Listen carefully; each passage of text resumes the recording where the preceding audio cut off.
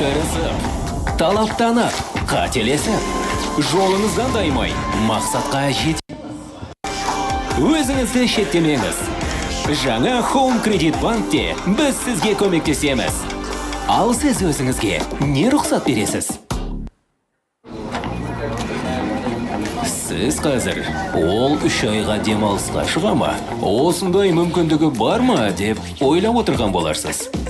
Иә, дәл сондай мүмкіндігі бар. Home Credit Bank'тен жылына 7% долларлық облигациялармен, ақш долларымен жоғары кірісті бағалы қағаздармен және мобильді қосымшада бірнеше минут ішінде ресімдеумен мүмкіндігі зор. Ал сіз өзіңізге не рұқсат бересіз?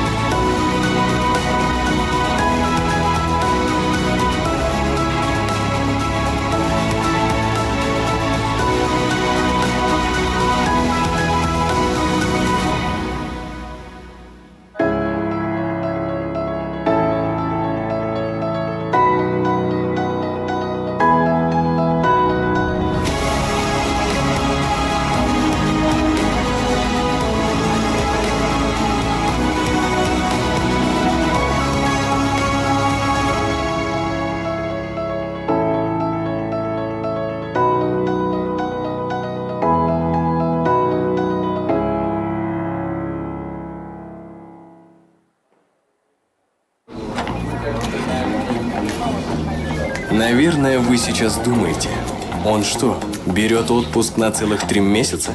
Что это он себе позволяет? Именно это он себе и позволяет. С долларовыми облигациями под 7% годовых от Home Credit Bank, ценными бумагами с высокой доходностью в долларах США и оформлением за пару минут в мобильном приложении. А что вы себе позволяете?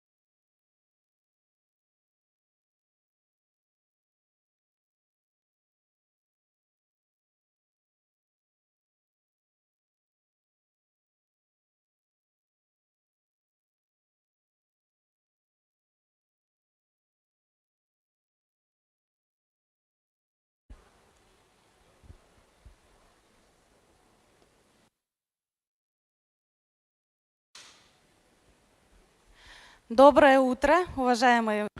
Good morning, distinguished guests, participants. We're happy to welcome you at Kazakhstan Growth Forum 2023.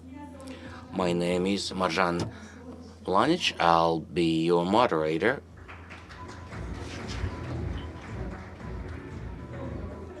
Yes, good morning. Yes, please gather around.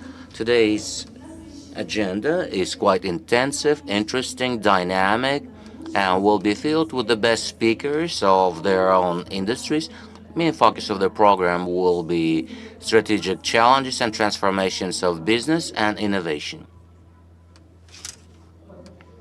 And yes, the first session of the program will be dedicated to the issues of trends of the economy, new economic course, and strategic challenges of 2023. Second session of our program will cover transformation of business, role of leaders, and there will be ceremony for the awards of best transformations of the year. Third session will be development of innovation and digital trends in Central Asia. I'd like to also remind you that at 3 p.m. sharp, speed monitoring session will start, where you'll have a unique opportunity to discuss current challenges of your business with the leading businessmen of the country. After the lunch, we'll start the session of practical cases. In this session, which will be held in 3 parallel sessions in separate rooms, so please look at your own program. Practical cases, leading speakers will cover new initiatives, new opportunities, and will introduce new roles. And this year, in the parallel programs, there will be roundtables with special guests. Please also take that in consideration for your day. And today, our forum was supported by General Partner, Home Credit Bank, official partners, Verny Capital, Corn Ferry, Yandex, ITS, our partners, Contact Intersearch, IX, and SAP. Informational support from was supported by this, and on behalf of organizers, would like to thank our partners who supported this forum today. And let me briefly tell you that annually our business period starts traditionally with Kazakhstan Growth Forum dedicated to top management. This year we'll also be happy to welcoming you at our other foray for financiers, for IT directors, market specialists. Announcements will be made in our social media. Please follow us. And a couple of words on logistics. On the reverse sides of your badges, there's a QR for your program, and the restaurant where the lunch will be held. Today we have simultaneous interpretation, and you can get the headsets in the hall. And I announce today's forum open.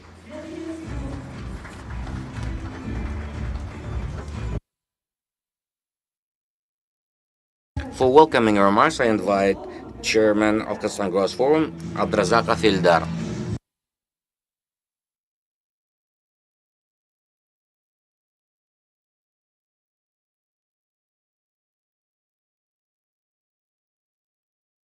Good morning. All right, microphone is not really tuned up. Let's wake up. Normally, non-traditional time for Almaty, 8:30. A little bit not very Kazakh, but we have to start as we have a very intensive agenda. So we're running late, and the organizers are apologizing for this early intrusion into your private life. But we will start. This year, of course, our theme is mostly on development matters, and I guess we have a provocative focus this year, transformation beyond strategy, because strategy a country is trying to identify its strategy. We are trying to identify our strategies. There is very little uncertainty. Sometimes vision doesn't always match the challenges we face.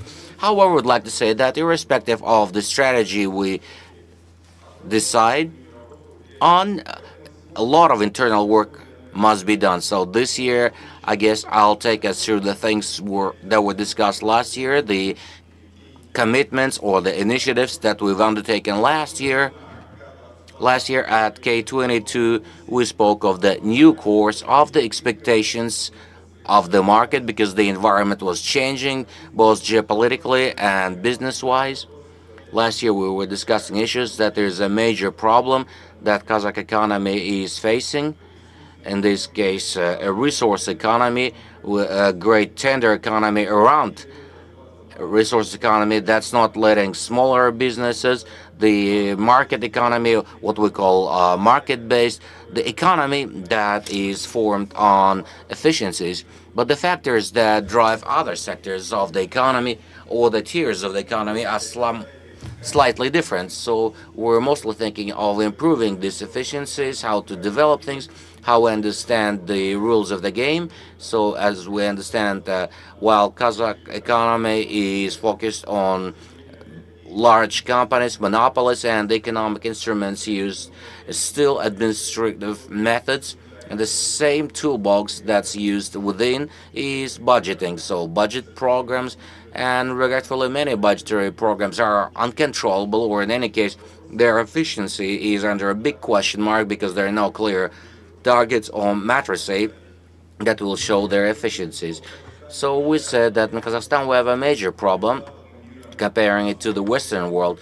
We're still saying that a major problem of product localization in Kazakhstan has to do with the fact that there is very little in the way of certification on the international certificates, 3 times on average below international standards, and the periods that top managers spend in their offices, special spend office, is twice as little as average of international standards.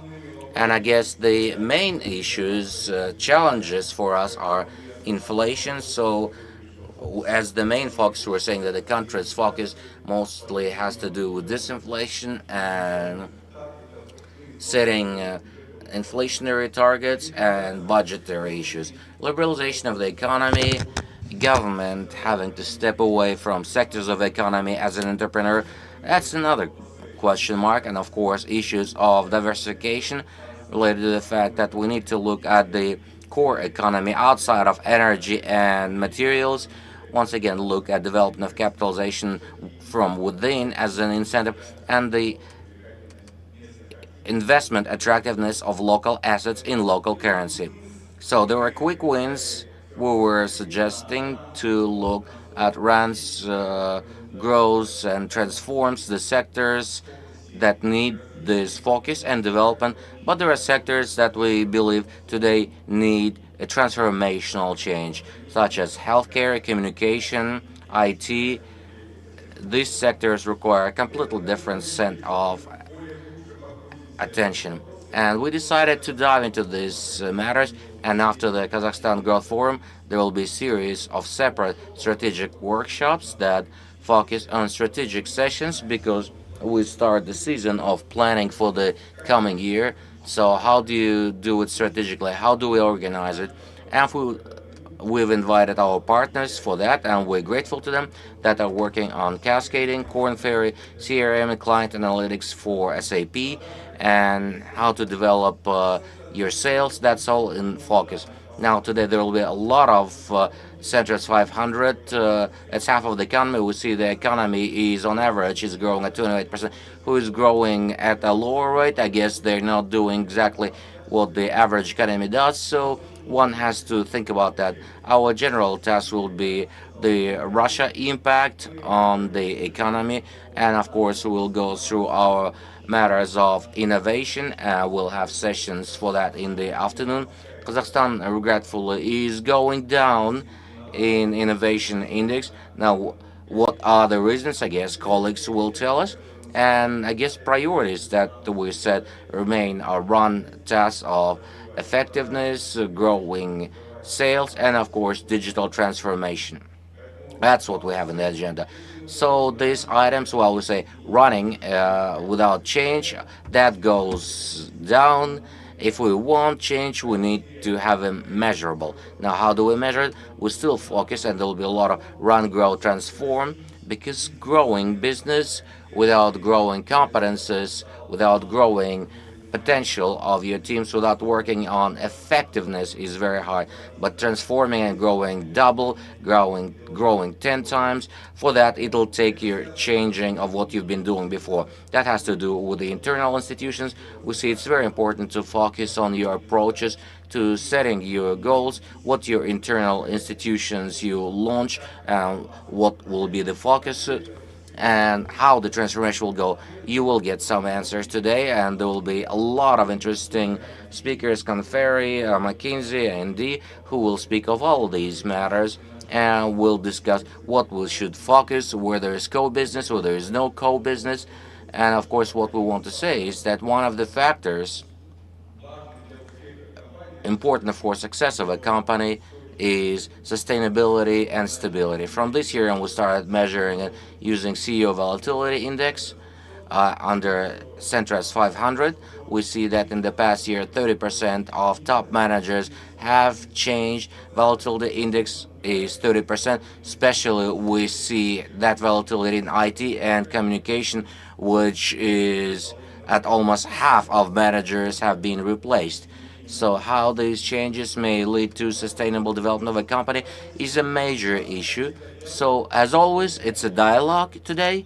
We want to show you the whole range of opinions and approaches. And of course, it's up to you to decide which tasks, which priorities you should set yourself on. So happy to see you. Have a successful day. Thank you. Thank you very much. And I'd like to invite our next speaker, Chairman of Central Securities, Talgat Kayerbekovich Kamarov, who will tell us about Centras 500 for 2022, the major drivers of the economy. Good morning, esteemed guests. Let's start with a traditional overview, as this conference starts with Centras 500 index. It's been 5 years. In all these years, there were changes also in the composition of the index. New companies would arrive, some would come out. This is all from open sources.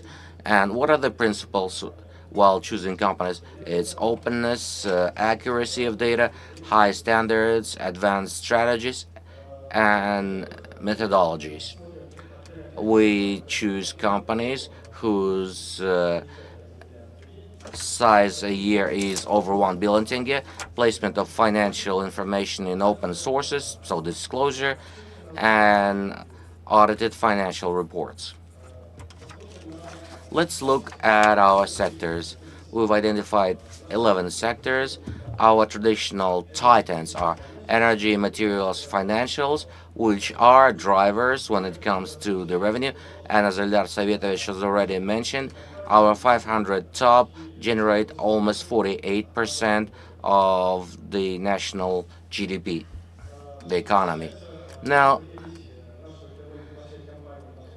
dividing it in our index by government and non and private, you see that private sector on average has grown on average by 26%, while the government sector had grown on average by 29%.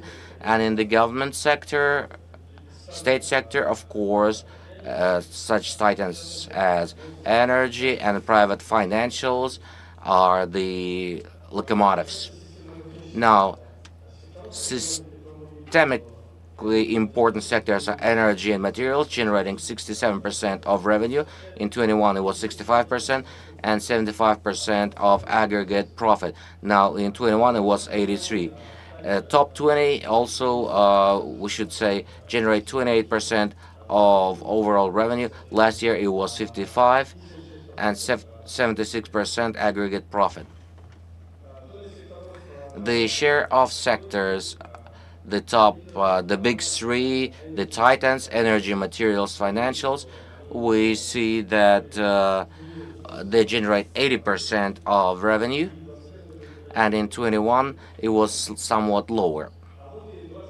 Now top 20, the drivers, the locomotives on the revenue side. Traditionally, number one is TCO and our producers of mining materials and so on. The top leaders stayed in their positions with slight changes in the composition. The growth leaders, when it comes to revenue growth, traditionally, I think it's Chevroil, Kazminerals, and Kazatomprom.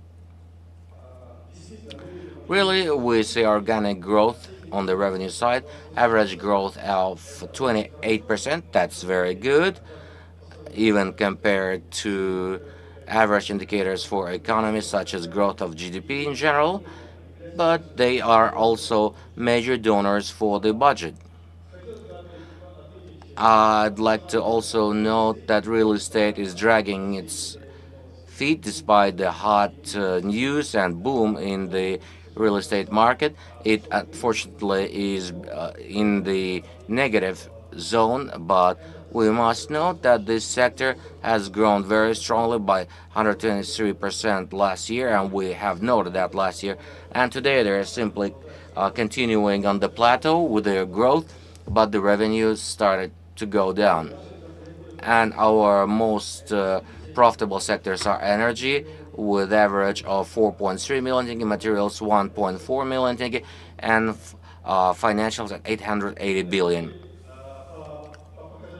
Now on profit side, same. Energy, materials, and financials are the leaders.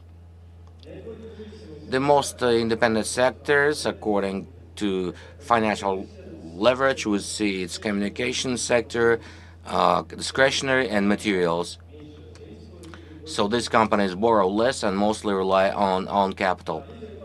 Leaders when it comes to revenue on energy is 38%. So here are the top three leaders with the highest growth on the revenue side. And consumer staples, we see average of 32%, and financials with average of 29%. Outsiders, these are the ones who generated less revenue or dropped on their own side. It's real estate, healthcare, and IT. Liquidity. Here we'd like to speak of the reserves of companies that have sufficient liquidity, and we have noted that 162 companies have reserves of liquidity of less than 3 months. Average indicator for 128 companies, 3 to 9 months, and 209 companies have liquidity reserve of over 9 months, which is a good indicator. We identify them in these colors: red, yellow, and green. Red means that they're in danger zone. And as Eldar Savetovich noted, we have measured average indicators of changes in the top management. Average is 30%, and communication and IT, we see they're looking for new talents, looking for new leaders to use the boom of communication and IT sectors. And they're successfully doing this cadre rotation. COVID and sanctions, how did those affect us? Yes, we of course saw significant growth. The 5 largest banks made 352 billion tenge thanks to FX operations. It also had to do with the influx of foreign nationals to our country and high rate conversion of a local currency into foreign currency and vice versa. We see that average prices of new real estate prices were lagging behind the rent prices. That's also confirmed by the fact. Also, cargo turnover, we see a decline because there were some tectonic changes in the logistics and transit through Russia and Ukraine was limited. There were also anti-COVID activities of China that limited significantly the put-through capacity at the border control points. As for the commodities sector, we see that commodities has been very actively increasing the salaries in the sectors of energy and materials. That has affected the revenue growth, but at the same time, the revenue has supported all these social activities. And all in all, three oil and gas top companies has generated the corporate income tax of almost 3 trillion tenge, which is 80% higher than the indicator of 2021. Inflation.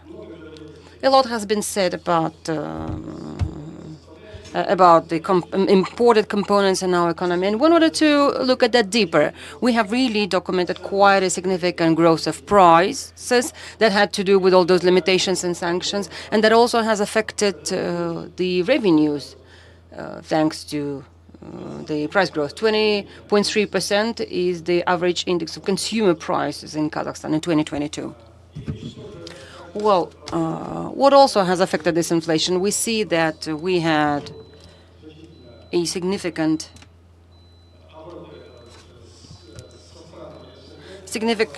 trade turnover with CIS countries, and which was growing nevertheless, and strengthening of the neighboring countries' currency, national currency, has kind of driven the prices up as well as it did so with the inflation.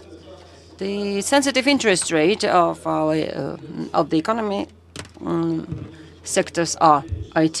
We see that the leverage was quite high, but it was significantly declining. However, they're still quite sensitive because the interest rate, as you know, the base interest rate in the last 2 years was very high due to high inflation. But that that has been increasing and growing all this time, and all of these sectors have suffered from pressure. The average leverage indicator was 4.1, which is a moderate indicator. What are the expectations for 2023 for our locomotives, the locomotives of the country, energy, materials, and finances? Before the end of the year, we expect that energy sector will remain to be the leader of the economy. We expect that the average oil price will stay at the level of $90 per barrel. The GP will increase by 4.5%, and that the new oil, uranium, will reach the level of $65 per pound.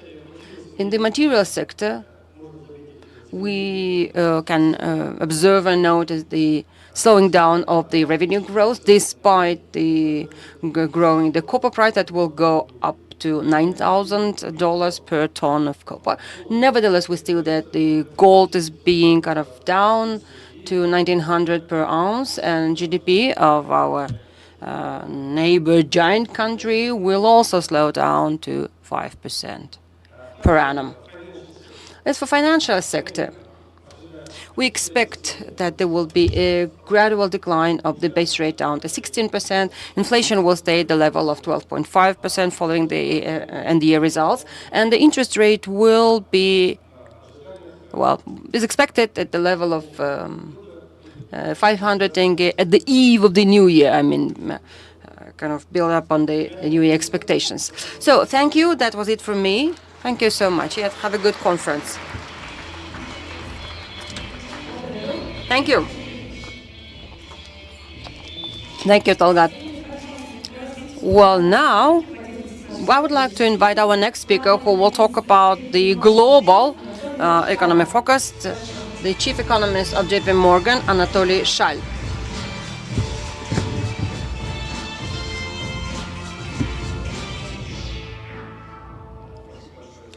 Thank you for the invitation. Well, let me make a small legal disclaimer. Everything that will be said here and will not be said here at this session expresses only my opinion, and actually does not express the JP Morgan's formal opinion. Does not reflect the JP Morgan's formal opinion. Well, let us start now. I was pleased by the interest to macroeconomy, because that's quite an abstract topic, but in order to kind of drive our discussions toward a more practical aspects, I would like to start with a small poll, with a short poll, to kind of measure the sentiment. The cost of capital has increased this year. Accessibility has shrank. But I want to understand the business expectations for the next year. So there are three answers. The price will go down, it will stay same, or it will increase the cost of capital, and as well as accessibility. So those who believe that cost of capital, as well as borrowed and shareholders' capital, will go down and accessibility will increase, please raise your hands. Okay, there are not many optimists in this room. Okay, those who believe that it will not change. And those who believe that the cost will increase and accessibility will decline subsequently. Okay. Well, for those who haven't seen, the majority of the people have voted that the conditions will stay the same. And actually, I agree with this message, that the base rate at the external market, at least until the middle of the next year, will remain the same, more or less. And the access of high-quality borrowers from Kazakhstan should remain unchanged as well. However, the cost will change because the no-risk interest rate is so high, the cost will probably, the cost of capital will also stay very, very high. Now, I would like to give, to add a macroeconomic context to this idea and to this way of thinking. Well, the three main narratives in the global economy discussions from the end of the last year are the following. The first was discussed last year, and the idea is that the monetary, the fiscal policy has tightened, and therefore the global economy should just drop into recession. I mean, and the logic of the business cycle confirms that. And the second narrative is the opposite one, that inflation will slow down on its own, because possibly that has to do with a combination of on shocks and offers. And central banks do not need to tighten the policies, the fiscal policy, and the economy has a chance of a soft landing. And narrative number three, somewhere between 1 and 2, assumes that the central banks have to either support the rigidity or the harshness of the fiscal policy, or maybe tighten it even more to cool off the economy and to address the inflation-related problems. And there is, of course, the risks of a very harsh landing of the economy. And the last iteration on the last messaging from the global central banks is high for longer. So the rates should stay high for a longer period of time. Meanwhile, we have observed one of the strongest, one of the most cruel, probably, cycles of tightening of the monetary policies, and they were most aligned ever. If we look at the global markets, the fiat was going down by 500, EMs, high yielders, has increased by 600 basic points. That already affects the lending conditions. The lending conditions actually have tightened. If you look at the upper top corner, the demand for borrowed money actually is going down. This process was expedited by the crisis of regional banks in the States, but I think even without that, the process was still unraveling very intensely. And also, the long-term interest rates have been growing in the last 2 years, and compared with the previous cycle, they have increased even much higher. And actually, the process of increase continues longer than it usually does.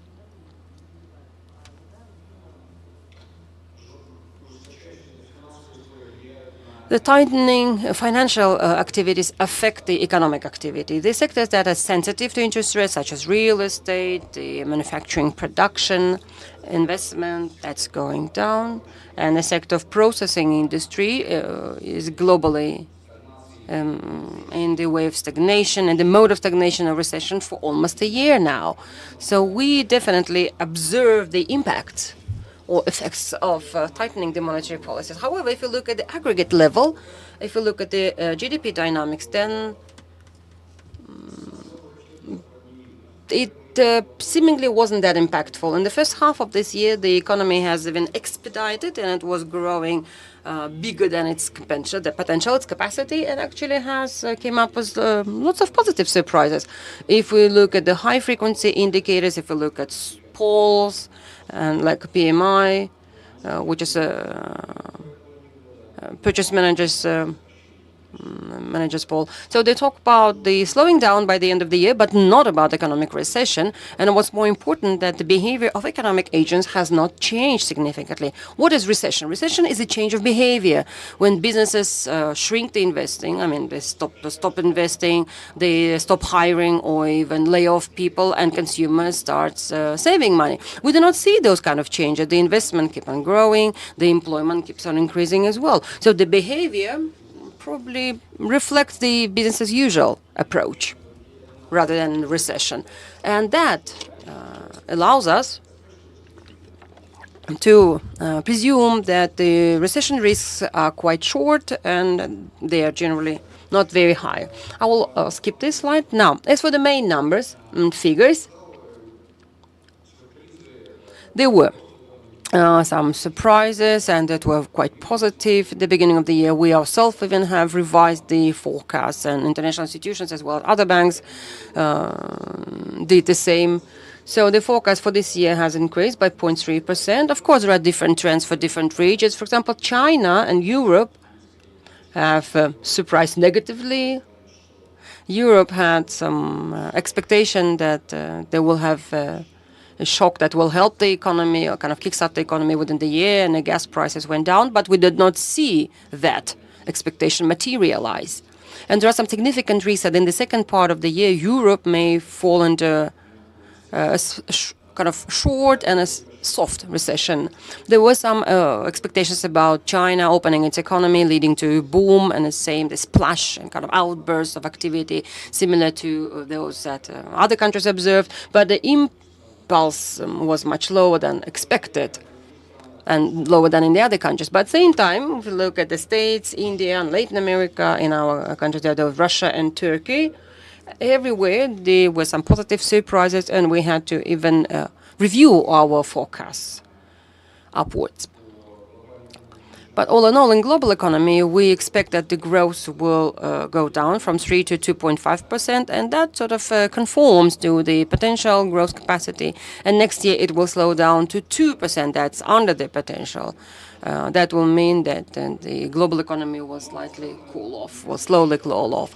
But the message of our numbers is that the global economy has surprised us with its resilience, has demonstrated the resilience to certain shocks and the tightening of the monetary policy.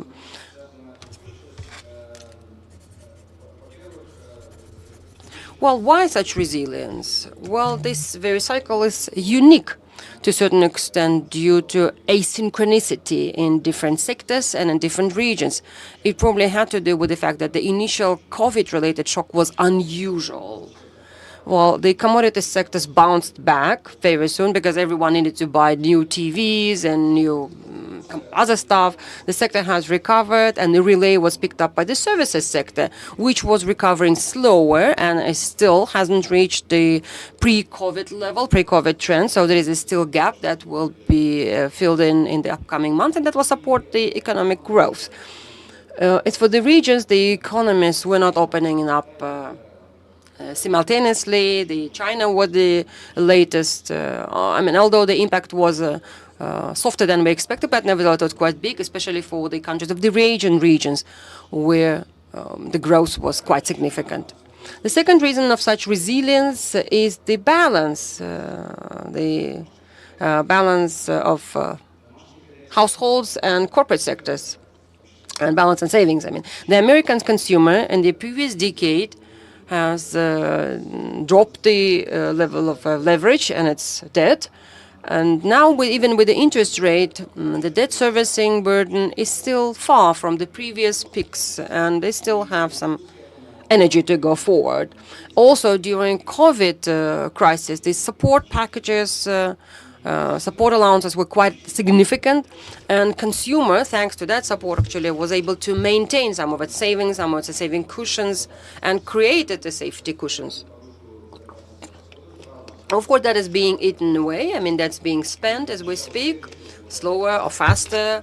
But at the beginning of the next year, this cushion will be thin or flat, and Americans will be more sensitive to shocks, and therefore the American economy will be more predisposed to a recession, but in other countries, the consumer is still rather careful because the trend is still ongoing. We have a similar situation in corporate sector. The profit margins level is at the historically high levels, and the starting point is rather strong, and the margin will shrink because the labor costs will go faster than the selling price.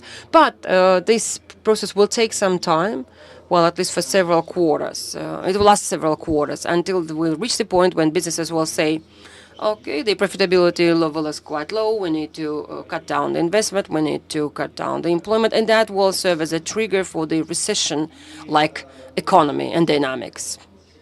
And the level of indebtedness of the corporate sector remains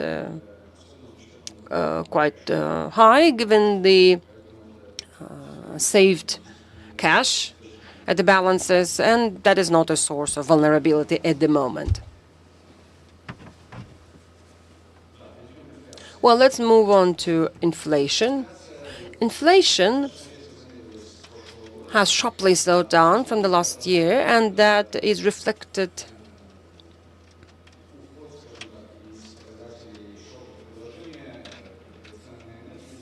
by energy price and consumer food prices going down, as well as the basic rates that are also very associated and tied to inflation expectations and so on. But actually, we've been observing this slowing down, although not as fast, but still. From peak of 7.5%, we went down to 4% of global inflation. We expect that by the next year, it will reach the level of 2.7, 2.8%.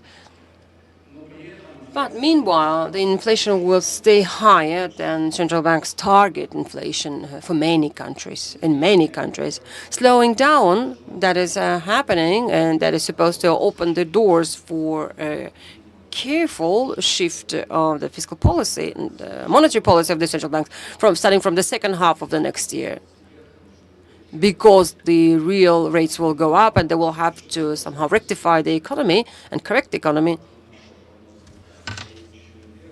But because the risks are going up, and it is most likely that central bank will keep the high rates. And as for the inflation-related risks, the short-term risks that have to do with different volatile components, energy, oil prices have increased by 1/3 from the middle of the year, and that will very swiftly translate or extrapolate to inflation. So if the oil prices will be rectified, then that will not affect the base rates of the inflation. So the inflation process will not suffer. But if the oil price will stay high for long periods of time, then a significant part of consumers will also feel the impact of high energy prices.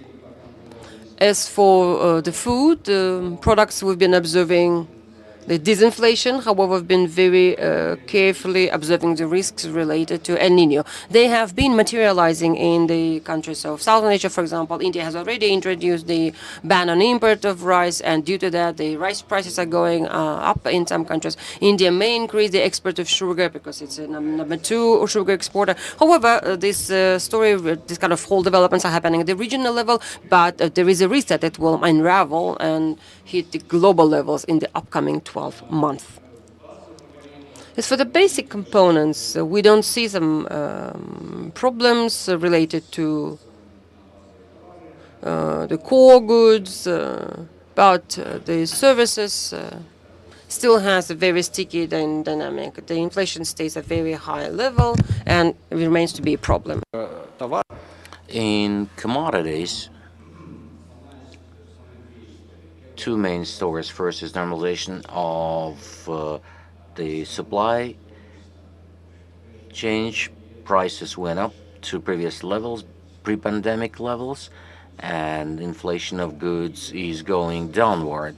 Second story is the story of China, where we see deflation. The package of government support in China has shifted towards support of industry that continued to grow its capacities in the past several years. And with that, internal domestic demand in China remains low. Therefore, there is significantly underused production assets, so it pushes prices down, but China remains the main global factory, and deflation of China is now being exported outward to other markets. Perhaps these two stories will remain relevant for the horizon of several quarters to come. Now, the dynamic in services is more of a problem, as inflation in services is closely related to inflation of salaries, and labor markets remain overheated. And after COVID, the connection was disrupted of economic activity dynamics and labor market dynamics, so-called Oken law. It has somewhat been changed, and with current level of economic activity, unemployment would be expected to be high, but it is at record low levels. That has to do perhaps with the fact that part of people have fallen out of labor force after COVID. Baby boomers, for instance, in the U.S., decided not to go back to the labor market, so the pool of labor went down, and productivity growth has slowed down quite sizably in recent years. As a result, unemployment is at record lows, and salary growth rate worldwide is speeding up. There's pressure on the part of the labor market on prices is growing, and there's a risk that it may turn into a self-supporting mechanism where salary growth leads to growth of prices, and that leads to high inflation expectations. Employees require higher salaries, so it's spiraling. To break down that evil cycle, central banks must cool their labor markets. Now, how that's going to be done? That's going to be through pain, economic pain. Central banks have to slow down demand growth rates, and that's what they've actively been doing in the past about 18 months by raising their rates. Now, summing up what I said, global economy is more sustainable than it was expected. It's not really responding very strongly to shocks. Labor market is overheated, and in inflation, we see some slowing down with idiots. There are short-term risks related to energy prices, and long-term risks related to the dynamics in the sector service. Now, what will central banks do? We believe that the cycle of growing rates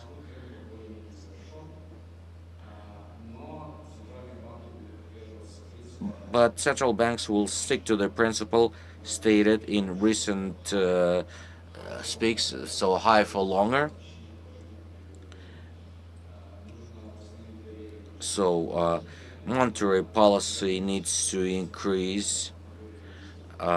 We should be anchored at lower levels. Now, our projections on the pricing market, we believe that the market is too optimistic when it comes to timing. Start of the cycle of softening of monetary conditions in the markets.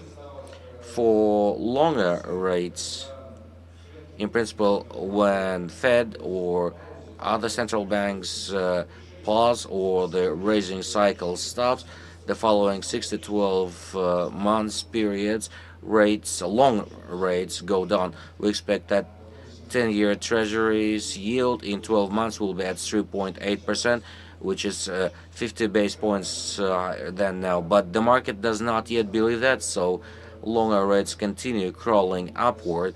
Market seems to be pricing that news story as higher for longer, that central banks will remain shorter terms at high levels for extended period of time. Most likely expectations are growing for neutral interest rates by central banks, so-called R-star. And there's a story in the States of growing disbalance in the treasuries market. Deficit in the United States this year is unexpectedly high at about 7% of GDP, considering the phase of the business cycle. That's quite so the Treasury had to come out to the market with large volumes, and typical buyers who are not very sensitive to the interest rates, those who buy American debt, American banks, well, in the past it was also Fed, and foreign buyers, including due to geopolitical reasons, the demand had went down for such securities, and that affects the American curve, and as a consequence, it pushes all other long rates. But if our strategies prove to be right, and the longer terms next year will go down, that'll be wonderful news for all risk markets, for emerging markets, for different carry trades, and the markets must feel better. Yet another positive point related to transition of Fed to pause with the stricter terms due to performance of crude price. Once Fed pauses, the crude prices growth the following 3 to 6 months. So current episode of crude growth has to do with balance of demand and supply, but this story also plays a role. And I'd like to also do a survey and measure the temperature regarding expectations for crude prices, as that is a very important history for Kazakhstan. Four options: 50, 70, 70, 90, 90, 110, and over 110. By the raise of hands, those who believed that the price of oil would go down below $50 per barrel next year. Great. Those who believe that will be in the interval 70 to 90, 90 to 110. A lot of optimists out there. And be above 110? No one. Okay, most of you voted for 70 to 90. We agree with that thesis. Our research exercise, our forecast for the next year is 83. We believe that the current episode was a movement towards 110 per barrel is not sustainable. We're past the peak of using reserves of crude oil in summer, and delayed demand by China has already been realized and is behind us. So next year, growth of demand will slow down significantly with a slowing down global economy growth, and most likely Russia and Saudi will gradually reduce the volume of production and exports that they have identified this year. And accordingly, we think that the crude will go down to interval of more or less balanced value, so 80 to 90 will be the interval. Now, risks for emerging markets, it must be relevant for Kazakhstan. First of all, the period of high interest rates. Last time when we observed a long period of high rates was in the 90s, and it's in that period in emerging markets there was a tide of crisis related to payment balances, debt, and so on. And Russia also, remember the crisis of 1998 that happened then. Now the major economies are in better shape, have accumulated certain safety cushions with flexible FX rates and lower budget deficits, so they are most likely less vulnerable. Now the frontier markets perhaps will be in the period of stricter policies. We've been observing it this year. Sri Lanka, several countries in Africa are going through defaults and restructuring period, and perhaps that process will continue. But general global economy has gotten used to live in softer budgetary limitations in the past decade. Now, when we're switching to stricter budgetary limitations, it's unknown what would be the discovered skeletons in the closet, and there are some risks with that. And theory for Kazakhstan, it's relevant to have the exposure to a slowing down of growth. China, Europe are main trade partners of Kazakhstan, are experiencing problems not only with cyclical slowdowns, but also perhaps with the model of growth for longer term. Well, for Russia, it's not even worth mentioning. Geopolitical risks, while this year growth surprised that it was in the positive, but in the longer term, it's unknown how that economy will develop. And that creates a picture of risks as to who Kazakhstan should trade with. I guess softening circumstance here is that the most main commodities of Kazakhstan are crude and other commodities, and that should be comparatively not hard to redirect to other markets. But for longer term, one needs to think. The third risk, most relevant for all emerging markets, including Kazakhstan, risks of recession in U.S. remain to be high, and the model assessments based on some financial markets and real indicators and big data and our subjective assessment of risk of recession in the States next year is at high levels. But when a recession strikes US, we know that there is a run from risks, so volatility grows and emerging markets suffer. And an additional factor to that, which is very relevant for Kazakhstan, that in the case of recession, crude demand will go down, and most likely that the crude prices may shrink, and that's one of the scenarios for development for the coming year. The fourth risk, long-term crude price performance. We believe that by 2030, 50% of sales of cars and 20% of global vehicle fleet will change, and demand for gasoline by 2030 will go down by 1 million barrels a day. General demand for crude will continue to grow because aviation industry and petrochem will consume more, but this slowdown may have to do with certain volatility of crude prices. To ensure even that growth for crude demand, companies must continue investing in production. Our analysts have done scenario analysis analyzing about 300 new projects in the oil industry as to what the oil price should be for investments to continue to be profitable, and we get a range where the oil prices through 2030 should be between $60 to $100 per barrel. 100 would be very comfortable for Kazakhstan. Well, 60, well, you can still live with that, but then you will have to be cautious. And the last piece is problems in China. They're comparing situation in China now with what happened in Japan in 1990s, the so-called lost decade. There was a real estate bulb, recession, deflation, and so on.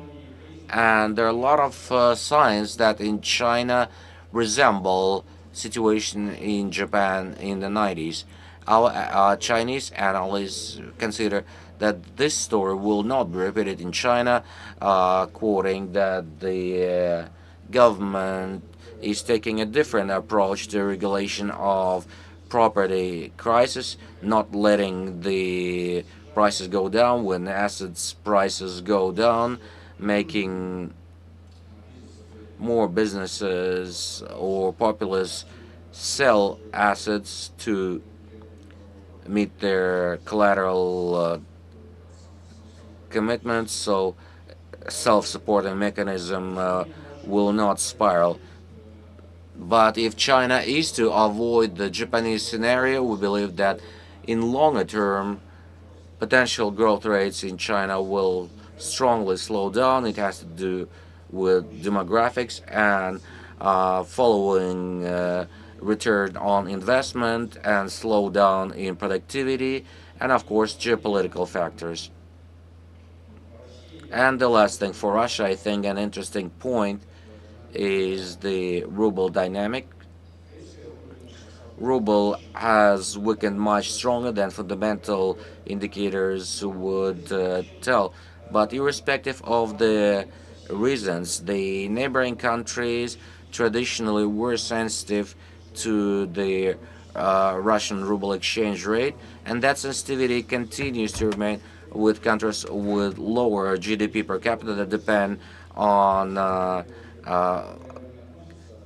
cash transfers. Kazakhstan is not among the country, but if the neighbors will have major problems with FX rates, I'd be interested what would be the sentiment in Kazakhstan regarding the FX rate. The forecast stood at 500 for the tenge rate, but perhaps that partially speaks of growing expectations of the rate going weaker. This is all from me. Thank you for your attention.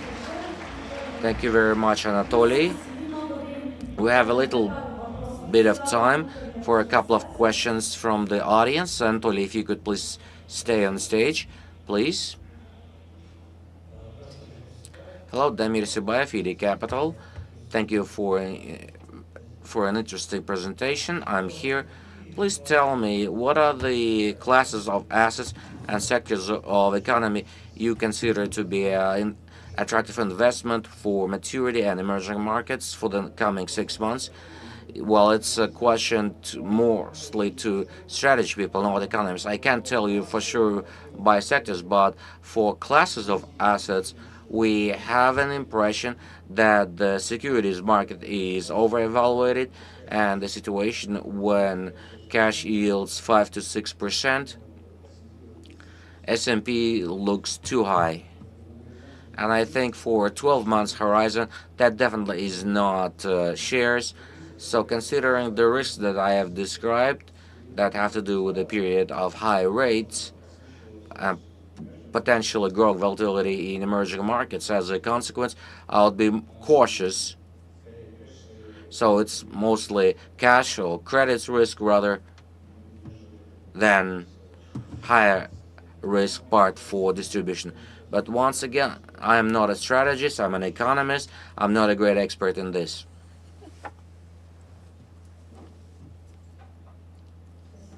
Thank you very much. Question is as follows. What's your opinion on impact of electric vehicles on global economy in the situation when global manufacturers are switching to electric vehicle production? Well, I mentioned our projection that demand for gasoline will go down by 2030 by 1 million barrels a day, and the crude market will be impacted, obviously, but the crude market was underinvested in the previous decade. Accordingly, when it comes to crude price impact, well, there is an impact, but there are a variety of factors in different directions, but we don't think that the crude market, the crude price in the next decade will not drop based on the factor of electric vehicles. But price for other commodities there have to be price incentives for the materials used in batteries and so on would be produced in higher volumes. But we see in recent years the performance there was such that prices went up. So other channels of impact that would be obvious, I don't see at this time. As for the electricity, electric power, then I think the demand for the electric power should grow. You're talking whether it's going to be sufficient, is it? No. Oh. Frankly, I'm no expert on this market. I'm no expert on power market. I live in Dubai at the moment, and actually the solar panels are quite big in Middle East. You know, it's quite an easy, no-brainer idea for the regions rich in sun and solar power. you can manufacture the solar panels, and the peak consumption is when the sun is up. So actually, and that satisfies the demand for electricity, and the opportunities for increasing the solar panel manufacturing in the sun-rich regions are unlimited. As for the other regions, I haven't seen any apocalyptic-like projections that there is a gap that's not being covered in the current energy balance forecast, that you will need extremely high volumes of gas or extremely high volumes of electric power. I'm no specialist, so I cannot tell you. Thank you very much. All the other questions, all the remaining questions can be asked at a separate session. Thank you, Anatoly.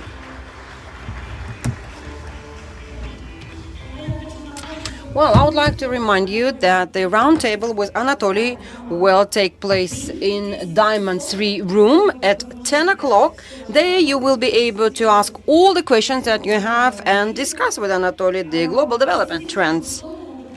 The guests with VIP tickets can visit the roundtable. Now let's continue, and we will have Dulat Bekebaev, who will talk about the organizational health. Dulat Bekebaev, the partner from McKinsey, managing partner. Good morning. I'm very happy to be here today with you and to talk about organizational health and the readiness for transformation, readiness to transform. Actually, I was asked to talk about this topic, and it's quite a difficult topic because health is not easy, and organizational health is something that's even more difficult. But I will try to showcase McKinsey's thinking about this and support that with some examples. Well, let me figure out how the clicker works. Can you help me here, please? Okay, there it is. Yeah. So we often hear this definition or this term as organizational culture or culture of an organization, of a company. And not many understand what it means. Culture is actually quite a difficult notion. It is like in an iceberg.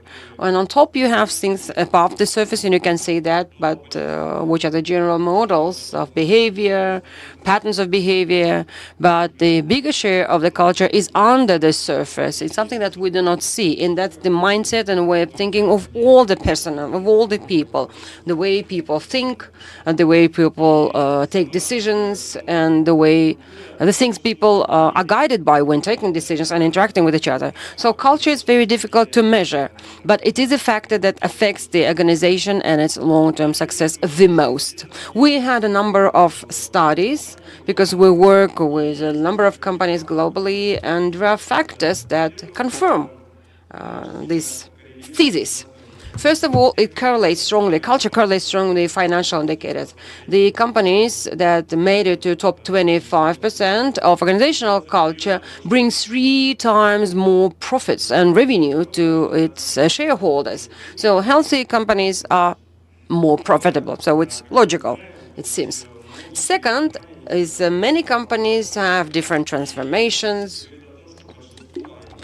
And the statistics says that the majority, or at least 70% of all transplantations are unsuccessful, and only 30% of transformation help reach the goals that have been set forth, or reach partially, or reach successfully, where 70% is they do not perform or do not do so fully. And when we analyzed why that happens, apparently it all has to do with people as well as organizational culture. So this is a factor that is always and very frequently underestimated, underevaluated. So there are hard factors, which is kind of easy to understand, and there are those which are hard to work with, and many underappreciate it, undervalue those, and as a result have this very high rates of failure. And actually, culture is quite difficult because it's very difficult to copy or to replicate, reproduce. We see that lots of business models or business ideas could be copied, but if you do not have a proper culture, if you don't in your organization, your company, you won't be able to reach the success. So the majority of leading companies have this peculiar culture, where they let the people work and create, and in the long term, that is a successful strategy. In order to understand and to fine-tune the connection between the culture and efficiency or productivity of the organization, we in McKinsey use a tool and a methodology that has been around for quite a while, which is called Organizational Health Index. It is an index that helps us measure the health of the organization in general and in great detail. I will talk about that more, but if you pay attention to the left side, there is the productivity or efficiency, and we hear more about that.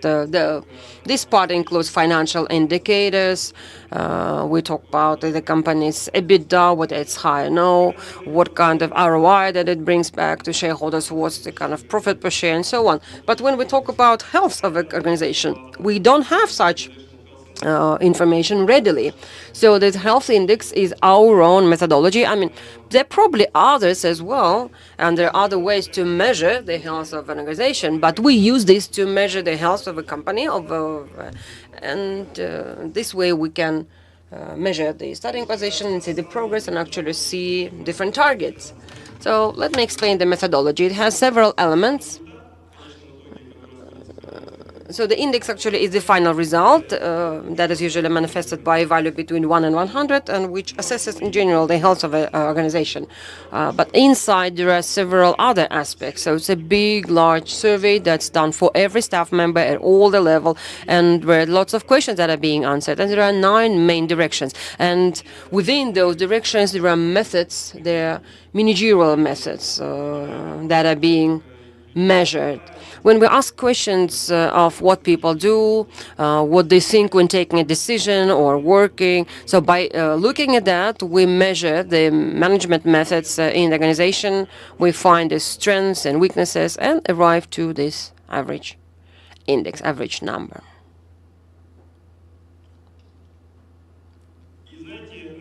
Well, apparently all the companies, all the organizations are different. There's a magic bullet, or there's no this recipe that would be suitable for all. Well, first of all, they are all different sectors, and every sector has its own rules.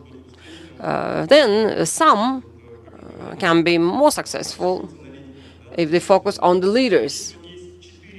There are 4 archetypes of organizations that we see as successful. However, they have this differentiating factor or peculiarity.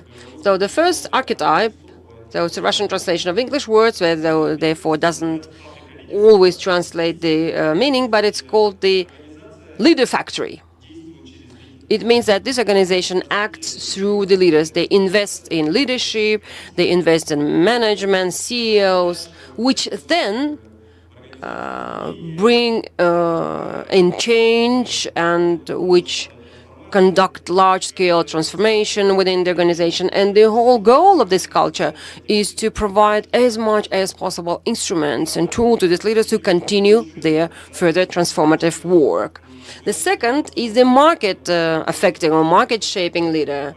Usually that's what you have in the innovative companies, because the company then wants to maintain and support the innovative culture, so that any staff member at any position could come up with different ideas, could advance his or her innovative ideas, and could actually talk very openly about those. So it is the innovation in your daily work. So it doesn't have to be done by the managers. It can be done by any person, not only limited to CEOs. The third archetype is the execution quality companies. It is for the companies when you have certain goals that are achieved through a certain culture of execution or quality of execution. For many organizations, actually, it works pretty well when you have good plans, good goals, when you have a performance management KPIs. Usually this works well. And the last archetype is talent and knowledge. It's probably more general, but it's which makes it even more difficult to understand.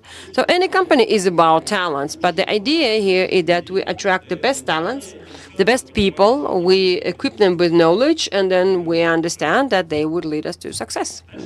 So this is what this archetype is about. I said there are 37 behavioral models.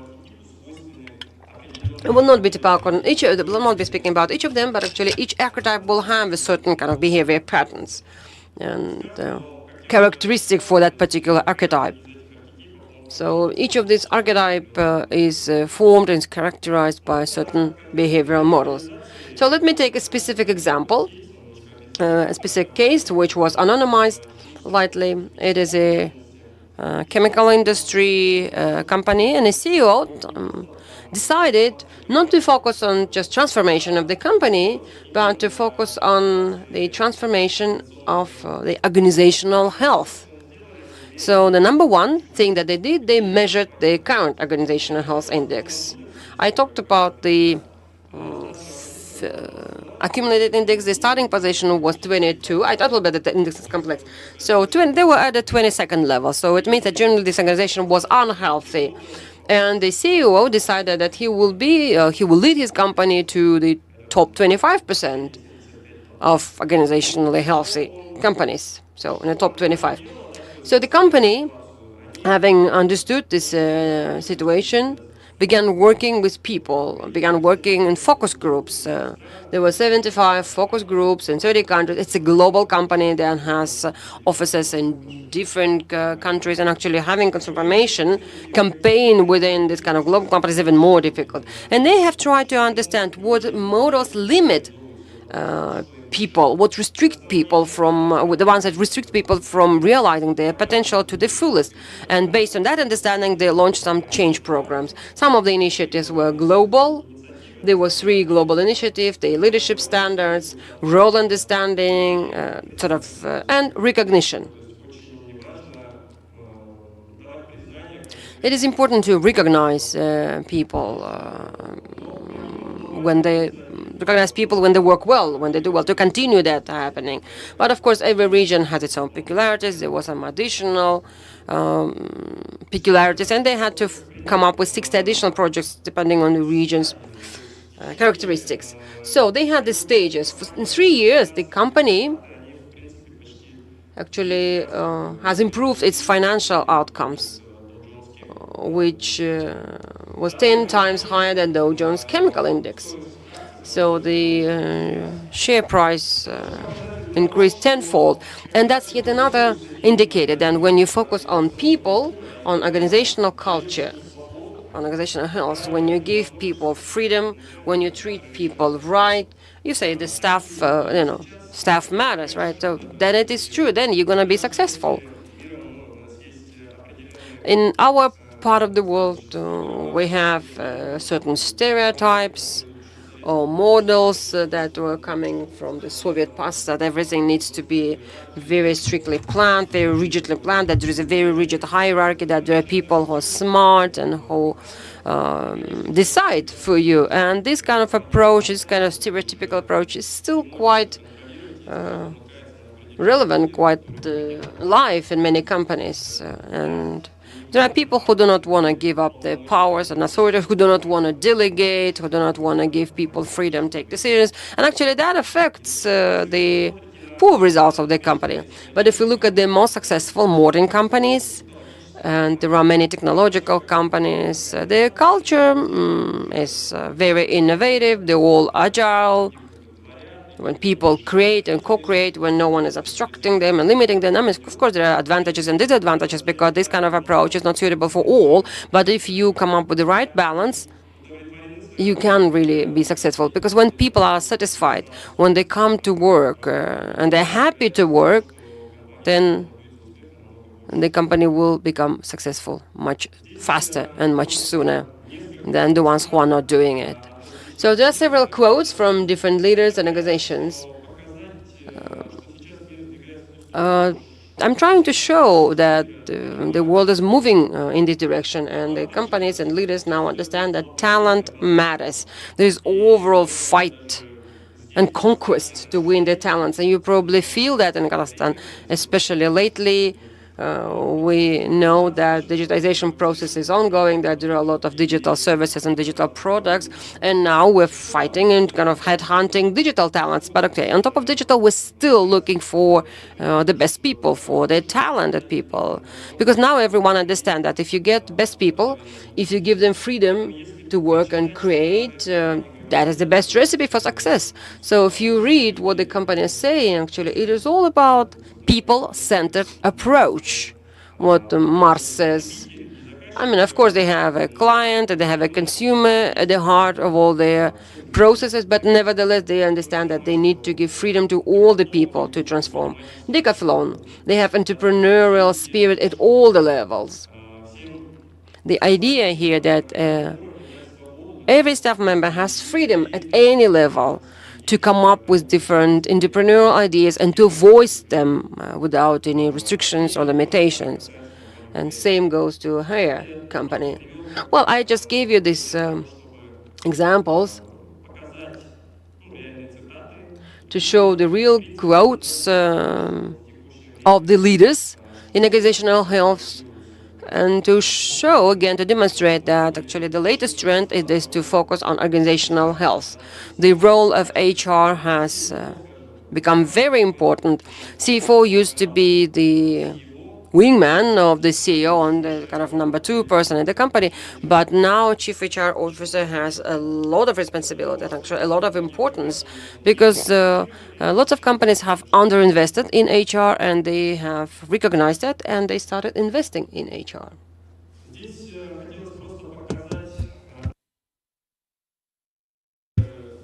Here, I would like to show you not a recipe, but actually to show you what other companies do in the process of transformation and what they're doing to change and improve organizational health. Well, the organizations that we worked with since in 2017-2020, these are the companies that went through the OHI index exercise, and you can see that those who were at the lowest quarter by OHI had even the negative income for the shareholders, but the health companies were the most successful. I think it is logical, and I think it is intertwined and interconnected, because if you don't have a healthy culture, you're not going to have healthy financial results. So, and this element is a sign of a company's longevity. Many companies shut down due to poor organizational health, because their organizational health or their corporate health prevented the company from scaling up, from growing.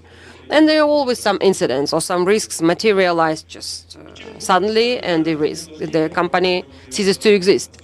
And the bigger the company, the harder it is to do the transformation, especially I'm talking about the global companies when you have 100,000 people and million people. Even with a small company with 200 and 300 companies, we know it's difficult to change, but actually for larger companies it is even harder. Therefore, I would like to talk about main elements that companies do. Well, first and foremost, they define their goals. The goals in terms of organizational health, well, they had the starting point that was quite low, and they set up certain goals. And the understanding of what behavioral models or behavioral patterns need to be shaped in the staff helps the company move forward. You know, there are certain peculiarities, there are certain sectors that, of course, define and determine the goals that the company have. And it is quite important to set up some ambitious goals and then rectify the models. Actually, what we have, and it's quite often that people set the goals, but they do not change the models of behavior, they don't change the battles. When we talk about the companies, I'm talking about the structure, or that's the company's contacts and interaction within the company, with the outside players, with the stakeholders and the marketplace. You know, I mentioned the agile model, and from kind of a vertical management approach, you have a more flat, kind of more horizontal way of management. And that gives you speed, that gives you experience, that gives you decision-making speed, that makes you faster access to market, and so on. And if you have a very complicated organizational model, where the decisions do not go down or do not go down well, then, of course, this kind of organization will be doomed to fail in the modern world. So it's important to rethink the organizational model. We see now that many traditional industries are working agile at scale. They're fully reconsidering their organizational models, leaving the hierarchy models with multiple tiers of governance and give more freedom and work in cross-functional teams. Second is developing of your staff, HR. Everyone does that. We all seem to be working on HR development, but really, we shouldn't just talk about that. We should act. We should invest. Very little is being invested in talent development, people development. Everyone works, and you expect certain things. But important point is professional development for people to grow not only through theoretical trainings. No, it's on the job training, rotation of people, letting your people work, make their mistakes. You really invest in people, and many companies create a staff reserve for leaders. Many companies have top 500 leaders, so they identify promising talents and invest more significantly, as those are future leaders who will lead the company in the future.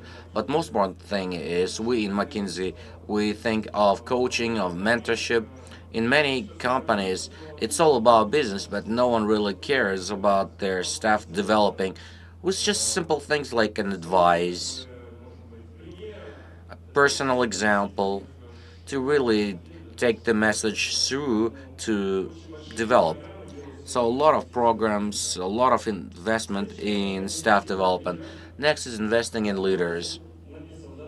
Here it says for itself, you need to define models of thinking, models of action.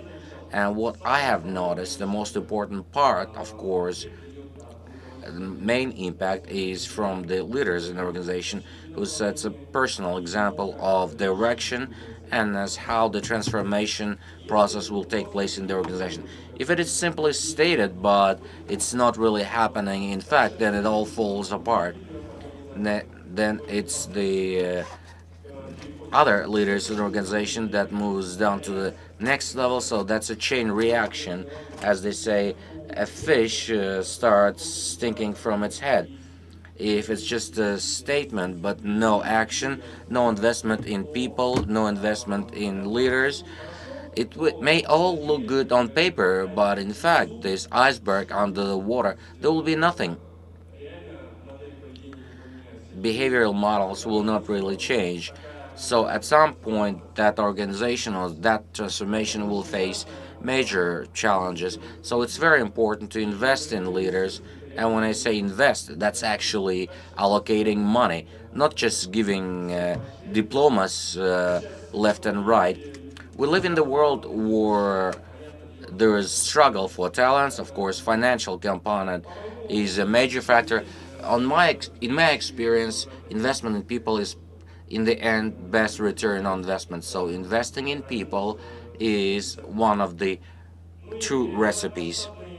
And implementing large-scale behavioral model transformation, when we speak of the models of behavior we want to see, leaders must show and lead by example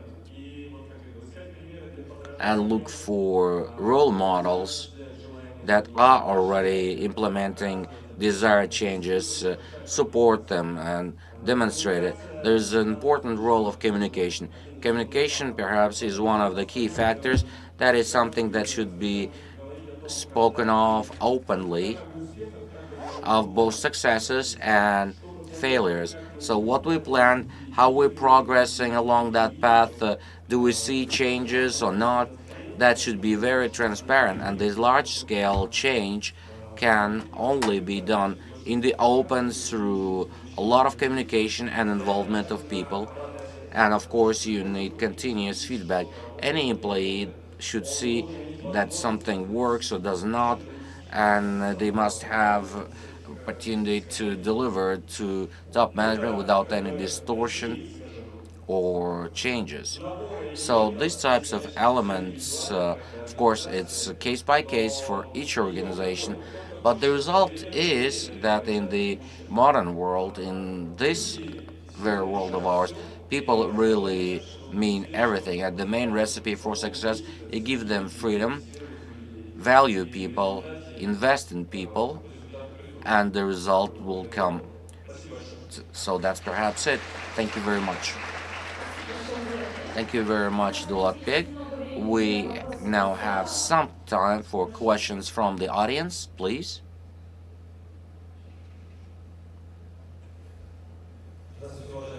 Hello, esteemed participants. My name is Nurlubek Nazarov. Thank you for the speech. I have a question to the previous speaker and to you as well. What's your forecast on impact of AI, comparing forecasts of 5 years ago and how they can be adjusted now? Generally, AI is the hot topic. So when we compare it with technologies, it's like internet coming on stage or social media. Now comparing with 5 years ago, with ChatGPT, there are new use cases that are give much more functionality and expanding. The impact is colossal. We're looking at how AI would. It's $25 trillion is the potential impact of the use of AI on global economy. But that's theoretical impact. For it to come true, a lot of changes have to be made, and it can definitely be said that everything will change. It is already changing. Now the question is how that technology will develop. That depends on many factors. Theoretical impact is that, but to achieve that, a lot of investment will be needed. First of all, in infrastructure. Now the calculating capacity is becoming a factor.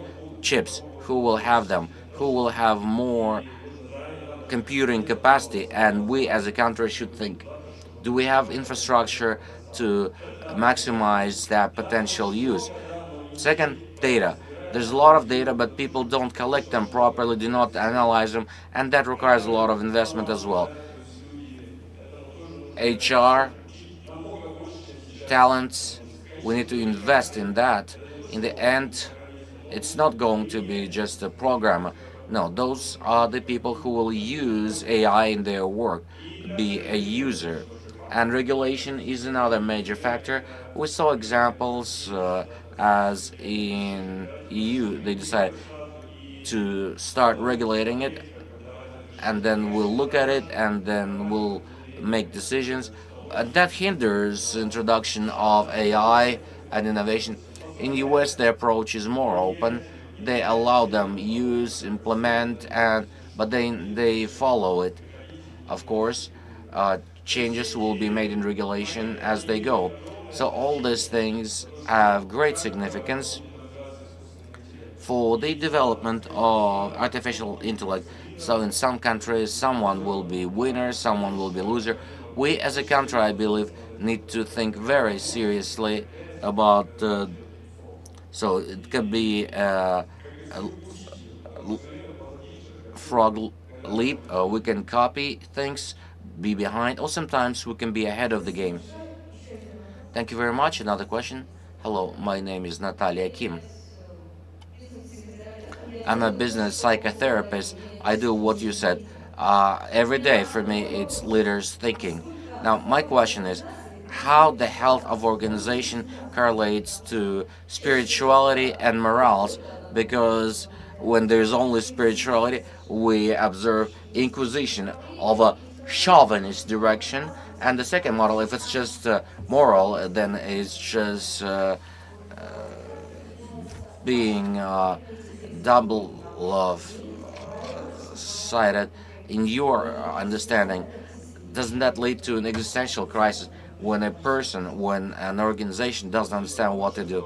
Thank you very much for the question. In fact, it's a challenging question. In fact, I don't have the stats to tell you, how that impacts morals and spirituality. We were measuring behavioral models' impact on financial results.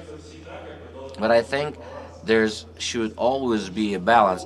If you go into spirituality alone, even in your life, you can forget about everything else, then there's a chance for distortion. So balance is always important. While organizational transformation is done for financial results, when it's measurable, when you measure how organizational changes lead to financial results. Of course, without that, we will not do it because we're all in business. We all want to make money. No one does it that way. But balance should always be struck, that's for sure.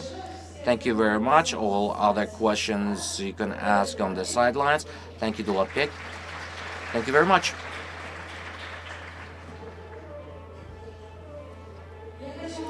I'd like to remind you that we're now starting a panel discussion with Anatoly Shal on the second floor in the Diamond Room. Organizers will show you the way, those who want to participate in that. Now we're coming close to our first panel discussion with the theme of Kazakhstan 2.0, New Kazakhstan versus Old Kazakhstan. Participants of the panel session, please come on stage. Participants of the panel session are Ekaterina Benjamin of IFC, Oljas Kudaybergenov, Senior Analyst of the Center for Strategic Initiatives, CSI, Mikhail Lamtadze, Head of Caspy KZ, Beknur Isyupayev, Head of Astana Motors Kazakhstan, Dosun Satpayev, Director of Risk Assessment Group, main political scientist of the country, Tim Bennett of IEX, Chairman of the Board, and of course I invite the moderator of this panel session, founder and owner, Tan Media Group, Armanjan Baitasov.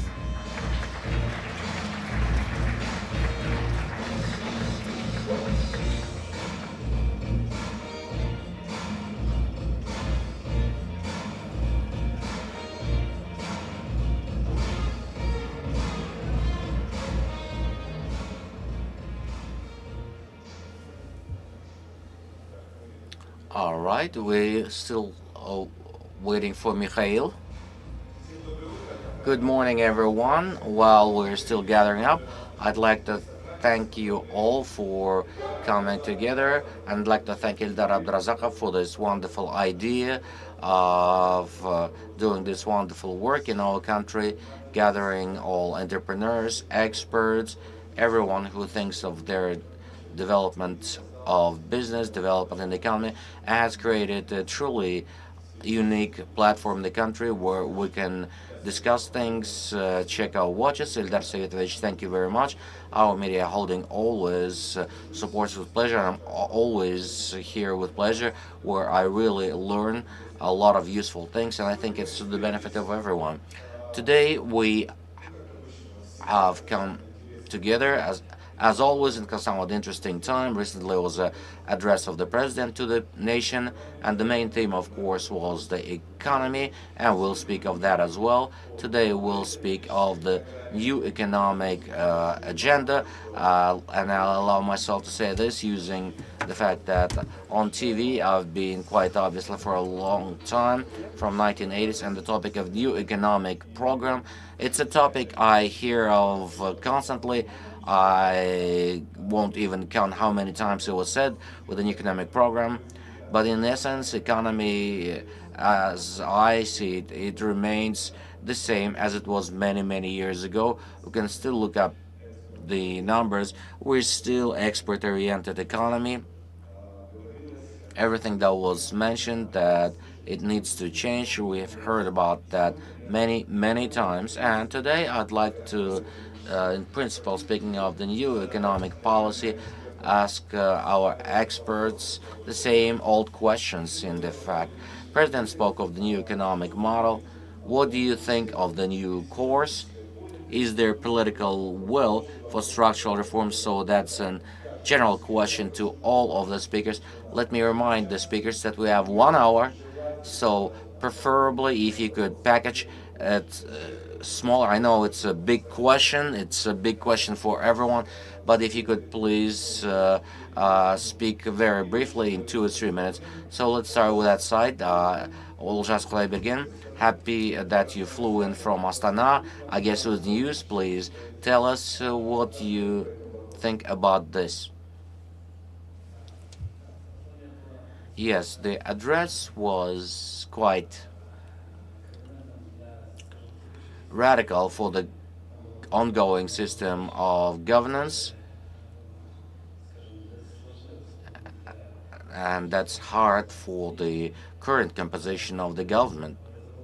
And in the course of preparing the address, there were a lot of initiatives that actually had foreseen more radical changes. But in the course of the discussion, what we heard was that it's believed that this government can implement this.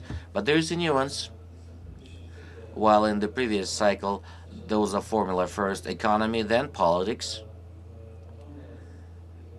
Then the formula was changed: first politics, then economy. And I have to state the fact that the culture of governance that existed in the previous cycle with continuous, well, generally, the system of governance was built on lack of trust and continuous stimulating of conflicts within the system among political civil servants, and that of course affected implementation of government programs and the quality of operation of the government machine. And now there is no such incentivizing.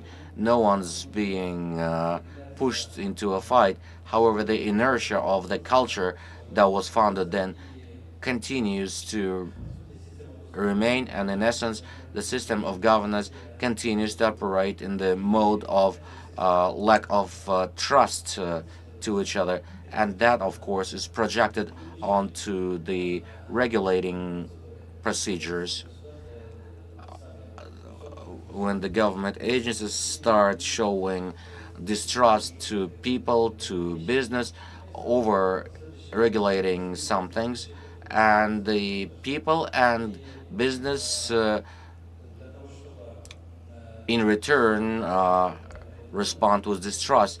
Now, for all this implementation to be properly organized, first of all, the system of governance needs to change, and generally, the government apparatus should work as a team.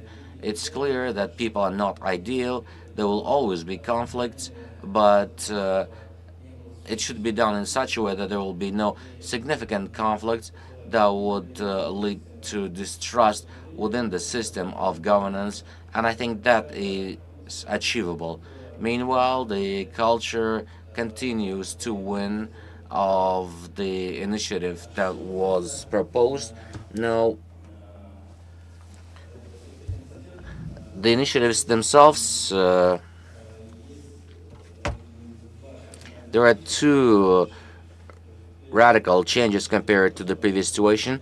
First of all, that there will be change in the system of monitoring and checking the results for some new appointments. You can see that they started punishing for real results. So if you fall short of your commitments, then you're removed from the office. It's not an indulgence when you change your position, and then you are no longer liable for your previous position's errors. Now, in the address, there was also a thought about local content, and that system is practically not checked. In the reports, it's shown at the level of 60 to 70%, but in fact, it is quite lower. And that, I think, item will have to go serious change in the monitoring that will affect economic policy. Thank you. I'll be your timekeeper. I heard that you believe that economic policy, and you're pegging it that there to governance change, right? And reforms are needed in that part. Katya, you have the floor. Yes, I will like to say for the steps to be successful, we need to first of all decide what should be the balance between controls and freedoms. The goals are determined, but to achieve the goals, we will need some tactical steps. So currently, the tactical steps exist, but they're not well thought through and they're not visible. What first step needs to be made to be effective? And what kind of freedom need to be given, and how much control need to be on the side of the state to succeed? And if we find the balance, if we strike the balance, then these kind of tactical steps will be very effective. Dawson, what do you think about the new economic model that was presented in the address? Is there political will for these reforms to happen? I will be frank. I like the previous speaker, Mackenzie's speech, more than the address, because it was specific. It was very clear as to what needs to be done, what's to be done for motivation, for decentralization. So, yeah, I mean, I was also impressed. I'm going to have an interview with him, because the thing that actually have been presented is radically different from what we're observing in the public administration system. The political will without the reformist tip actually is like having a cool GPS in a car that had no engine and that has no wheels. I mean, had it engine wheels stolen. Actually, I often use Mikhail Saakashvili as an example. I mean, you have different attitudes. So he says a person has to have big money, big salary, and big idea, but also law enforcement agencies who will prosecute the person if he violates. So wheels are the technocrats that we do not have at any level of public administration. Engine is the big idea, is the Kazakh dream, so to say. Yeah, it is ethereal, but at the same time it's emotional. It is something that helped countries pull forward. We talk about AI, losers and winners, but winners were those where the authority, the society, and businesses moved towards one idea and all trusted and believed in that idea. And we do not have that. As for the speed cameras or video documenting, that's the anti-corruption service that is supposed to find and prosecute all the perpetrators. And it's something that we are really lacking. And it's a huge problem. Because the idea, what is the idea? What is the Kazakh dream for us? That has not been answered in the address, and that's very, very important. Often, it's been said, several was been said about the economic model, but I did not see the economic model. I mean, I'm not an economist, but I'm a political scientist, but I have not seen the economic model that will be proposed here.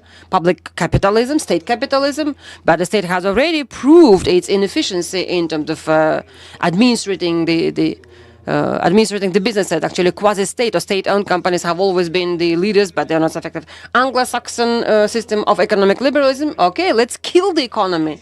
I mean, the geneticists have that fight. Actually, the large business is well inherited from a grandfather to a grandson, but this is what we don't have. But creating a corporate social responsibility, similar to European countries like Germany and France. But then we need strong trade unions, which we also do not have to be able to prevent and protect and defend the workers' rights. Asian Singapore model, then we need to have technocratic legitimacy, when people who are loyal to the authority, who trust and support the authority, in exchange for effective public administration apparatus. All Scandinavian models. There are lots of models, but what was really proposed in Kazakhstan? Okay, they say the trap of middle growth, or middle growth trap, but everyone was really surprised. What kind of trap are you talking about? Where Engels' coefficient showed that we actually is going down towards poor states in terms of poor population, unemployed youth, numbers being very high. So when you mention the cities of a new course, that's the definition of the Americans' definition in the 30s, Franklin Roosevelt in Depression. But he started fighting unemployment.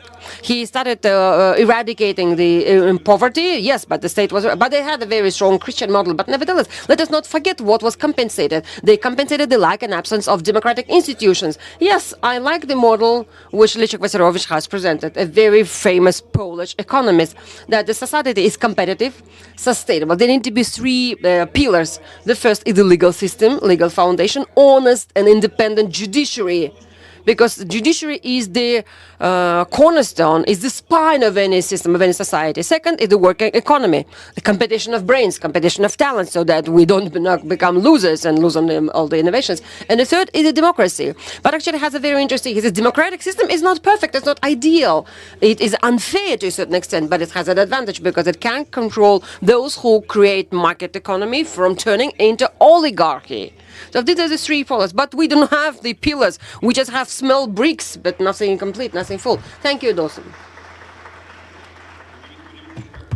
Well, I mean, it's interesting how people listen to, how people perceive differently the address of the president. Well, I have a question to Baikonur, the same question, but if you could also talk about the Kazakh dream.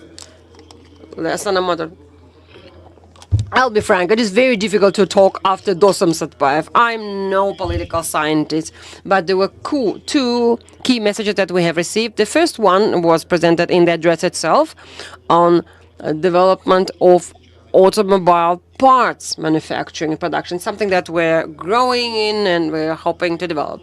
3 years ago, we have built our very first factory where we manufacture Hyundai cars. We are currently building another factory where 3 Chinese brands will be manufactured. They are the leaders of Chinese automobile sector.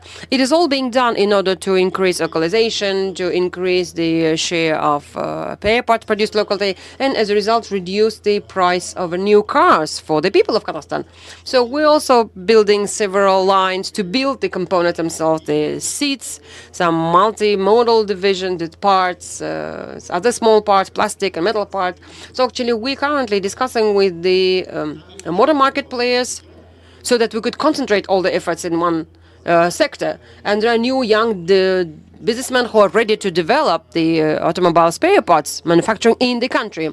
The second message that we have received or we have heard during the meeting with the businessmen, which was that the automobile manufacturing, there are lots of criticism to that sector because we've been mostly focusing on retail, on kind of wholesale or knockdown assemblies, but actually the president said that it is time to go from knockdown assembly to small part assembly. That is the only way that will help us increase the manufacturing of spare parts and generally increase the spare part manufacturing in the country. So these two messages sort of conform to our tactical and strategic objectives, and we're planning to do that, to do just that. So there's nothing for me to add. Thank you. Politics in Kazakhstan. Look, firstly, I'd say that this is an ambitious plan. The President would like this country to grow at 6 or 7%. And that's not been achieved here in the last 10 years, and it hasn't been achieved in many emerging markets for a long time either. And you look at the economy globally going forward, that's going to be very, very difficult. But of course, it's achievable. You know, manufacturing is one example, the extractive industries, tourism. These are all sectors where the economy can grow, and we're lucky in this country to have a young, growing population. But of course, you would expect me to have a bias, and that bias is around funding. How are we actually going to fund this growth? And broadly speaking, at least in the private sector, excluding government for the moment, funding comes from 3 different sources. It comes from foreign direct investment, it comes from the banking sector, and it comes from the public and private equity markets. And all of these markets in Kazakhstan have challenges. Foreign direct investment has been declining for the last 5 years in net terms. And that's not just a Kazakh issue, it's a global problem. But this country is reliant on offshore funding. So the challenge, part of which we're addressing at AIFC, is how do we fund the types of projects that need to be funded in Kazakhstan when we've got a set of investors offshore that are much more commercially rather than government-driven. They're private equity investors or they're sovereign wealth funds who've assembled teams of people who, like private equity investors, want a reasonable return on their investment. So we need to think about the right sorts of projects for those investors, and we need to think about how we might reduce their risk. Now, you can't do much about country risk, particularly in the current environment, but we can certainly start to build some tools around currency and interest rate risk management and about how these investors might exit their investments over time that are important for improving the economics or the rate of return for these projects. I'll leave the banking sector, enough has been said about that. But if I think about the public capital markets, just to give you a sense of size, FDI in this country at the moment is about $170 billion. The outside investment in Kazakh companies through the public capital markets is 8. We have a long way to go to make the public debt and equity markets much more effective. So yes, the plan is ambitious. It could be achieved, but it won't be achieved without the types of investment that I've been talking about. So we need to actively focus on how we're going to grow the funding base for the country.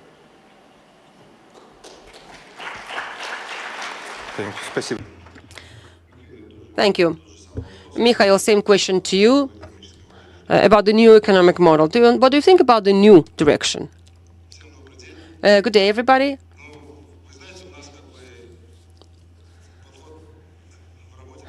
Our approach is that, well, Kennedy said before asking something from the state, like, don't ask America to do something for you, ask yourself what you can do for America, right? That is a very famous quote.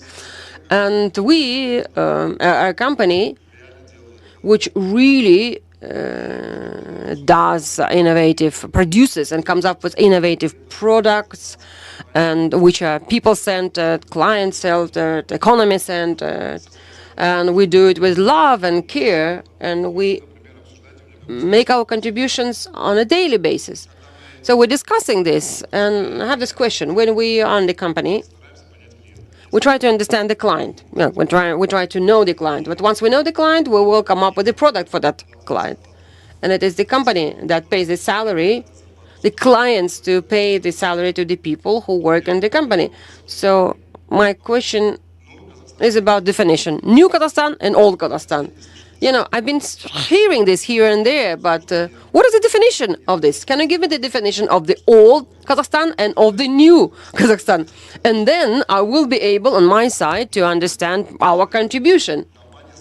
Because we've been around since 2006, working in Kazakhstan for the benefit of the country. Yeah, we all can ask what definition is before we start discussing. Because what is the new Kazakhstan? What is old Kazakhstan? Mikhail, as a speaker, I have not introduced the definition. No, we all live in the same Kazakhstan. There's no duality about that. No, but you had this question. You had a question about new Kazakhstan and old Kazakhstan. What is the definition? What is the definition of old Kazakhstan and new Kazakhstan?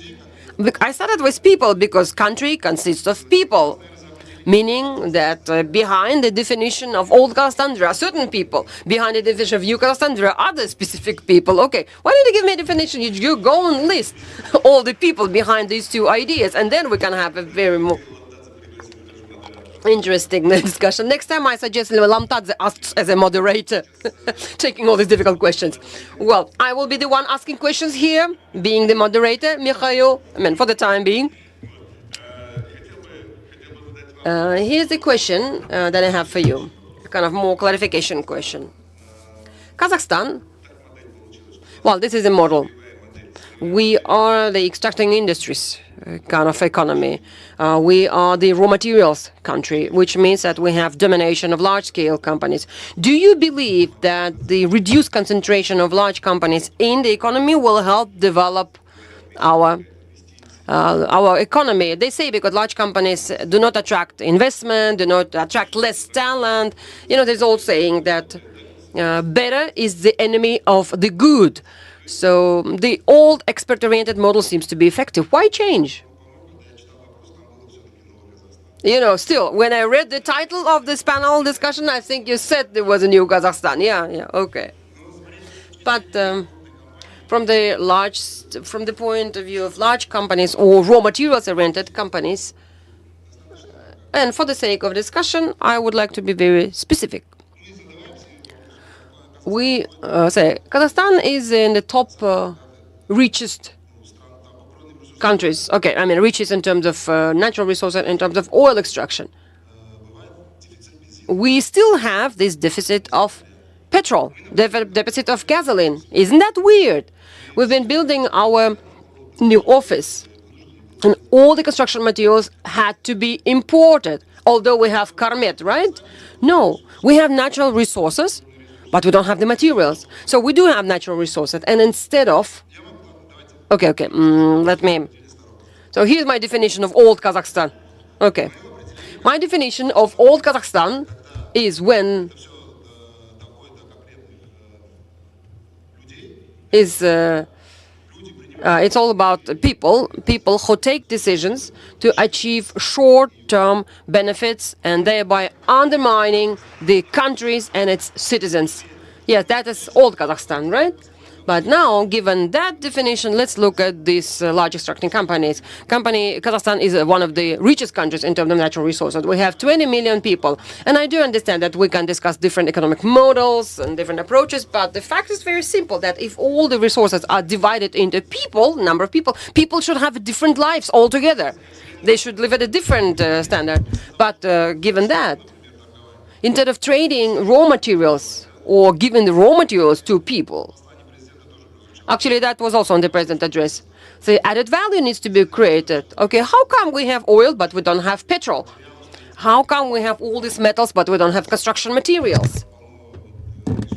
When we have the abundance, really the wealth of mineral resources to simply manufacture the bars, the metal bars. When we talk about large companies, these companies really, they're not evil. I mean, they're not... Let's not demonize them, because there are other companies around such companies who service this company, who do this kind of upstream servicing, right? I mean, take a motor company, automobile company, that results in 1,000 small companies which produce spare parts and different services for that large company. And that's how they drive the economy forward. But in order to extract some substances from the soil, packing it and sending it outside the country, actually, you don't need AI. Maybe you can use it a little bit, but Armanjan, just as a discussion for it to be interesting. Yeah, it's a very interesting question about new and old Kazakhstan. Okay, I will not be representing the innovative. It's when an old pager, remember the pagers? That's being packed in an iPhone 15 box. Because iPhone 15 box is new Kazakhstan, and pager is old Kazakhstan. So I don't see. I mean, new Kazakhstan is just palatological definition. It sits well in terms of showing or demonstrating that something happened. But we still have old faces in the public administration that they do not understand that they need to work for the country and not for themselves. So we still have this old pager, but the box is new. But if you put an antenna on top of that pager, it will still not call. It will still not be a smartphone because its design is not suitable for making calls. Yeah, good remark. Thank you. I think by the end of the day, we will have a very clear definition of old Kazakhstan and new Kazakhstan. I have no doubt. Well, I have a question to Oljas Khudaybergen, because you spoke what needs to be done in order to reform public administration apparatus and the government as a whole. The government has been very actively using its opportunities, such as public administration. It interferes with the prices, controls the base rate, and so on. There are different public programs and state finance programs. How effective is that? Does that really work? Can it really change something in the economy in new Kazakhstan? The current public administration approach is very, very rigid because it relies on utter mistrust in businesses, on the way the banks are regulated, makes actually banks stop lending to businesses. And then, of course, they start criticizing the banks for not lending to businesses and so on. I think the requirements needs to be softened, needs to be loosened, and that's not only something that's for the bank, that needs to be done with all the investors. Yes, when the new norm is introduced, in exchange of the two old norms, we had that. I think similar thing could be done, but that effort was voiced but has never been implemented. As for what helps and what doesn't help,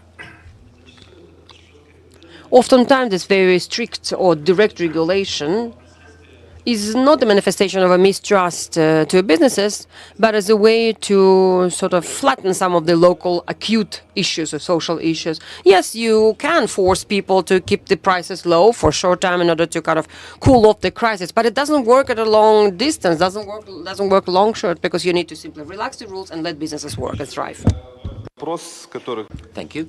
Another important question for this country, for its economy, geopolitics question to you, Dosum, as political scientist, how geopolitical processes are influencing the country, and in connection with what's happening around, should we continue integrational processes with the Eurasian Economic Union?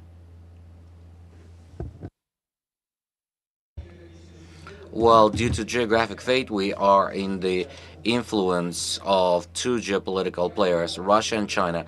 Two players with great imperial ambitions. One was struck on the head, but the ambitions don't diminish. China, a state which is also actively growing strong, as the spring events shown. Now, Eurasian Economic Union to focus. By the way, in 2014 in Forbes KZ, I published an article that it's a major geopolitical stupidity with great dangers, and geopolitically it makes no sense when it comes to benefit for Kazakhstan. And I quote Charles de Gaulle that you cannot use hard-boiled egg to make an omelette. Now, after 23rd of February of the previous year, those eggs have gone bad. Out of four players, one is aggressive, is waging war. Two members, Russia and Belarus, are under sanctions. They try to use other members of Eurasian Economic Union, Kazakhstan, Kyrgyzstan, to go around sanctions, which creates additional problems, major problems for us. There was a meeting with Biden recently. That topic was raised again. Kyrgyzstan continuously has claims against Kazakhstan. We always have problems on the border. Recently, there was a statement of Kyrgyz minister said, because of having problems with Kazakhstan, we should look for detour going around Kazakhstan. But Armenia is in the military conflict situation with Azerbaijan. Someone is fighting someone. It's like an apartment where there's fight going on. There are fights, arguments, and Eurasian Economic Union. What our officials were saying: free movement of goods, capitals, and services after the start of war in Ukraine.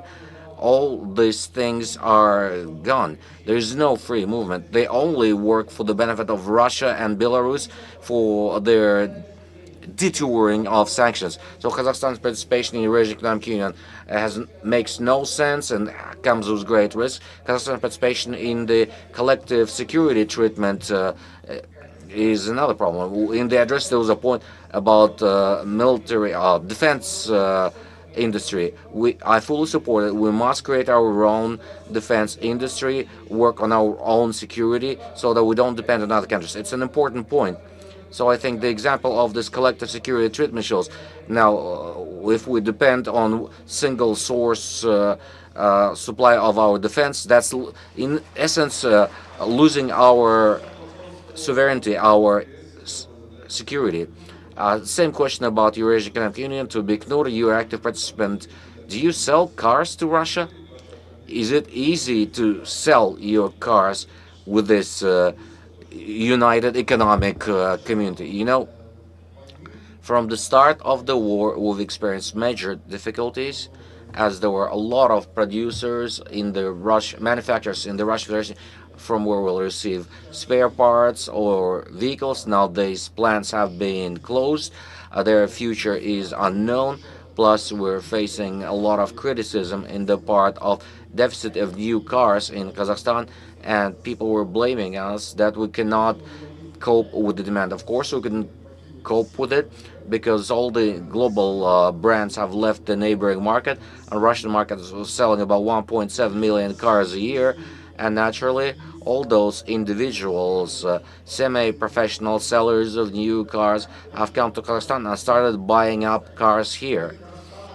Kazakh market record was in 2013 150,000 new cars, and of course we cannot make in our projections. Moreover, the manufacturers could not supply us with sufficient volumes to satisfy that demand, and there was a period when for 8 to 9 months people had to wait, sometimes up to 2 years, for a new car. It was not only in Kazakhstan, it was in the world as a result of the COVID pandemic and all the supply chains breaking down. Now, speaking of supplies to the Russian Federation, we did not deliver cars to the Russian Federation at this time.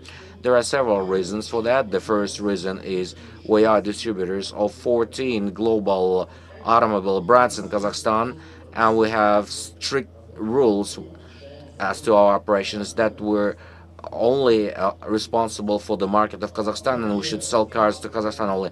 Many Western brands and Japanese brands added a clause in the distributor agreement that we shall not export to the Russian Federation. Now, speaking of Chinese brands, the situation is slightly different. Chinese car industry sees great potential in the Russian market because they can replace those players who left the Russian Federation, and of course they're interested in delivering to the Russian Federation.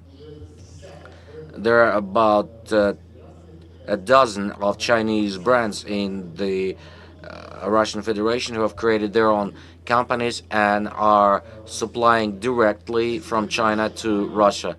Now, speaking of our company, building a new plant which will have capacity about 90,000 cars a year, of course, would like to have some export potential, but buyers in that case will be the distributors, Chinese themselves, offtake contracts, Chinese in the Russian Federation. So with the Eurasian Economic Union or without it, would it be better? Let's say we're not in the Eurasian Economic Union. Will you sell more? Does that impact you?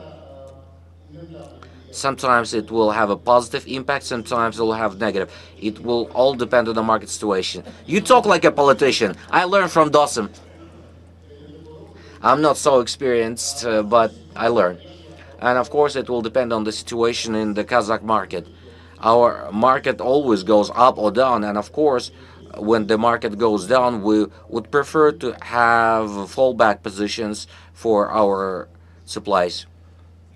Yes, thank you. Mikhail, I think you have a comment on Eurasian Economic Union as well. Yes, it's not a comment. I just want to say, any union, any partnership is a matter of negotiation and standing your own ground, standing up for your interests. I think everyone present here sees that Kazakhstan, as part of this partnership, is focused on standing on its own national interests. So the companies will feel good in Kazakhstan as part of that union, or without it. Kazakhstan, as part of its negotiations and positions, should stand for its national interests. And recent times, I believe Kazakhstan has been doing it quite successfully. Thank you. A major question that was raised is influx of investment in Kazakhstan and the fact that the Astana International Financial Center was founded to create conditions to attract more investment. Even English law is effective there. How effective is that? Do we have any stats? I guess it's more to you, Tim. Is English working in Kazakhstan? Let me answer that question a different way. Let me answer the question by saying that we, or the Kazakhstan as a country, needs to think about building inbound investment. And this is not a 3 or a 5 year process. This is a multi-year process. And it's as much about mindset as it is about building infrastructure. And the comments around regulation before are apt, because when I first came to Kazakhstan, I said to someone, you know, what do you need to do business here? And the answer to that question is you need to be able to find a way to do business that meets with the rules of the country. But most of the foreign investors we talk to say, why can't I do this? Why aren't I allowed to do this? So ask different sorts of questions. So we need to have a mindset which is much more welcoming to offshore investment. That's the first point. The second thing is, as I said before, you know, the role of the financial centre is in 2 buckets. One is around foreign direct investment, and we've had good progress there in terms of building the legal infrastructure to support that investment. We have also had some progress around specific regions and projects, so regions outside Kazakhstan for inbound investment in specific projects, but there is much, much more to do. As I said before, you know, FDI net inflows to the country were negative $5 billion last year. So you need to do a lot of work in order to replace that. We've done some work around what those industries and sectors may be, and there's 170 something, I think, industries by region within Kazakhstan, ranging from jewelry on one hand through to construction materials and steel on the other. So there's a lot of work that needs to be done there in terms of matching investors with those appropriate types of projects. And then, of course, talk about the public capital markets. I mentioned this $8 billion figure. Look, let's face it, $6 billion of that is traded in London. And for large businesses, you typically go to London. But London is a market that doesn't work anymore. It doesn't work for smaller Kazakh businesses. And increasingly, global businesses would rather be in the US than they would be in London. So we've got to start to rebuild our local capital market. How big can it be? If we take a proxy like Brazil, it could be 80 billion, right? It could be 10 times what we have today. It could be 40 times what we have in Almaty today. So we've got a lot of work to do. So I think measuring the progress of AIFC over a relatively short period of time is the wrong question. The right question is, how do we, as at least us, those involved in the financial sector here, think about growth? It's about how do we grow offshore investment? How do we grow foreign direct investment? And how do we grow offshore investment in our capital markets? And there's not any easy or quick answers to those questions, but it requires a collective effort.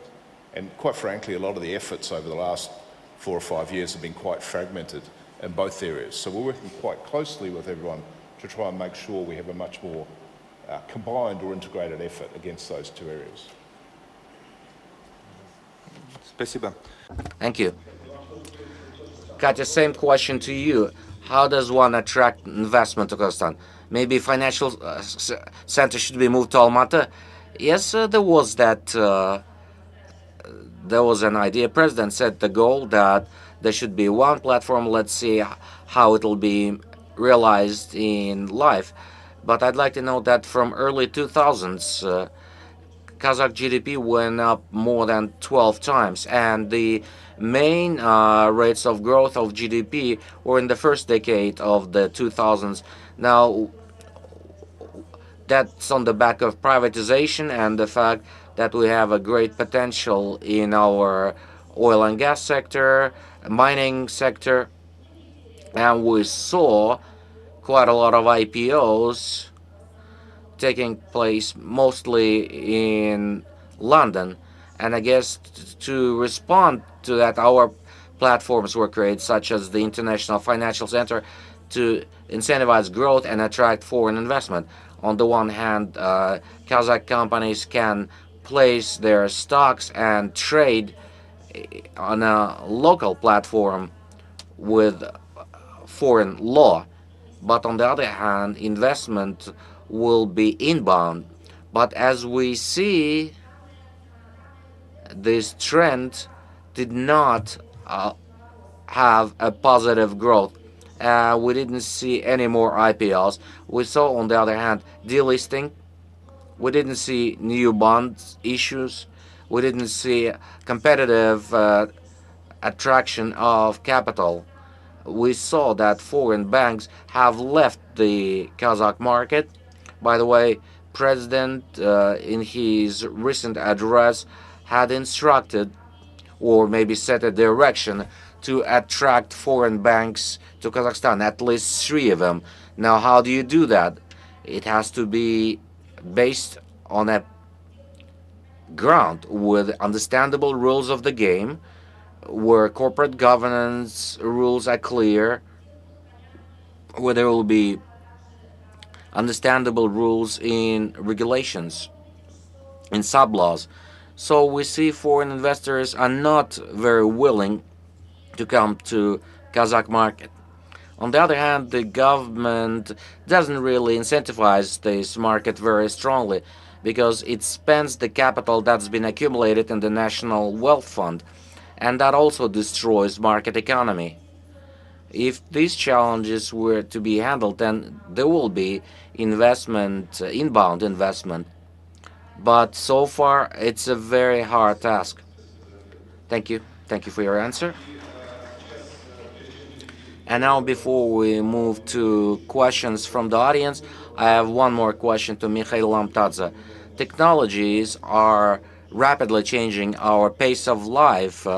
Kaspi, of course, is actively using all modern technologies. To what extent technology you think will define future your strategic development of your company? How carefully do you track this? I don't even know where to start. Well, start with Kennedy again. Start with definitions. Well, once again, there are no talks about AI. Kaspi has been using AI for 3 years. So you're ahead of the game. Well, technology. People don't need technology. People need service and product. So as a company, we work not just working on technology development. No, we're working on the product. Take the virtual assistant that we have.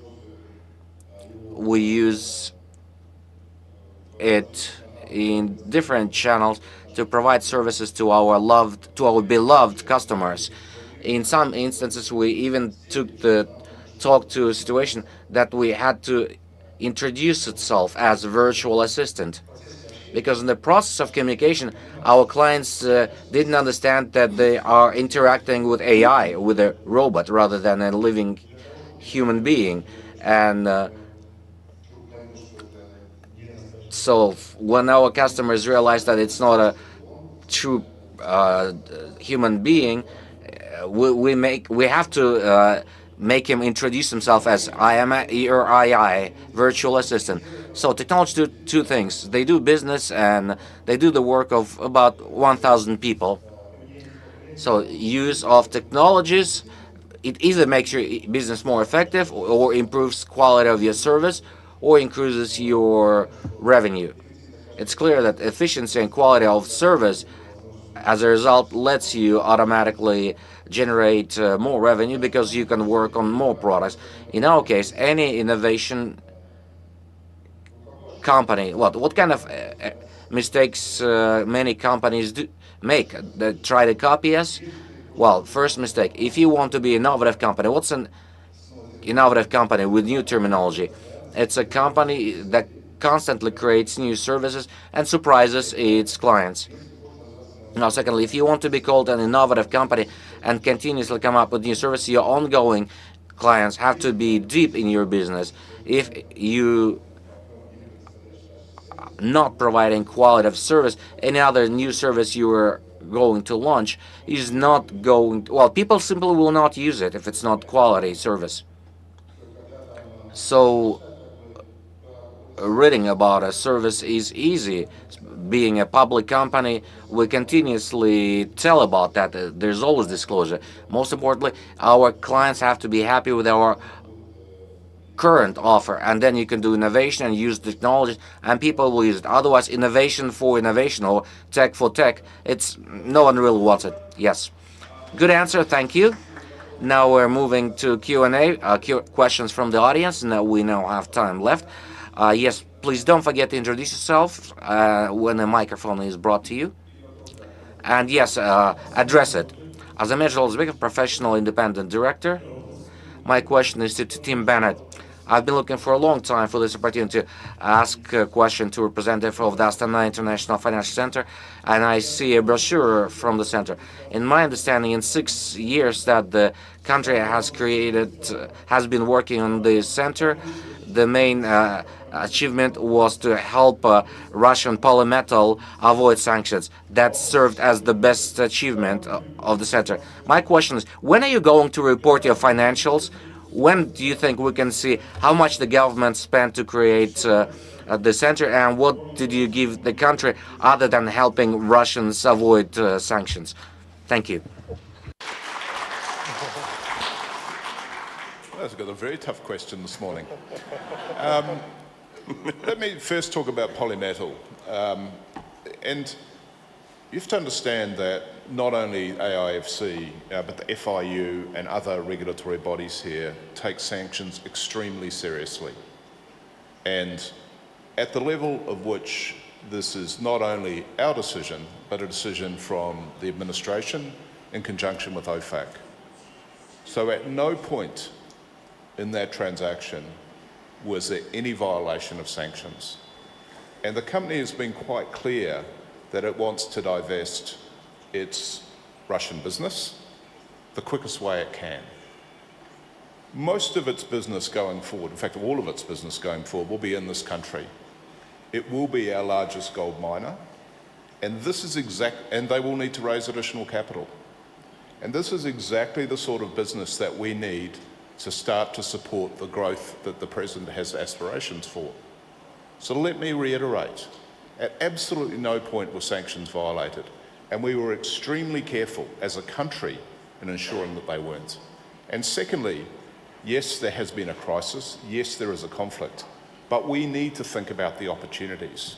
And polymetal presents one of those opportunities for us to create a large Kazakh-owned or internationally and Kazakh-owned gold mining business here for the future. Exactly the sorts of businesses that we talk about when we think about bringing extractive industries to the country. On the transparency of AIFC, I can't comment. I thought that the financial results were made public this year. If they haven't been, I need to check.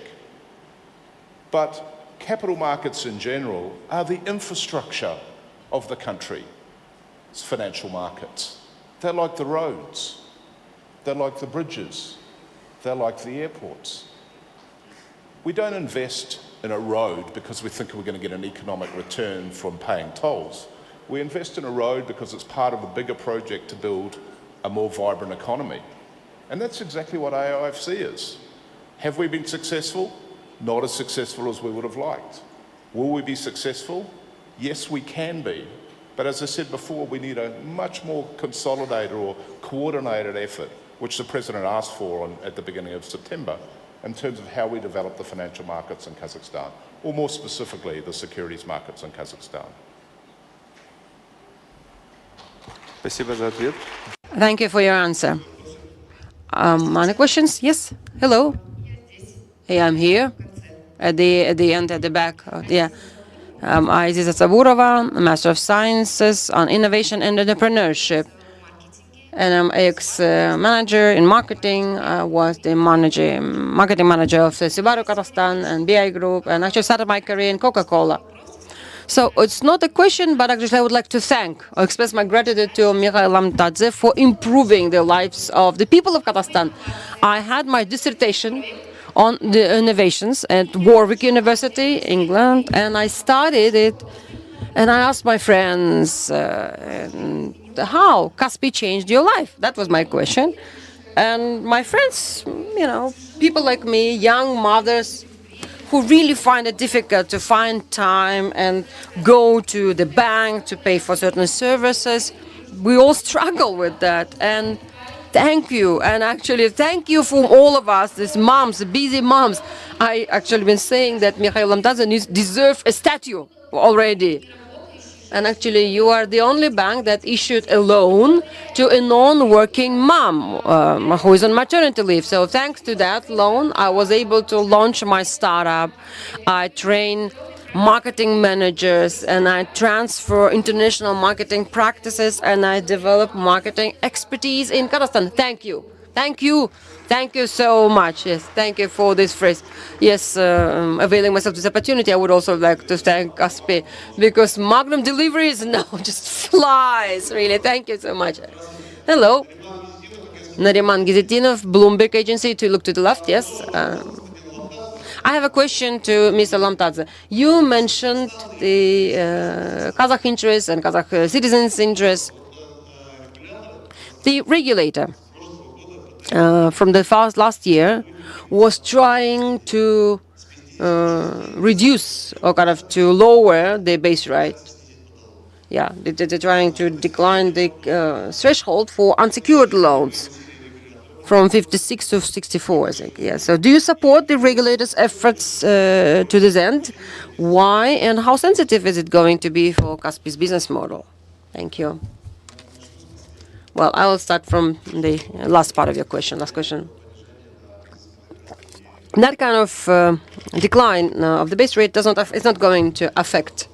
I mean, Raymond, you're not looking at me. I'm answering your question, right? So please look at me. So it's not going to affect the business model of Kaspi, no, whatsoever, no.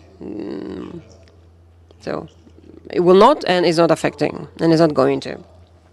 Second, I always say that we should focus on the goal. So, question for you.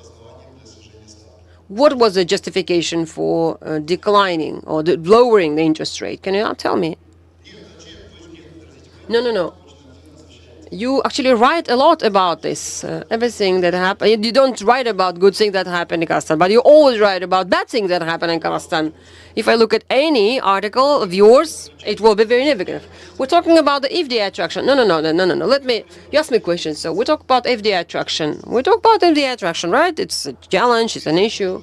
We need to convince the investors. We need to talk to the investors.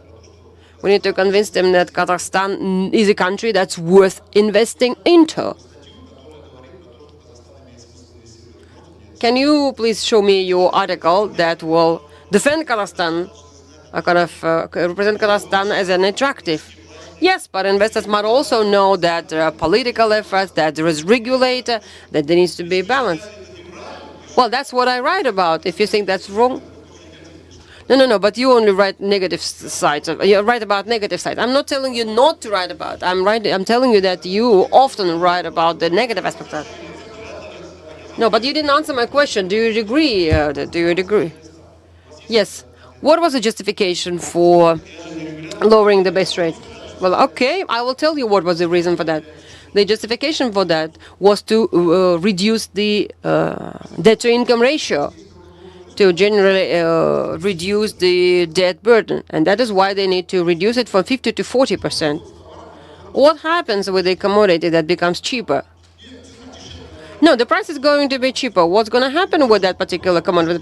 It's going to be bought more and it's going to be consumed more. What is the connection between the lowered base rate and the burden and the debt burden? People will pay less for the loan. You know, the cheaper, the good, the more it is going to be sold. Okay, then I have a counter question. If it all works pretty well, why did they need a political intervention? And why did they need to politically instruct the regulator to stop this lowering from happening? No, you ask me these kind of questions that I have nothing to do with, but this is a question that you also have nothing to do with. You have a question about the political interference. I do not know. What kind of political interference was it? Okay, this discussion is turning into an interview. I've read your article. Yes, I do not know where you come to take your question. Oh, but where do you have this information? Okay, I mean, can you put me in front of the person who gave the information, and we will talk about that. We'll talk about political interference, alleged. I mean, why do you have one-sided information? That's very interesting, because the press, the media needs to be truly independent and represent both sides of the story. Well, last question. This gentleman raising his hand, please. Please introduce yourself. Hello. Good evening. I was going to say good morning. Zagar Nasaev, Norkizet. Dostum, I have a question for you. I've been reading you since my university times. Lots of problems, political question, social issue. I mean, you talk about many things. Do you believe in the bright future of Kazakhstan by 2050? Are you hopeful? Okay, maybe let's come up with a definition of this bright future, no? You know, for some, bright future has already come. They have an offshore account, they have real estate. No, but I'm going to make this dissident joke with the Soviet times, what many probably want. Okay, you will remember. They promised to take us to the bright future, but they didn't promise to feed us on the go. So So everyone is really tired of all these theses about the bright future or the promise of beautiful 2050. It's been 30 years since the collapse of the Soviet Union. We already have the second generation that was born after that. We still have high level of poverty. Out of 6 children in Kazakhstan, 1 million lives in poverty. They will never see that bright future. And why am I focusing on these people? Because they are the ones who will form the political field, political environment, and other environments. Actually, when I talk about problems, yeah, I mean, Mikhail, I probably disagree here with you because I have to talk about problems because, I talk about. Nassim Taleb has a very interesting thesis. Never studied the events. They studied the fragility of the system around the events. Our system has lots of fragility. Ineffective public administration apparatus, ineffective economy, ineffective or maybe some very difficult external impact. So when we talk about the future, I think they keep on just simply trying to derail us from this whole discussion. And I think we should not be talking about the bright future. We should talk about right now and right here, and we should all do something to change the country for the better, not by 2050, but right now and right here. Well, I would like to thank the speakers for this very interesting, even heated discussion, I would call it.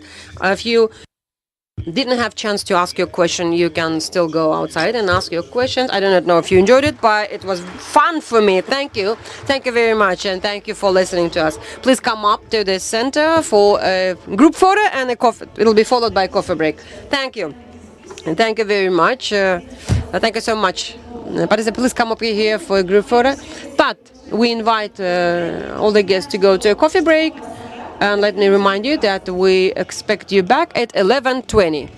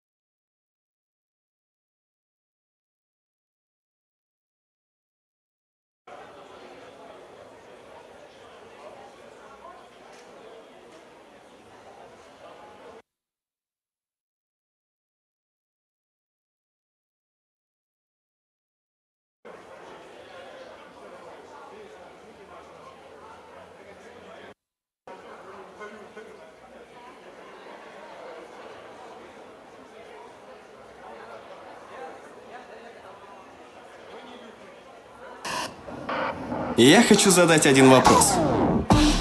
Что вы себе позволяете? Позволяете ли вы себе оставаться собой, а не копировать других? Позволяете ли вы себе выбирать самому и делать то, что вам хочется? Позволяете ли вы себе жить насыщеннее? Пробовать, пытаться, ошибаться и снова пробовать, пока не получится. Позвольте себе больше. И мы в новом Home Credit Bank поможем вам в этом. А что позволяете себе вы?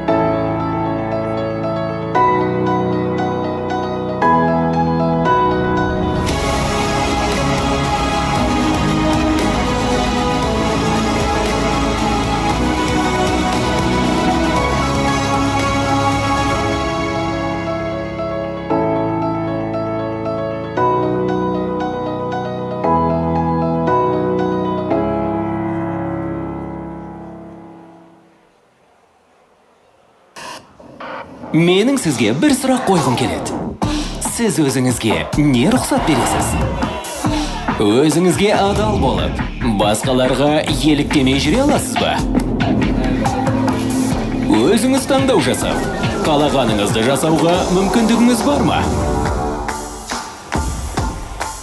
Сіз өзіңізге қызықты өмір, және батыл тапқан мүмкіндік бересіз бе?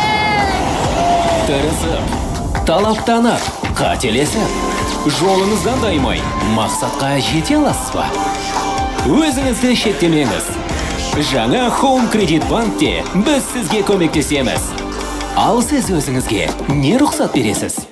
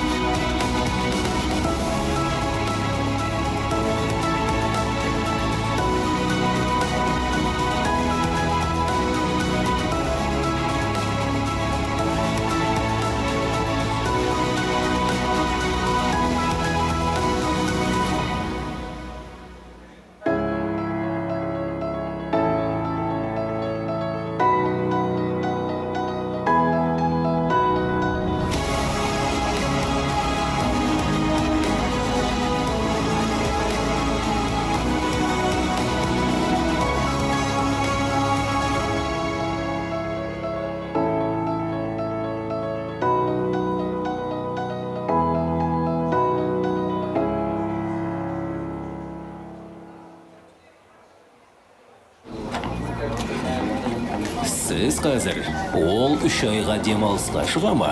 Осындай мүмкіндігі бар ма деп ойлап отырған боларсыз. Иә, дәл сондай мүмкіндігі бар. Home Credit Bank'тен жылына 7% долларлық облигациялармен, ақш долларымен жоғары кірісті бағалы қағаздармен және мобильді қосымшада бірнеше минут ішінде ресімдеумен мүмкіндігі зор. Ал сіз өзіңізге не рұқсат бересіз?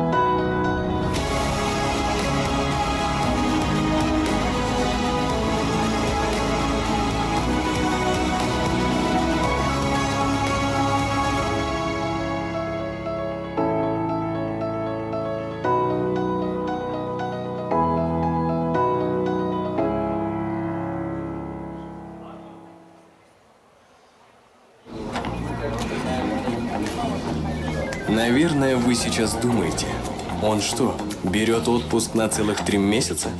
Что это он себе позволяет? Именно это он себе и позволяет. С долларовыми облигациями под 7% годовых от Home Credit Bank, ценными бумагами с высокой доходностью в долларах США и оформлением за пару минут в мобильном приложении. А что вы себе позволяете?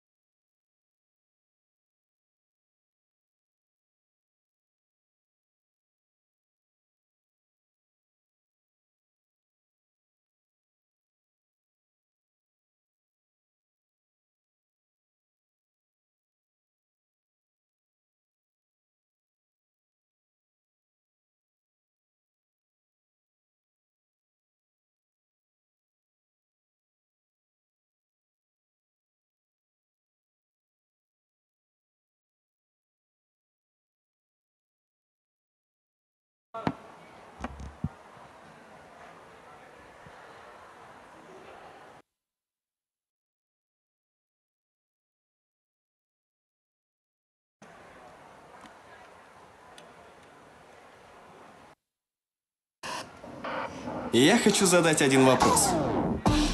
Что вы себе позволяете? Позволяете ли вы себе оставаться собой, а не копировать других?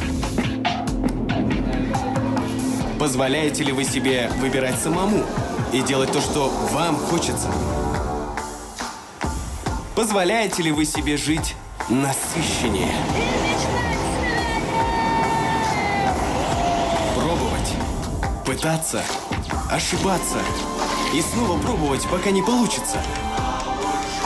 Позвольте себе больше. И мы в новом Home Credit Bank поможем вам в этом. А что позволяете себе вы?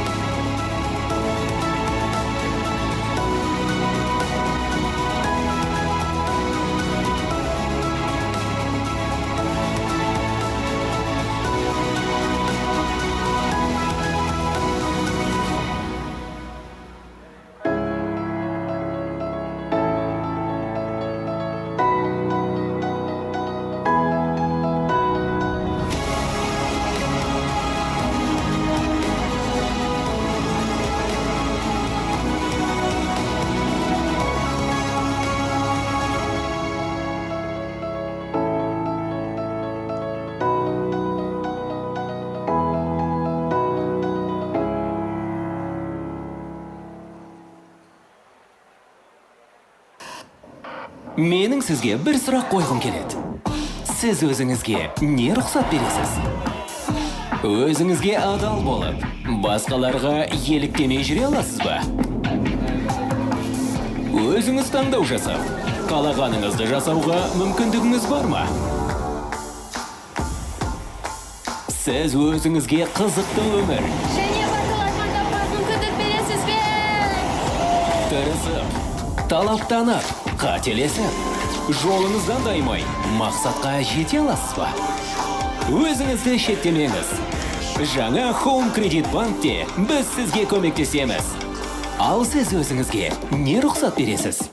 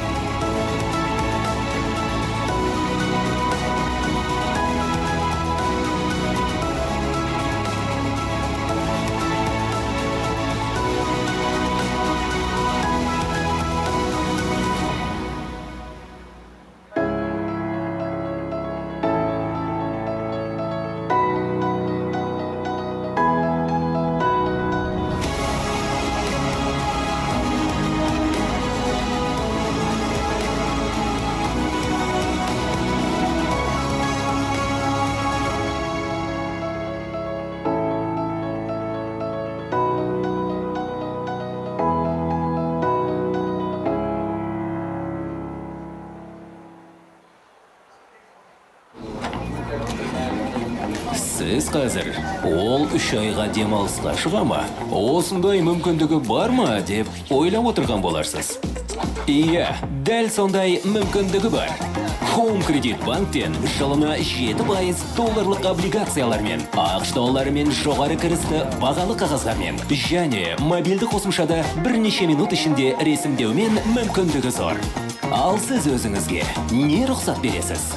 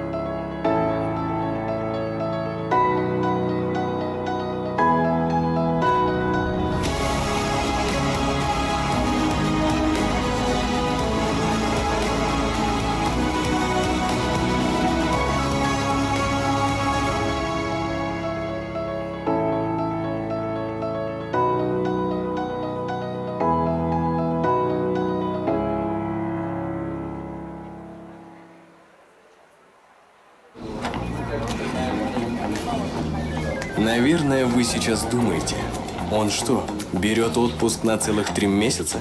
Что это он себе позволяет? Именно это он себе и позволяет. С долларовыми облигациями под 7% годовых от Home Credit Bank, ценными бумагами с высокой доходностью в долларах США и оформлением за пару минут в мобильном приложении. А что вы себе позволяете?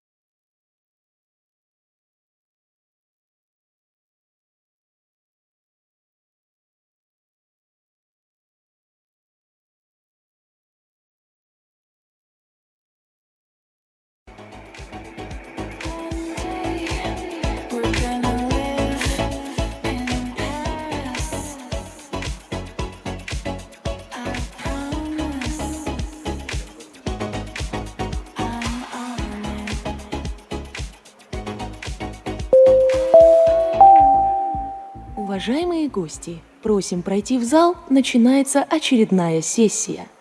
Dear guests, please proceed to the conference room. We will now begin ordinary session.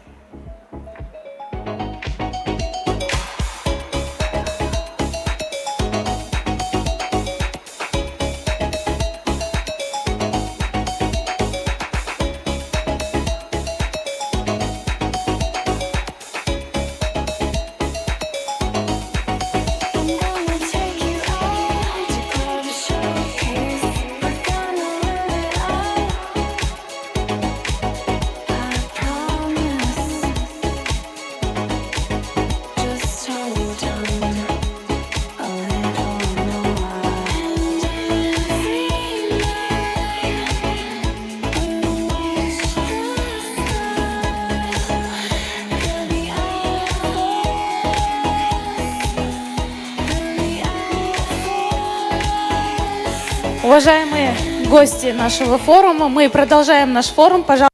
Well, dear guests of the forum, we will continue our work. Please do come inside. We will start in just 1 minute.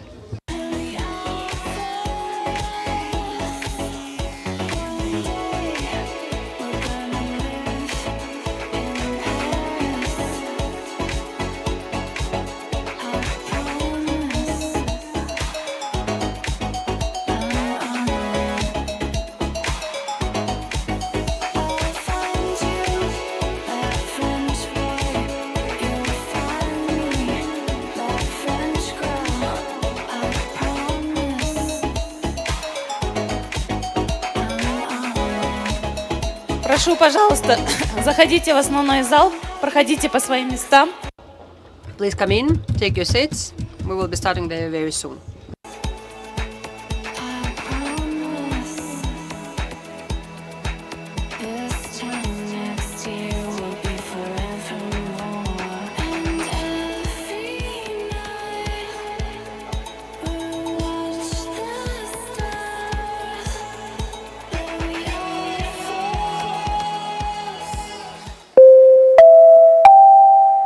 Уважаемые гости, просим пройти в зал, начинается очередная сессия.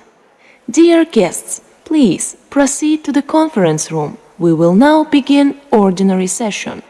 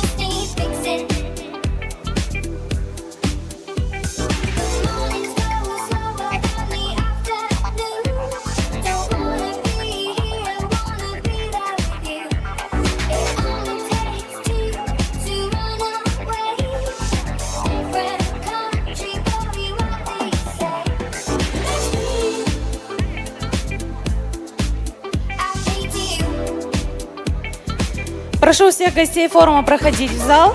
Мы продолжаем наш форум. So please come in. We will be starting our forum, proceeding with our forum.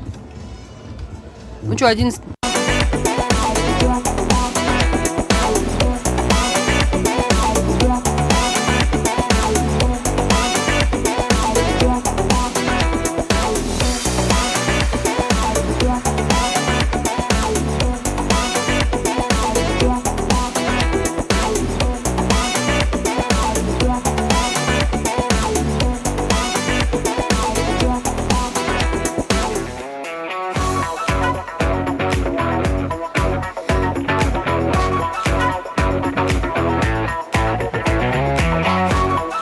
Итак, мы начинаем. So we will start the second session of our forum. Now let me invite our keynote speaker, the professor of Management Development Institute, Mr. Amit Joshi. Mr. Amit. Thank you.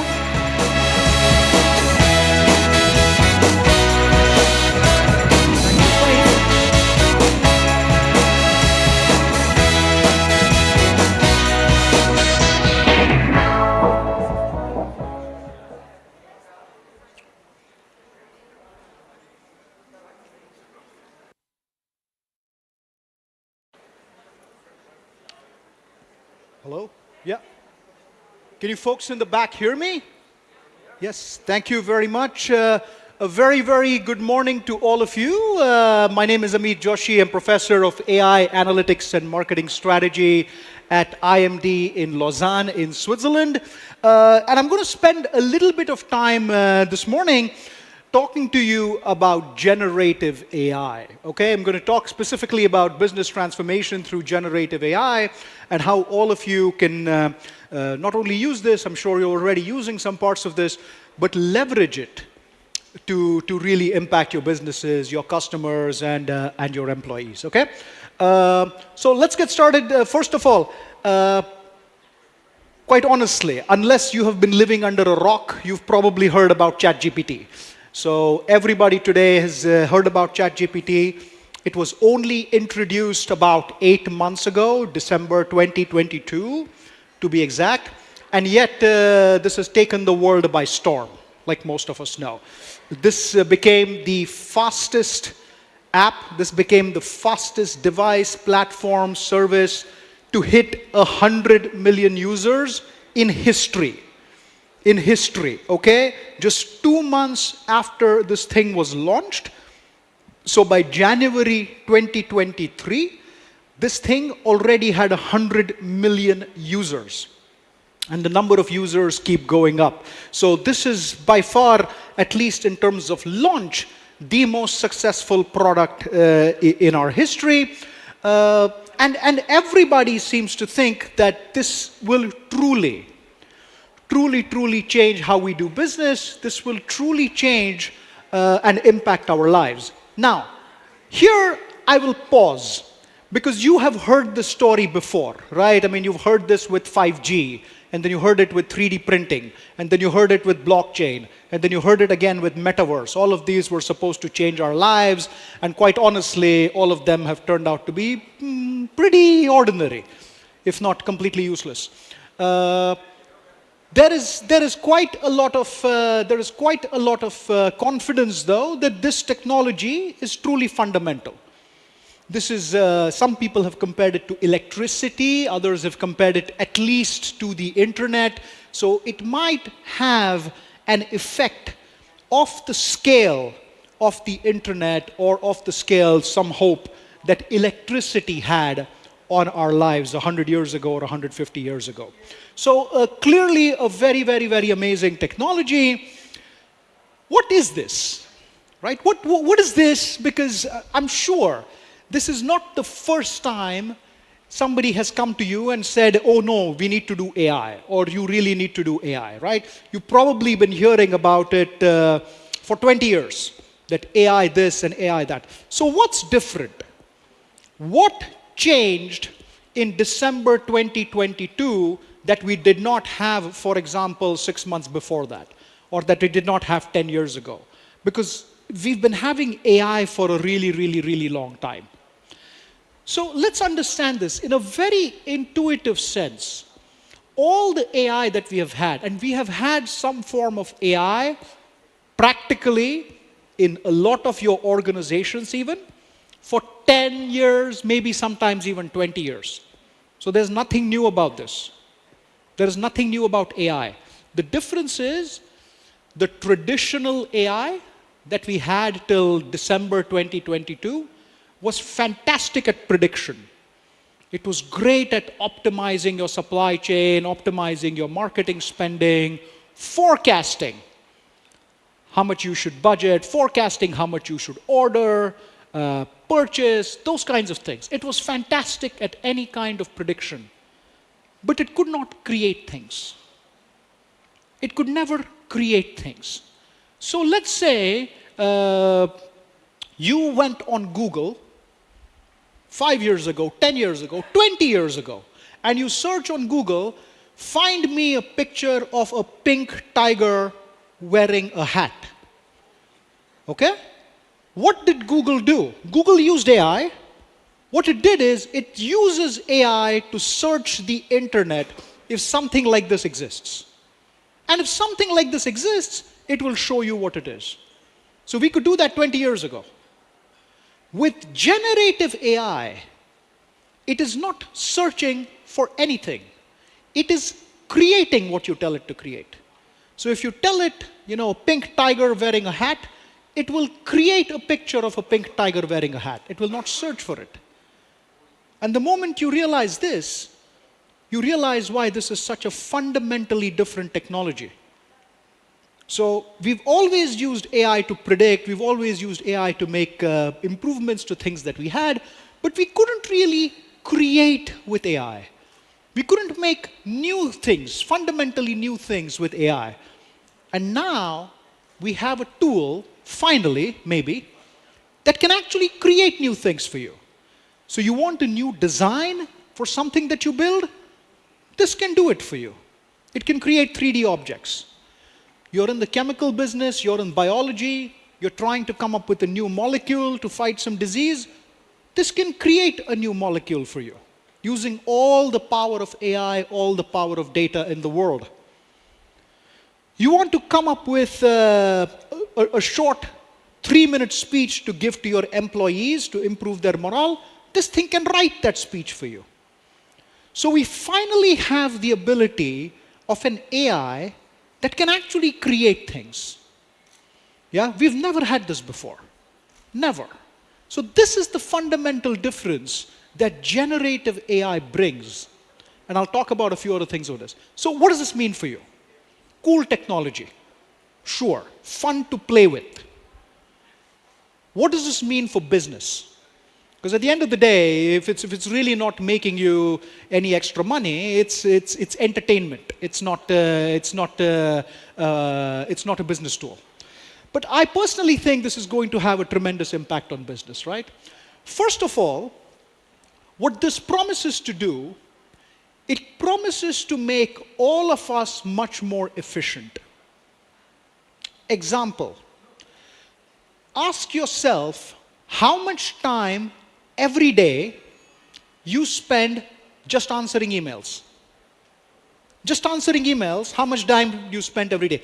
I don't know, but perhaps you spend an hour every day just answering emails. And let's face it, for most of the time, the answers are pretty standard. So for sure, some emails are very important, but for the most part, a lot of email answers are like, okay, thank you, and yes, see you at dinner, or something like that. Now imagine a system like this one that can take care of 80% of email answers for you automatically. If you really have to say, okay, thank you to somebody, this system will do it for you. Okay? It can really make all of us a lot more productive. Like I said, you want to create a new presentation on a topic, you put the topic into some version of ChatGPT, you give it pointers, it can actually come up with a reasonable PowerPoint deck, which you can then edit, but it probably just saved you 1 hour of your life. So the first thing it can do is it can make all of us much more efficient. It can make each and every one of your employees much more efficient. The second thing that this can do is it can give each one of us a muscle that we did not have till yesterday. Okay? Each of us is very good at something, not so good at a few other things. Right? It's impossible for all of us to be fantastic at everything. So we are really, really good at some things. There are other things which we are not so good at. Let me speak about myself. I am horrible at art. I cannot draw, I cannot paint, I don't know anything about music. So anything creative, artistic, I have no idea how to do. So you ask me to draw, you ask me to sketch, I have no idea how to even start. Except now. I can just put something into ChatGPT and it can create a picture for me. It can create a logo for me. It can create a slogan for me. It can even write music for me if I decide. Now this is a muscle I did not have till yesterday. Right? Now does this suddenly mean I've become Beethoven? Answer is no. But I've definitely become better at music than I was yesterday. All of a sudden, all of you, all of your employees, they have a new muscle that they did not have yesterday. Think of this. Very, very, very powerful. Think of language. For a lot of us, English perhaps is not our first language. This thing has no problem with language. It can work pretty much in most languages, and I'll show you an example. We've started seeing companies around the world take advantage of this.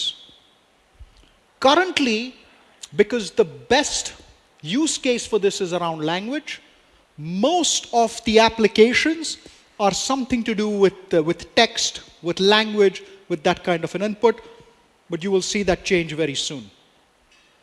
Like I said, we've already seen this in multiple languages.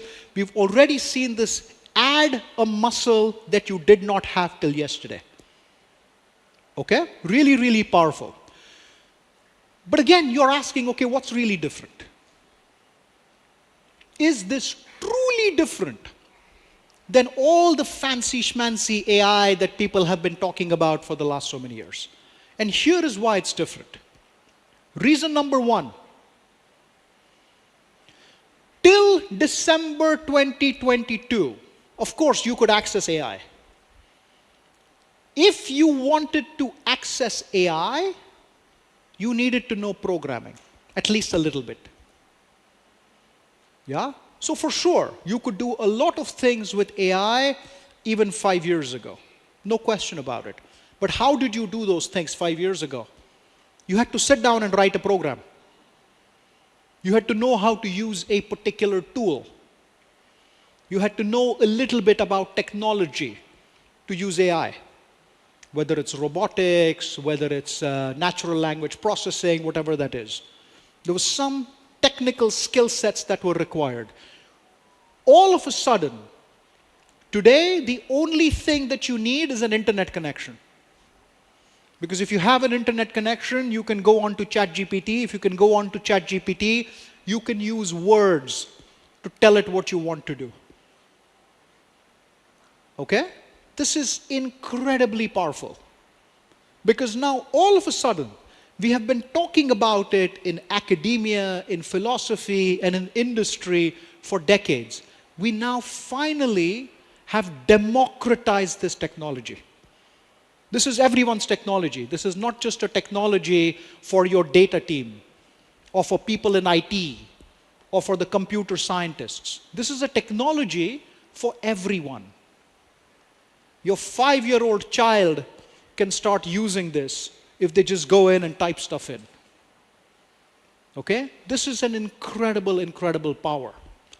Secondly, and this, I just tried this yesterday, by the way. I said, explain supervised learning in Kazakh. And it gave me an answer. Here, you can read it for yourself. Okay? That was literally my prompt. I gave it one sentence saying, can you explain supervised learning, which is a form of artificial intelligence, in Kazakh?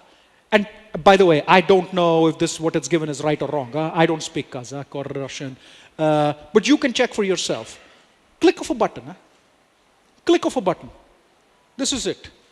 So theoretically, if I needed to translate this entire presentation in Kazakh, I could have just dumped it into ChatGPT, and it would have given me a Kazakh translation or a Russian translation. Not a problem. How accurate it is, I will not know. But again, think of this. We could not do this till yesterday. We could not do this. And please understand again why this is so amazing. You would think that, hey, didn't Google do this? Google could do this if there already exists a page in that language talking about this. Then Google will find it. What I'm saying is, even if nothing like this exists in the local language, it can create it. Massive difference. So this is not a search engine. This is a creation engine. Okay? Third thing, like I said, today we primarily use this technology for text. We use it for words. We use it to generate paragraphs and write poems and those kinds of things. But think of this this technology across multiple modes.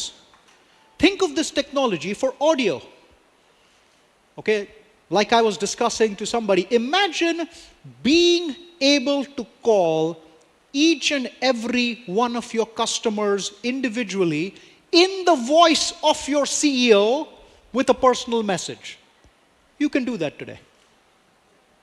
You can do that today. Yeah?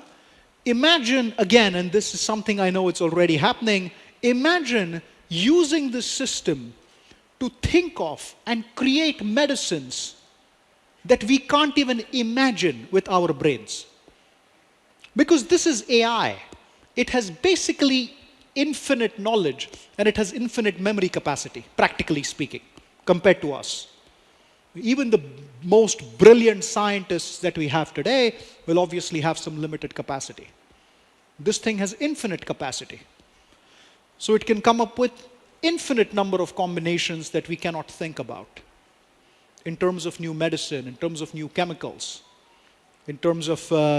there was a recent study that asked business school students from top universities in the United States to come up with innovative ideas for new products. So the challenge given to them was, you have $50 US, you have to come up with a new business idea, and whoever makes the most money wins. And they had a competition of the business school students of the best business schools in the United States versus ChatGPT. And ChatGPT destroyed every one of them in coming up with business ideas using $50 capital. Okay? So think of the different use cases that this can be put to. This is not just about text. This is going to be about audio. It already is. It's going to be about video. Imagine instantly customizing, truly customizing videos based on your customer background and your customer preferences with your products in those videos. Possible today. Yeah? Possible today. Could not have done this except for tremendous expense till yesterday. Powerful tool. Powerful tool. Okay? So, last point, and then we will open it up for some questions. What can you do about this? How can you get started? What do you need to do? I'm sure all of you, I'm sure a lot of your employees, I'm sure a bunch of your customers, they've already started playing with this. They've already started experimenting and playing with this. And that, by the way, is a great place to start. It's a great place to start. But here is what I would recommend. First of all, please find a clear-cut problem that you're dealing with. Look, this is a technology that's very easy to fall in love with. Powerful technology. Yeah? But there's always danger in falling in love with technology. Because tomorrow another technology will come, and then what happens? Start with a clear business problem. Start with a clear opportunity that you can make money, that you can increase your revenue, that you can lower your costs, that you can better reach your customers or better understand your customers. Start with that. Secondly, please, and this is true with all AI and data and everything, the job of implementing this, just because this is an AI tool, does not mean it's the job of your technical team to implement this, of IT, of your data team, or whatever that is. No. This is actually the job of your business people. They will work together with IT, obviously. But you need to have a team that works on this, that has business skills in it with some data skills, and not the other way around. Because it's very easy to give this all to the tech people, to the IT people, and usually that's not a great idea. Third thing, please understand, this tool is available to everyone. It's free. The basic version is free. The higher version is $20 US a month. So this is, let's admit it, this is a fairly cheap tool for what it can do. So which means you have access to it, so do your competition. Everybody accesses it today. Okay? So just because you're using ChatGPT does not automatically mean you have an advantage. Who has an advantage in using this? People or companies or organizations who already have high quality data, who already manage their infrastructure well. Because even with this tool, it is still garbage in, garbage out, right? You put in junk information, it's going to spit out junk information. This tool is not God. It's still a tool. So it goes back to what I like to call the boring things. Is your data in order? Do you have the right infrastructure? Do you have data governance? Is your data clean? These are not sexy topics. These are boring topics. But even with ChatGPT, the company, the organization that has better access to their own systems is the one that's going to really win. And the final thing you've got to think about is, because the system is so easy to use, it is also very easy to misuse. Very easy to misuse, right? There are already stories of employees getting phone calls in the voice of their founder or in the voice of their CEO saying, send me money. Very easy to do today. Extremely easy to do. Extremely easy to do cheating, extremely easy to do hacking, extremely easy to do those kinds of things. But at the same time, it's also, with all the right intentions, it's also easy to simply make basic mistakes with this system. The system is pretty biased. The system is pretty biased because it basically reflects the real world, right? And the real world is biased.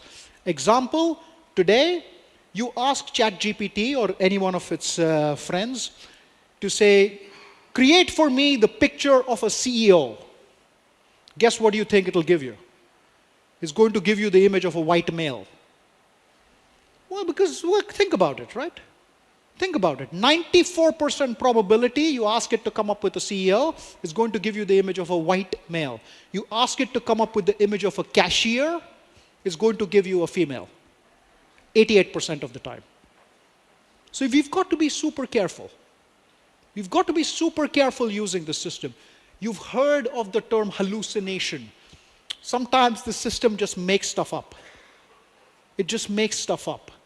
Yeah, I mean, when this system first came out, like we all do, I asked it saying, hey, what do you know about Amit Joshi, professor at IMD? And it gave, and you ask this to Google, what Google is going to do, it's just going to take my IMD profile, which is on the web page, and it's going to put it out there, right? But this is not a search engine. It creates stuff. So it created a profile for me, which is nice. Unfortunately, it created stuff which I have never done in my life. It said I had written 3 books, and I had actually, the fake profile sounded much more interesting than my real life, to be very honest. Yeah? But the fact is that this can just create stuff out of nothing. So you've got to be super careful. I mean, imagine you use it for customer service, and it tells the customer to start doing something strange with your products and services. This is shaky. So you've got to be careful with this. Okay? Having said that, I personally think this truly is a game changer. Okay? I don't buy blockchain, I don't buy metaverse and 3D printing and a lot of the other hyped up technologies that have come in the last 10, 15 years. I do buy this one.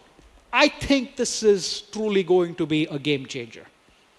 So I encourage all of you to experiment with this. Play with it. Be careful, but don't ban it. Don't avoid using it, because if you don't, somebody else will. Have the usual guidelines, have the usual fence around doing stupid things with it.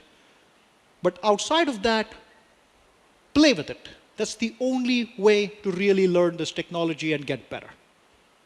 Okay? That's what I had to share. We have 5 minutes for a few questions. I see a few hands. Yes, sir. Do I need this? Don't know if I need this, but I'm... Amit, yeah, thank you for your fancy presentation. Hi, I'm here. Sorry, yes. My name is Pavel, Boyden Executive Search. My question is, what is your opinion about potential negative impact of AI and even doomsday prediction for the whole humanity? No, I don't buy it. Honestly speaking. So, okay, let me give you elaborate on this. Yeah. Slightly more detailed answer. I think the probability of positive uses of this is significantly higher than all the doomsday scenarios. So sure, can we screw this up? Of course we can screw this up. You know, we are humans. We are good at screwing things up. Yeah? But I personally think that with some reasonable guidelines, I think there is a chance that we come up with very positive use cases for this before we come up with all the crazy negative use cases. Again, it's a probability. So crazy things can happen, but that's how I see this. Yeah? Thank you. Thanks. Yeah, yes, sir, in the back. Thank you for outstanding presentation. Just to share a few reflections on what you said. A few years ago, I've looked at the presentation that was saying there is every 5-year doubling computer capacity, yes, which will continue with this quantum computing, etc. But the problem is that the human using the technical possibilities is going much lower and the difference is increasing. So a few years ago, I suppose this will be filled in by the AI. Would you think that this has happened now? And with this, basically, the only thing from the other observation was saying that the only difference between monkey and human being was the ability to fantasize. So what ChatGPT has created, basically, do you think we surpass the only two human differences with the animal world is the ability to fancy, which you've said now is being done, which creates the problem of ownership. Who does it belong to? To a human or to ChatGPT, then, etc. Second is the decision making, which the militaries are now using with the military stuff and etc. So that's whole big problems, and in terms of the effect to the management. I mean, what I see now is that there will be massive layouts, not only in automation of business processes, but now you can lay off the CEOs as decision makers, basically, and the designers, journalists, everybody, basically. So let me answer the first question first, because the second one is kind of related to your doomsday question as well. I do agree that currently we have no idea how to regulate this. So for example, I give it a prompt and it creates an art. Who owns that art? Who has the copyright? What if that art kind of adopts from existing paintings? Then what happens to the copyright of the original? We don't know answers to these questions. Yeah, and everybody's struggling with this. So this is an issue. So if you're going to use this in customer-facing or outward-facing, if you ask it to come up with a new logo for your company, it can come up with a logo that's actually somebody else's copyright. You don't know this. Yeah, so you have to be careful. There's no question about it. We don't know how to do this. Your second question is, again, around what role will humans have? Will we misuse this? It's already being used for military uses, but then again, there's nothing new. This is not surprising to any of us in that sense. I go back to the same thing, right? First of all, I don't see large-scale job losses because of this.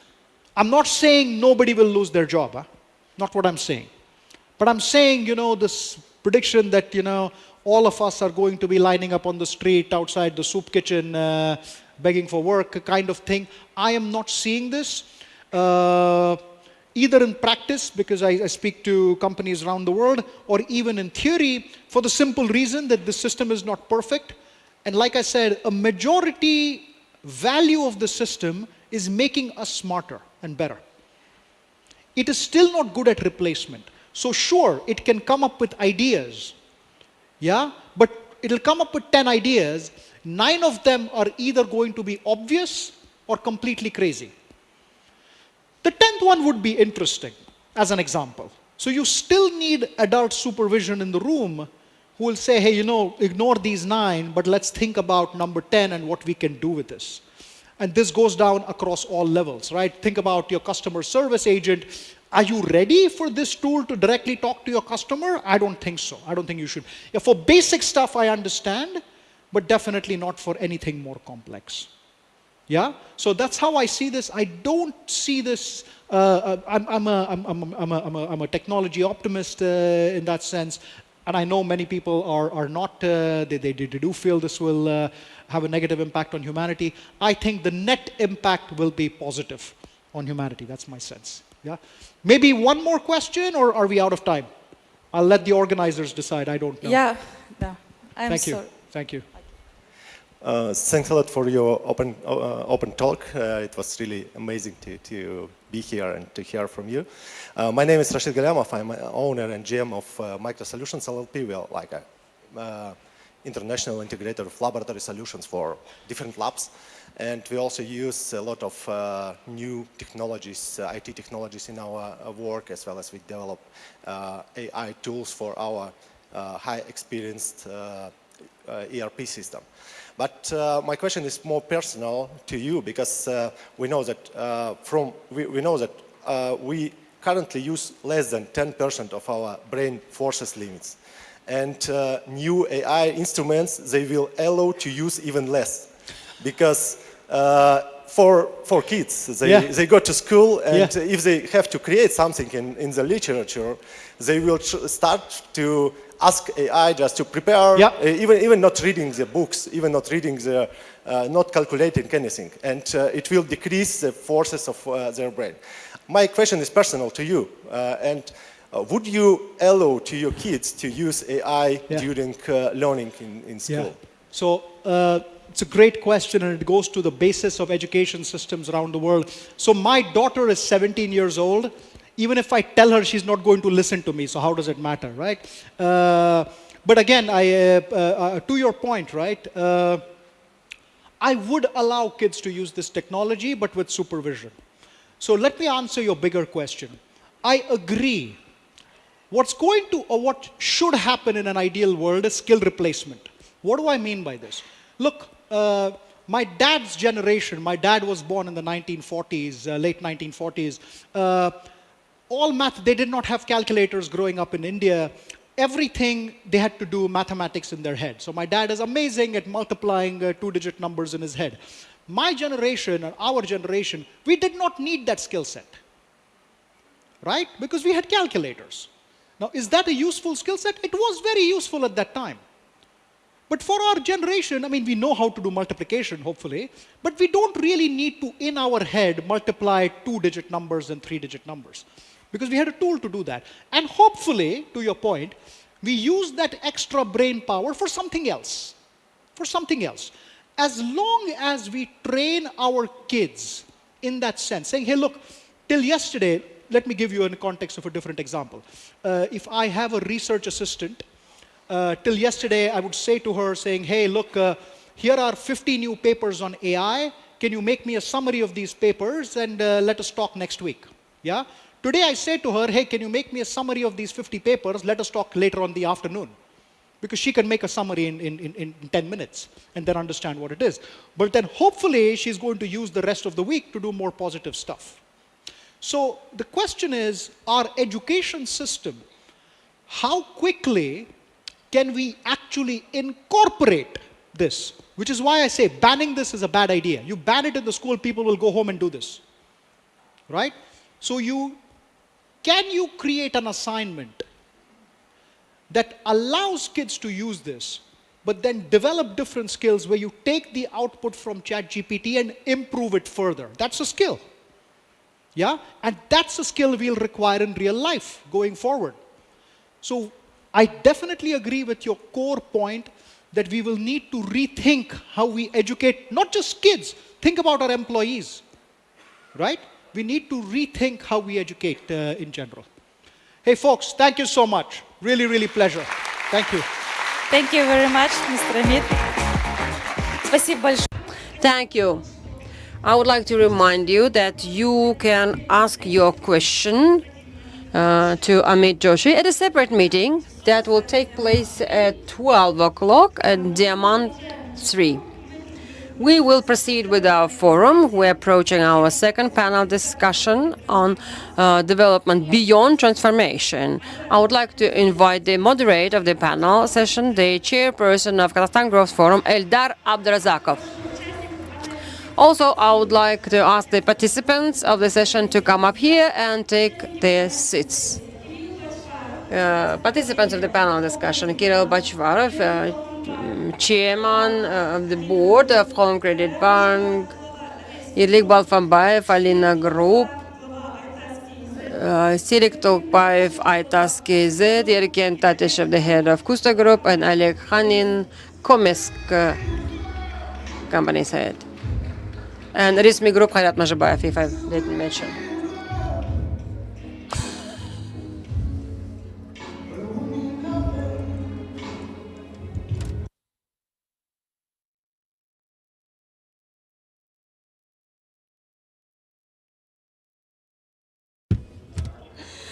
Well, the organizer decided to play this little prank on us. Yeah, I mean, we had to have girls, but for some reason, ladies, they just do not make it for some reason. Yes, we've been inviting some ladies to attend this discussion as well. So, yeah, but we have a men's world right now on the scene.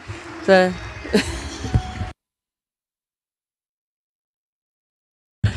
well, okay. We have a very interesting panel discussion. The first part actually was devoted to our hopes about the government. The second part was on business, like hardcore business.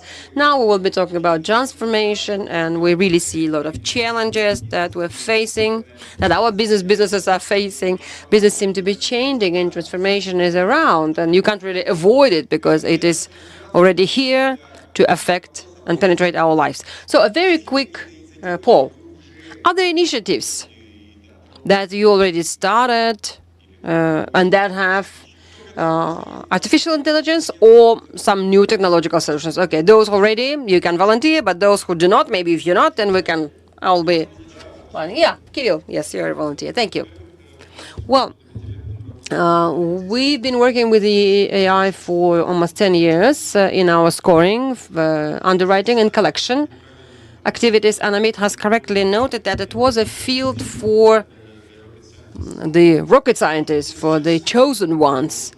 But what we do now, and it may not be something fashionable, and that is we use AI for our bots. First of all, transcribing the voice messages into text to be able to analyze that. But secondly,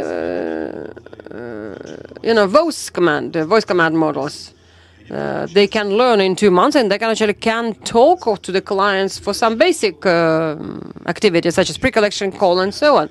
But we plan to use them for the future as well, and have an AI that will also be beneficial for the client. Consulting, personalization, and so on. So we already use AI, but the promise is quite big. Okay, anyone else also wishing to? Yeah, let me. The AI, in our case, well, since we work in agribusiness, it is focused on machine learning and on computer vision. We use it in horticulture. We've been using it for the last 2 years, and it gives us almost 10 to 15% additional profit to the profit that we had without AI. Yeah, so we increase our AI by profits by 10 to 15% thanks to AI. Irkin, well, Professor Amit told us you a lot, but actually myself and his colleagues, we all been part of a training course on AI, and since then we started working on centers of excellence. Before then, we've been working on automation and processing, but we didn't know how to use that. We use the software that uses the AI, like in agro and everywhere. Yes, we use them, but you cannot really work with your own data because we had to understand how to use the data and what kind of data is fed into AI. So then Professor Amit and other professors and consultants, they help us and they direct us as to how to use AI properly. And clearly that all of our companies and here the companies that you represent, actually, they have all different directions, but we have to merge our efforts in somewhere. And creating the centers of excellence, actually, that is where we can upload our data, where we can get the business analysis, get some data, and maybe arrive to some insights, something helpful, something instrumental that will help us improve ourselves. That's the goal of the AI, and that's quite an expensive exercise, I must say, because large-scale companies are able to do that, because the whole center required a lot of investment, and we will have to join our efforts, and it will require sharing data and so on. But actually, I think we need a leader who will be able to take this forward, and we could do that. But banks and large-scale companies, they do it for themselves. But there are these SMEs, there are smaller companies who will also need the use of AI. I haven't heard about such centers of excellence who could work openly with different companies and answer their questions using AI. We all have our business analysts, but we do not have data scientists who will be able to detect trends that we should pay attention to, that we could use. But we've been working on that. And AI is it's not a new, but it's kind of new wave for AI, because that is used in education. We use it in education, in schools. So it's something new, and the companies began using it. As long as CEOs and management understand that's something that we need, that's a process, and if there is an understanding, then AI starts integrating in the companies. But whether it is successful or not, that of course depends on the quality of execution. Yeah, but I think people use AI to a certain extent. Can we run a video? I mean, they made it as a joke, but it happened. Okay, the interpreter did not work with Spanish.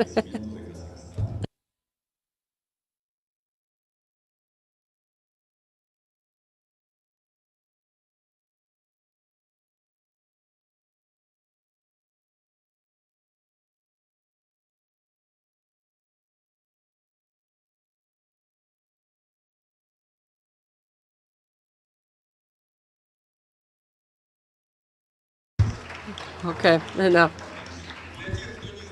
For those who don't understand, during the pandemic, I started learning language, 15 minutes every day spent. Now I have 1,159 days, so I have advanced my Spanish, but this was a joke. They experimented with AI, and for some reason they ran this Spanish audio for me. So what I was trying to show, as Amit said, the technologies are so big, they're so advanced that, first, they're available to everyone. Second, they're almost free. And third, they generate new objects and information. So AI has processed the text, it has selected the voice, the timbre, the tone, and it was even able to change the mimic on my face, that you can no longer tell me, like real me, from AI processed me. I've been listening to this video several times, watched it, and actually sometimes it does it even better than I would do it. And we see the transformation is already here. Are we ready as a country for such transformation? Where are we? What's our state of play? Because the experiment that's called model ops, what that we experimented with before, is now ahead of us, is now accessible and affordable, and everyone experiments. I mean, it has a very good YouTube presentation. He said that if developing and emerging markets have AI, then AI acts as a complement, as an auxiliary service, right? For other markets, it's a substitute, and more developed markets, it is a service. So we have spoken to Hamid before his speech, before his presentation, and for the developing markets, we should use AI as an assistant rather than for anything else. And for Kazakhstan, with unqualified jobs and the level that we have, maybe for us, AI will have a very great impact. What do you think now?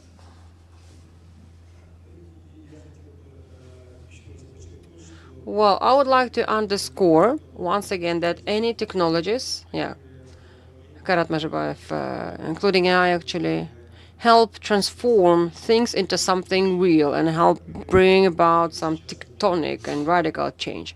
We have the electronic government, right, and we have a platform.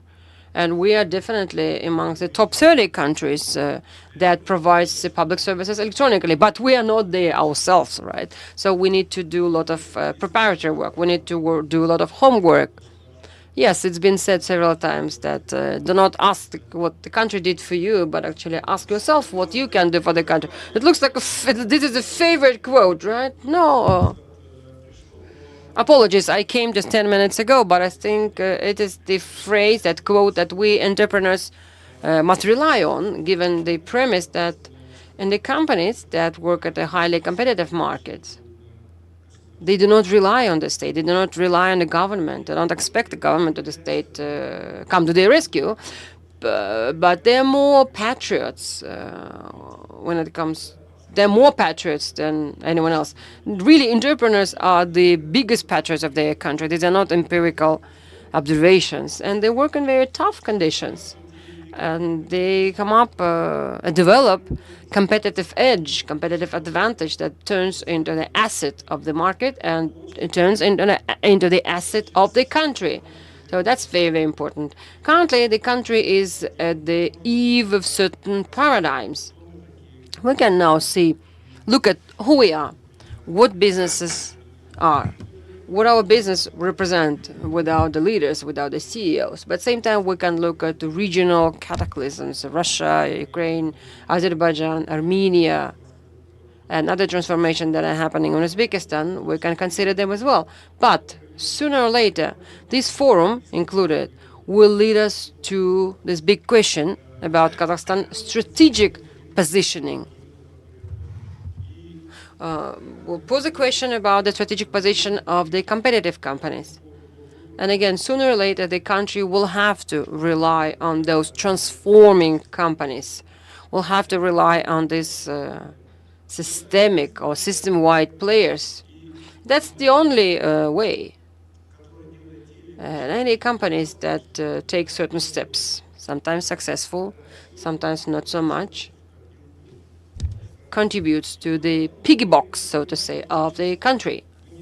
We as entrepreneurs, we do not demand or require special taxation regime or benefits. We do not demand certain preferential treatment, but we say that we have developed the competitive advantages that would look better for the country as well. And if we had certain conditions at the market, those conditions would really play out. Thank you. Yes, this morning we had information on Centros 500. In the last year, Tingish Chevrolet has increased its revenue by 63%, and revenue from the top three manufacturers made another 3 billion tenge for the budget, and I think the transformation got delayed to the next period. We see that the salaries actually increased. Salaries in oil producers increased by 30%. So on one hand, we increase the salaries for the staff. On the other, we see the trends that are happening in terms of transformation. So in order to connect the first panel discussion with the second one, and in order to move on to the hardcore discussion, some business-related issues, I would now ask you, Irkin, to talk about it.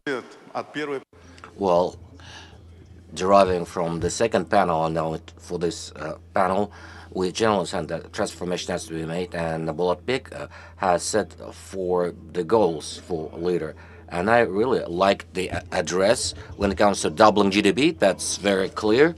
That's very right. It's incentivizing when it comes to economic problems. I want to work in a country that wants to double its GDP.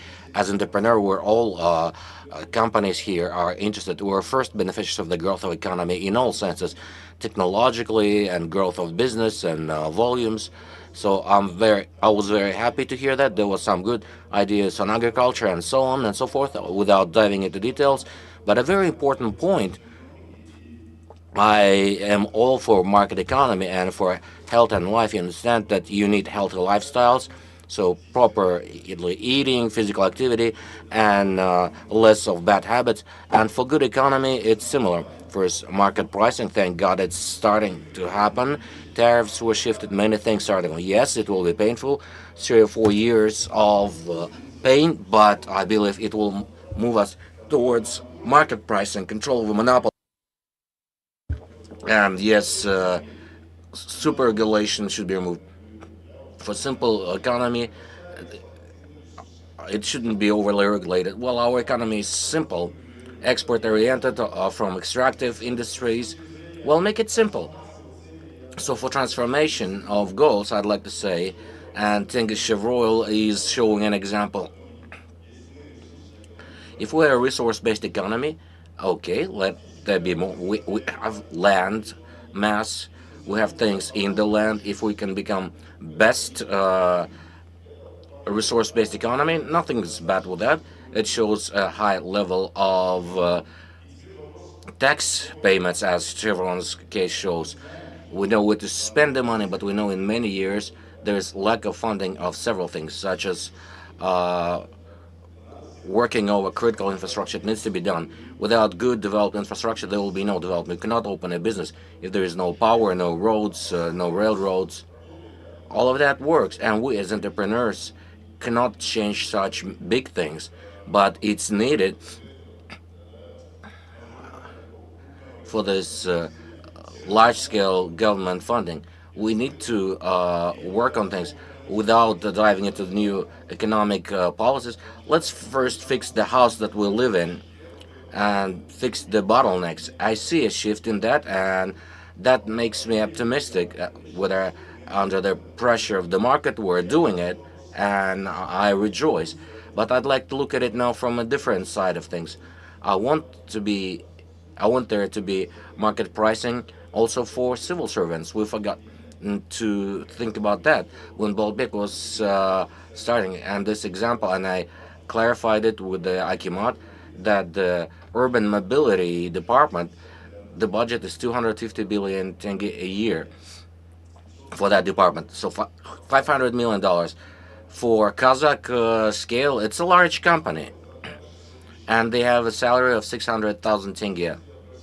We are professionals here, entrepreneurs, professional managers, experts. We do understand that it's a disbalance. There has to be market pricing also for the government sector. You have to pay salaries as head of a company with a budget of $500 million. Take the Singapore-style technocrat of what Dosum said.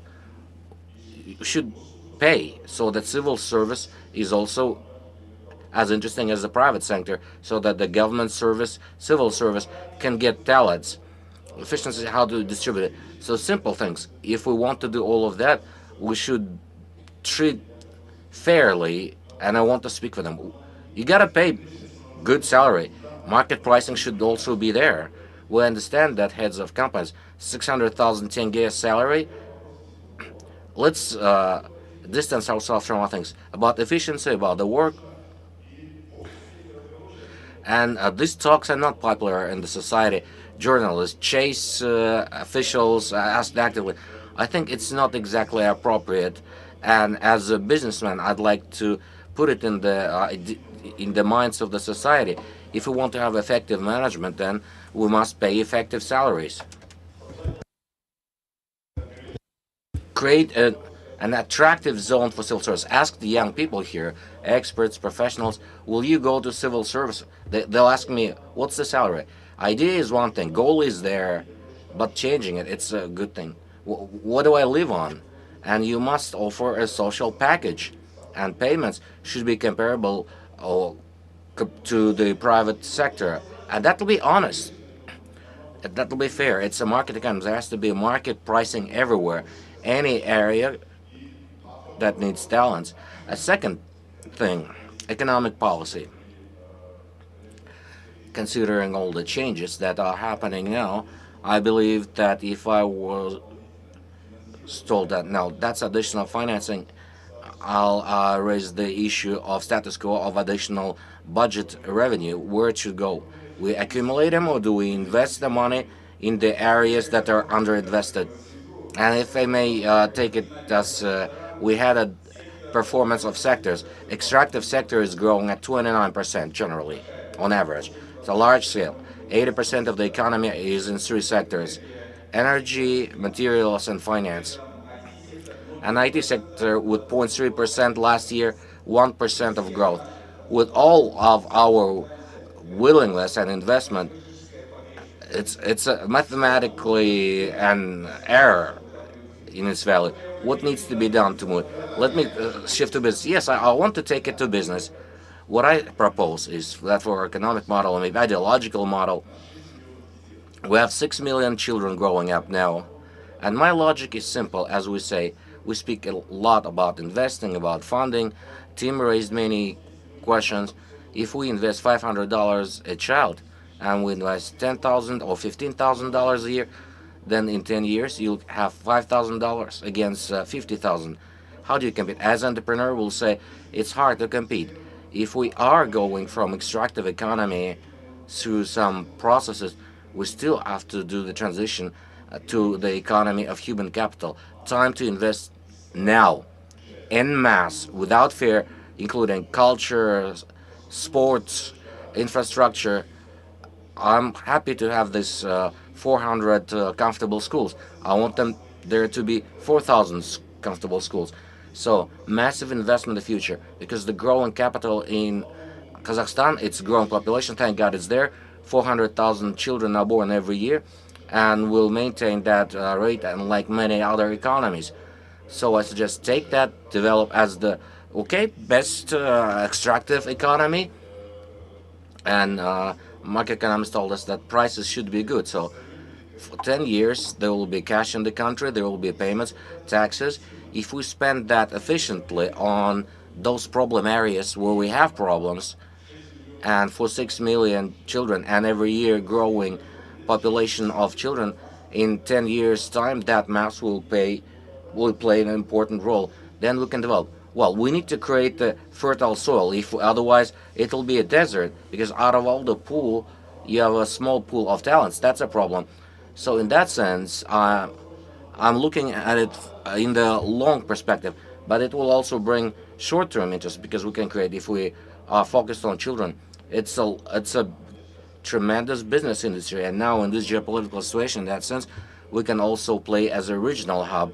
And in that sense, I'm sure that investing in 6 million children, I think it's a good direction for economic growth. Well, I guess we should move to business, maybe through business. Astana will hear. In business, a big question is how do you move from transactional form of relations with your clients into a transformational part. It,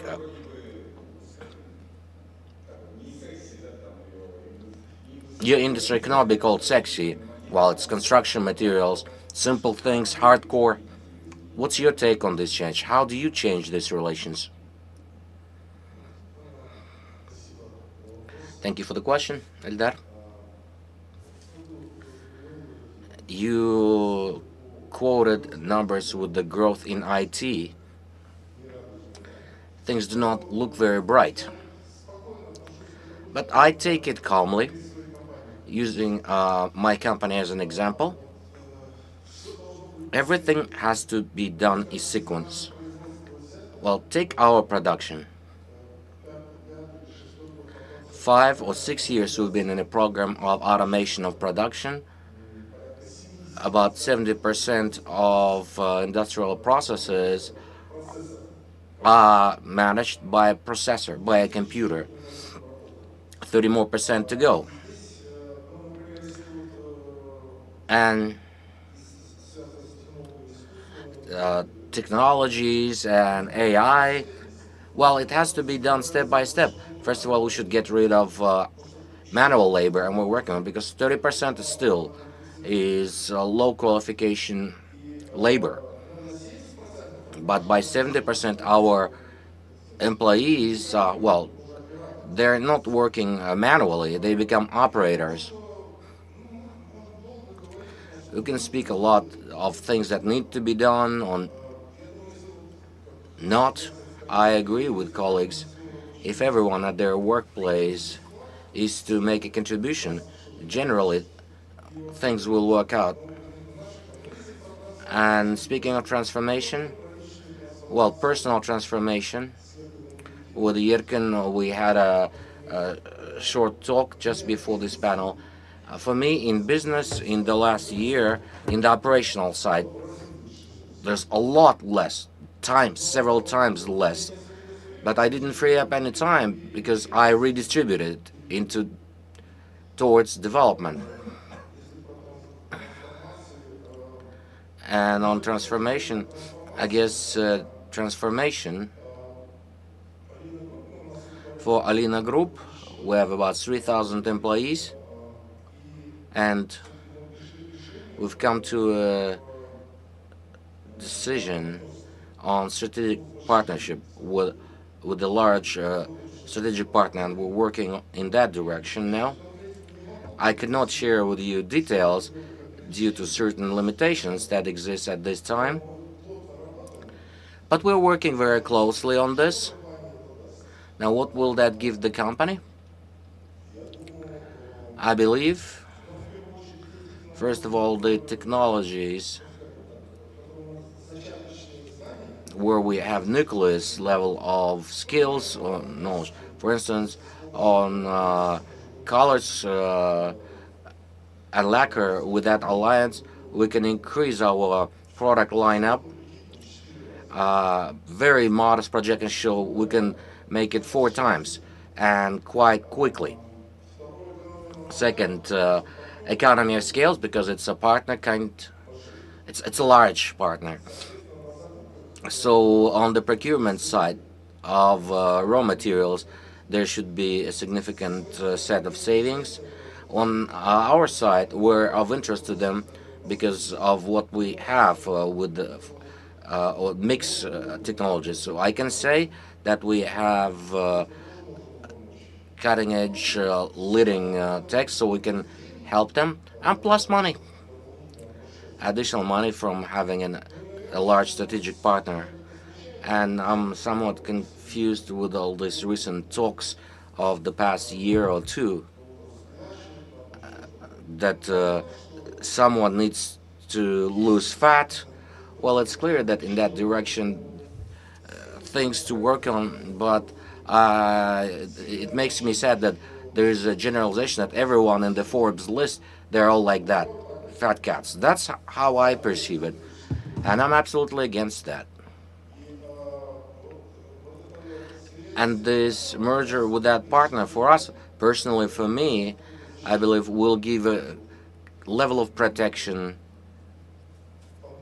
against fantasies of someone's minds up there. This is all from me. Understand? So Yerlik says transformation doesn't have to come from technology. Today it's a strategic alliance growing 4 times. Yes, we consider that to be a part of transformation. It doesn't have to be a technology. It could be a strategic alliance. Yerlik has 2 recipes. First, strategic alliance. Secondly, less personal involvement in processes. That way, there's more freedom for people to work. Okay, thank you, Eric. Alek, what's transformation for you? We, in fact, after 30 years of Kamesk being a general insurance company, we have become a life insurance company. It's clear that our decision on transformation was not done by AI. No, we made that decision.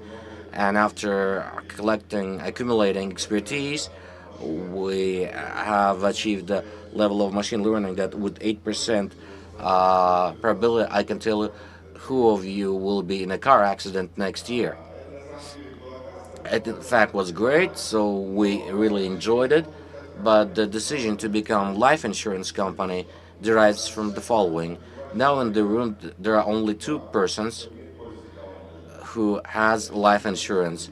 Well, forget about my employees who possibly work on that. Let me tell you, in a few years there will be 25% who have life insurance policy. Without going into that business, it would be inappropriate to lose this opportunity. So transformation here led to a situation when you've accumulated expertise in general insurance, you have a good start to start in life insurance. And for us, this is a large-scale project that we're currently implementing as a team in Kobesk and generally as Centris Group for our business to become more diversified in the part of covering two areas of insurance. We have Centris Insurance, of Centris Insurance, and Kobesk Life Insurance. So the synergy between the two companies that we have practically same clients, we know a lot about them, we have good data about them, and that lets us simply generate, well, in fact, we're growing double for the second year in a row. And believe me, life for you, for all of you, because this life insurance will help you improve your wealth in the future. That's advertising. Okay, okay, I agree. I'm finishing with advertising, as you put it. Now, for us, it first of all is growth. Thank you. Yerlik, they paid for advertising, so yeah. Kirill, if I may ask you, so what's transformation for you? Where do you see opportunities of exponential growth? Thank you, Ildar Sayedovich. You know, I thought that I will be the only person in this forum who will speak about transformation, not in the sense of advanced technologies, not in cloud solutions or AI or open banking and so on. I thought I would be the only one to speak about people, and it was very interesting that McKinsey, Bolotpek, and Irkin are now speaking about the importance of human factor, the culture, because the first thing we did in our transformation was that we set the people and culture in the center of everything happening, because we believe that without it we cannot achieve anything. So the first thing is paying attention to what kind of people we have, what kind of culture do we have. We've formed a culture code that we're now expanding gradually in all our processes and products, and we started with that. So we started not with technologies, we started with people. Second, it has to do with people. We have decided that we monetize our customer base very well, but we started thinking maybe we're not creating value for our customers. So this is a change in our values. We should create value and then think about monetization. It can be done through digital, but not only. We also talked to Amit before this meeting.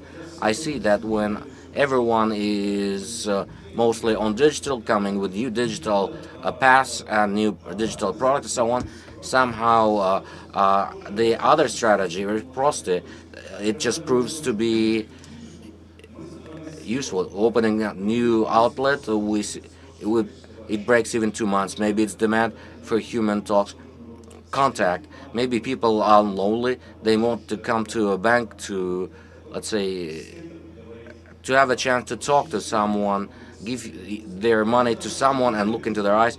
I don't know what the reason is, but I know we can create value not only digitally, but also in offline things by expanding our physical presence. So for us, transformation, yes, it's also digital. Yes, we launch small, we open digital bank for small business. We've done so quickly in 6 months, but we also plan to expand the physical aspects. В нашей трансформации это роль партнерств. Я не знаю, мы это обсуждали или нет сегодня. То есть традиционно мы рассматривали партнерство как возможность опылять трафик или клиентскую базу друг другу. То есть заполучить новых клиентов, которые у нашего партнера. Сейчас мы рассуждаем по-другому и с партнерами обсуждаем создание новых совместных продуктов и новой ценности, которые до сих пор на рынке не было. И в таком формате на самом деле оказывается интересно. Когда обе компании видят смысл своего существования в том, чтобы сделать что-то новое, уникальное для клиента, тогда мы можем собрать все наши данные, которые у нас есть, люди, команды, которые у нас работают, и мы можем выкатить совершенно новый продукт. И в этом формате партнерства мы будем двигаться вперед. Мы не будем делать свои экосистемы, как, может быть, некоторые на нашем рынке делают, но мы уверены, что через наших партнеров мы можем предложить что-то, может быть, даже лучше. Спасибо, спасибо. Хайрат, можно к вам. Где вы видите потенциал роста, где возможности для трансформации в вашем бизнесе FMCG? У нас такая очень представительная панель, представлены разные сектора. Спасибо. Ну, я прежде всего хотел сказать, что мы сейчас говорим о трансформации как о чем-то типа как о лечении или о санаторно-курортном, который раз в год или там раз в какое-то время нужно проходить. Базово мое понимание, что любая стратегия компании – это беспрерывная трансформация. Наверное, она связана с тем, что вот когда-то… That any company must transform without any end.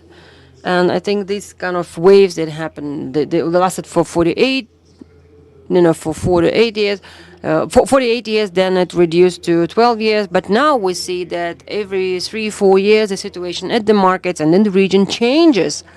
And every company, the developing and growing company, transforms continuously, non-stop. And if we talk about consumer sector, we see that changing in Kazakhstan very rapidly as well. And the company that you asked about, RG Brands company, it is quite a painful process if you do not do this strategy as a game, if you without gamification. And it's a game that should involve all the team members. And everyone has to transform. Therefore, our development strategy is called the strategy of 5 forces or 5 strengths. We have identified 5 competitive advantages, and they need to be developed in a very balanced way. If you do not participate, there is no participatory approach, it's quite painful. But if you are co-creator, co-author of all these new initiatives, that feels totally different. And I would like to support this idea that the transformation does not start from the technologies. It just doesn't start. If it starts with the technology, it stops there. It starts with people. Well, you know me, and it's been 20 years that I've been saying that if you want to really shake the market, if you want to implement some long-term strategies, then you need to change the motivation of the people. Yurkin has said, 100,000 tenge is a monthly salary, but this company, the one we're talking about, it's similar to our companies, RG Brands, it's the same case, right? It must double its revenue in 3 years' time. But currently, the company is $500 million. And you cannot really motivate people with this monthly salary. They need to be balanced, short-term, mid-term, and long-term goals and achievements. Then, of course, we're talking about equity-based motivation. People must really share this value creation and benefiting from that created value. Then, oftentimes, when they talk about transformation, they talk about transforming the products. But products is all product solutions. You change the client, to transform the client. If you are the leader at the market, you cannot service something that has already been created by someone else, like Coca-Cola. If you are a Central Asian or Kazakh company, you know your consumer better. And you must service and you must form and create those consumer occasions, consumer events. That's very important. And that's something that leads to product solutions and leads to the technologies that will be used at the end of this whole process. And I would also like to add a couple of words about organizational development. It's one of the 5 strengths that we have. We all have been proud and used to say that HR department is not the Soviet-style recruitment center. In one of the global business schools, when I asked them, when are we going to go through HR topics? And I said, HR is your post-Soviet is a thinking approach. No, because we talk about organizational development. And some time ago, actually, the HR services, HR departments were called organizational development departments. And currently, every manager at whatever level that manages 10 people or 1,000 people is also responsible for organizational development because the situation changed continuously. And whether you're managing the sales channels or economic aspects or product line and so on, that requires change at all times, including the change of organizational development. So I'm talking about deep changes, structural changes. And if we have a company that has sales of up to $1 million and a company that has sales up to $10 million, those are 2 different companies. And you're lucky if in your company with 10 millions you have same staff and same shareholders. But now, if I talk about doubling the GDP of the country, you need to transform everything, like everything from A to Z. You need to do the reload. And that is going to be very painful, especially if the whole society is not involved. And if we don't involve society, we won't achieve this goal, and we will not see the twofold increase of GDP. We, as a company, are interested not just in increased GDP. We're interested in adaptation, improvement, and progress of the wealth distribution system. And I'm not talking just distribution of material benefits. I'm talking about everything: informational equality, technological equality, access to education, and other mechanisms which will be beneficial and which will be distributed and accessible by all 20 million people, who will then use it to their own benefit, to the company's benefit, or to the country's benefit. That is our key interest. Well, we don't quite feel that the country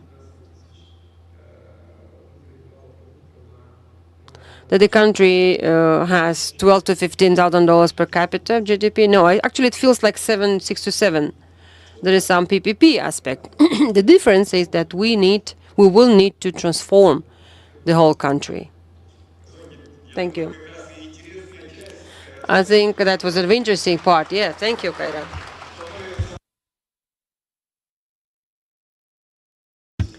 Thank you.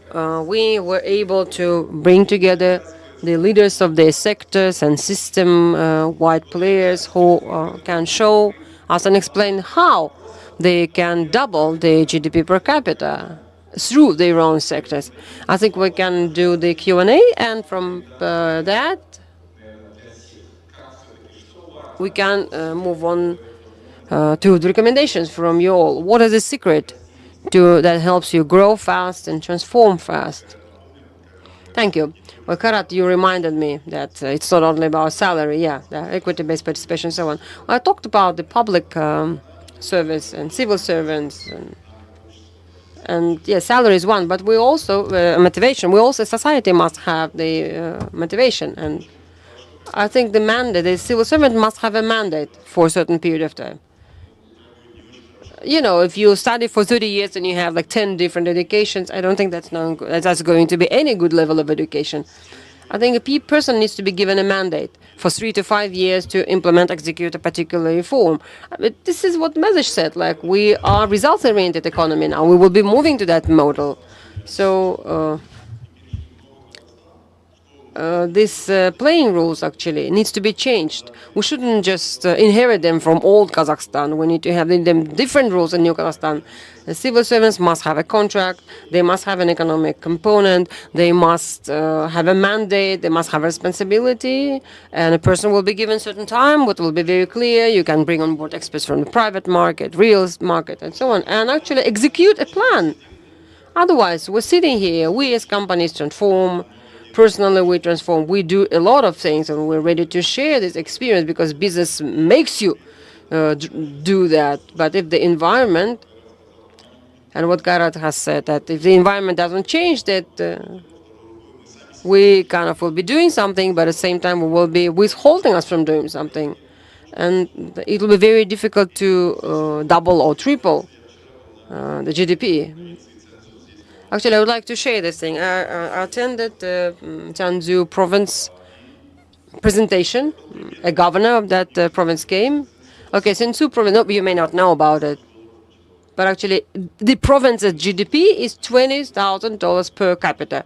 They have 3 million students, 1 person in scientific, 900 universities, and 170 top-level universities. And talk about, that, let alone schools, right? China has achieved that. Yes, they have planned economy, but China has spent a lot of money. I mean, they have the resources, population. So they have invested a lot of money in schools, university of truly good quality. And I think it's time for us to take this shift and to turn those 200 universities into better university. I think we need to do en masse investment in schools, in vocational educational training schools, and universities as well, if necessary. I think we need to do this kind of blanket investment even. And with that, we might arrive to some developing numbers. And actually, the political situation is quite conducive. It is quite positive for us. Yes, we're in the middle of a conflict, but at the same time, we have our challenges. We have this advantage that we can use. So I think we can start with the civil service transformation and bring market models in every sector. It has to be a market-based, honest model. Yeah. Thank you. As Gerhard said, we live in the times of continuous transformation, but there is this strength, so there is this force that is ready to change that. So, and I think the force is that you know best this market, this environment, this client, and there's no fear of competition from foreign players. And now I would like you to share one life hack for the audience of what would help your transformation. Sirik, if I could start with you. Thank you. Well, we are at a very interesting stage where we call it the bifurcation stage. We have, well, given the management systems, we have divided our ongoing and future businesses into run, change, and disrupt. So it's a very interesting model. If you think of growing fast, then run. This kind of model is suitable. Run is a business where you grow with certain speed, certain tempo. And that has to do with the market limitations. Change is where you use collaborations and unions, associations, and alliances. We look for some strategic players who can very swiftly increase their market share, can increase their market presence, bring on board some technologies, and grow fast and big. And the third is disrupt.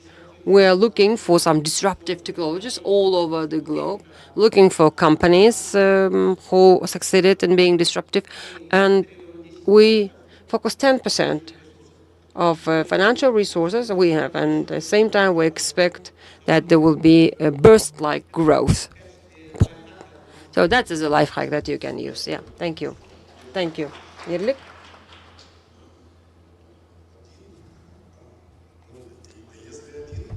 Well, one life hack, okay, then. Referring to my company, I would recommend, I don't know what's going to be successful, to rely on your own staff. I mean, that was successful for us. We focus on internal growth, a kind of internal nurturing of the staff. That's a huge system that includes skills, education, trainings, best practices exchange, and so on. But I think we are successful because we relied on the staff from within, on the people from within. It doesn't mean that we do not have any external recruitment or external hire, but our main focus is on internal growth. 90% of our focus will be on internal growth. And if I may, I would like to share a second life hack. I am convinced, more and more so, that a beneficial model is a partnership model that we build inside the company and outside of the company. And the main principle, which is not new, but is still a good principle of win-win.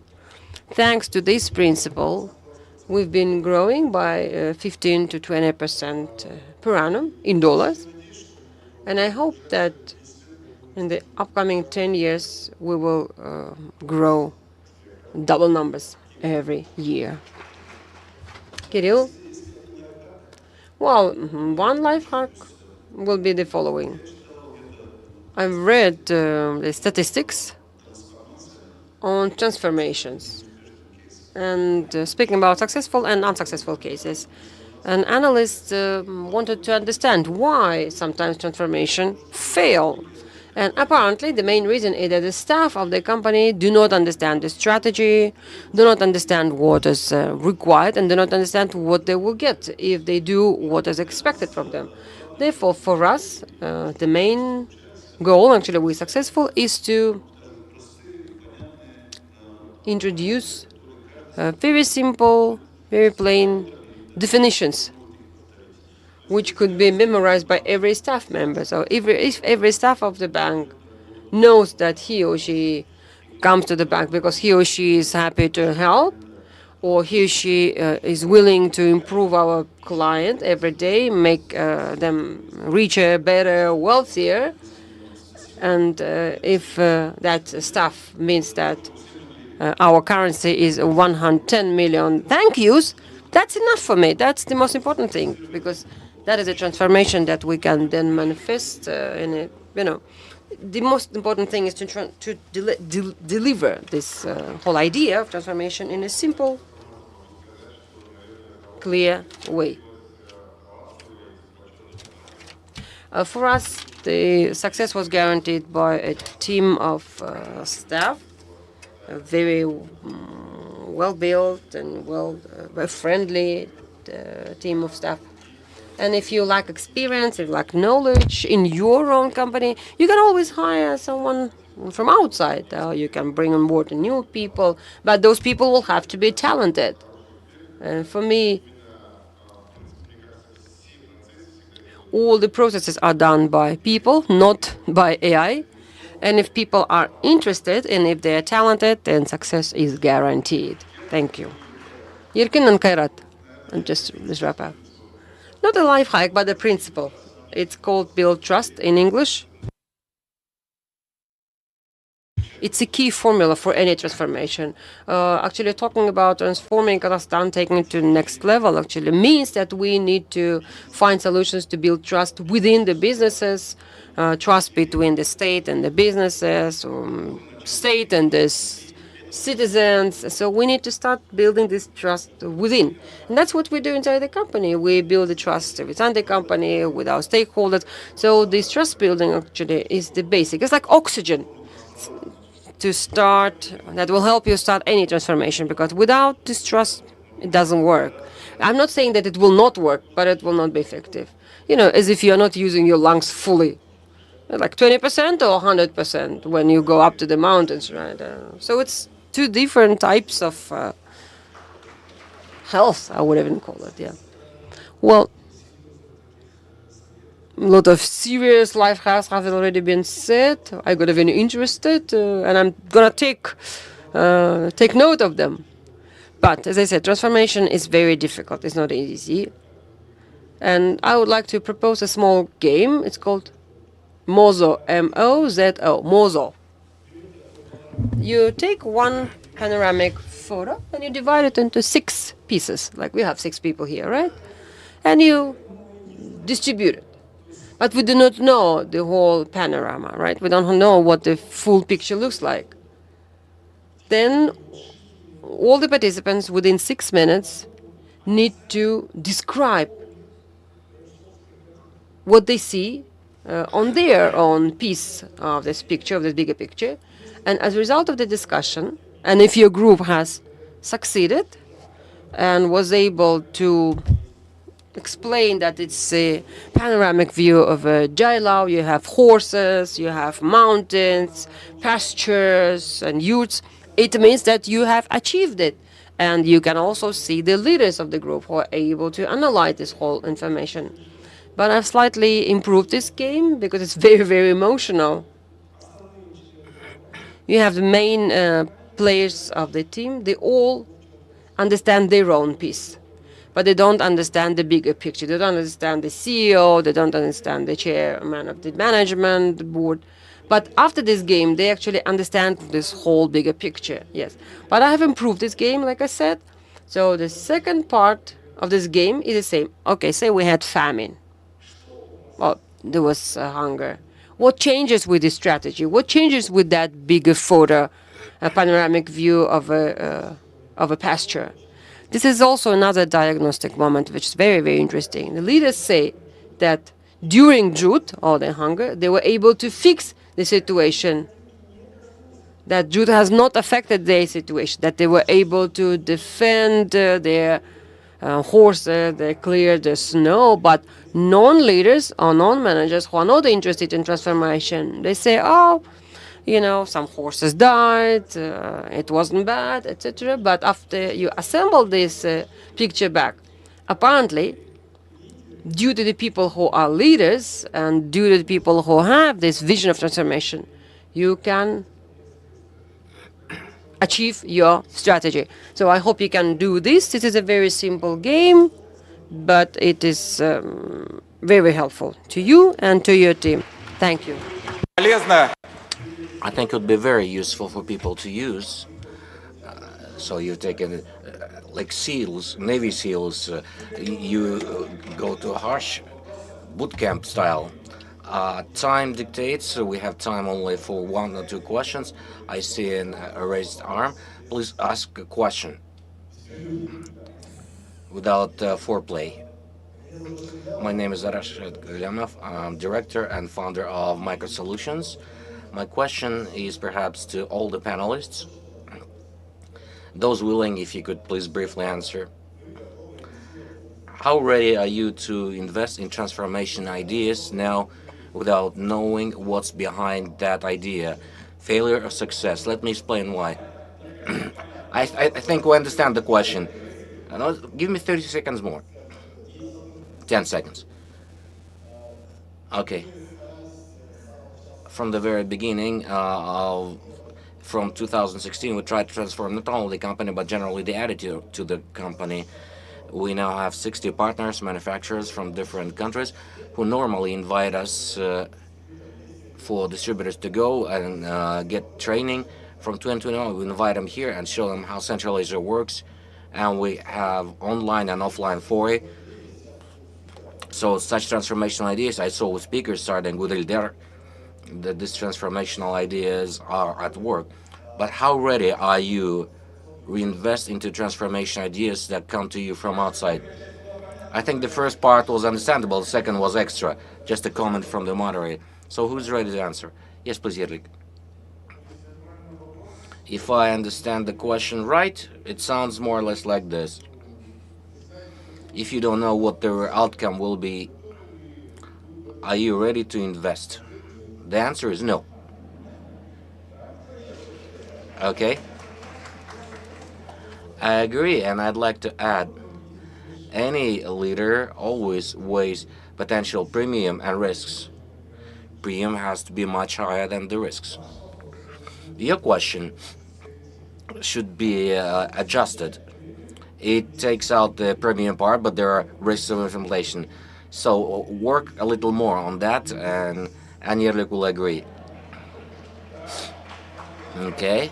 Well, I will add to this that you cannot start transformation if you're not a risk taker. In any case, you must take risks with volumes or prices and other things. It depends on the company and the person in charge. But generally, to start transformation, you must be a risk taker. You shouldn't be afraid to go where things are not guaranteed. That's the life of any entrepreneur. Nothing's guaranteed. So, in fact, we're natural transformers. Now, how deep you go, it depends on your personal character. Thank you. One more question. Yes, I see an arm there raised.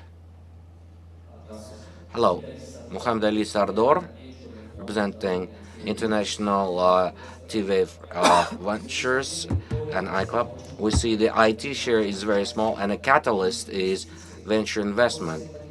The question is to all the panelists. Do you have any portfolios, startups, local or regional? And what do you plan?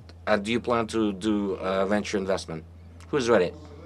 Well, I can say here we have people from Most, and they create ecosystems. So investing, you know those in venture, and I help them through building ecosystem for that ecosystem to give growth to venture capital and new startups.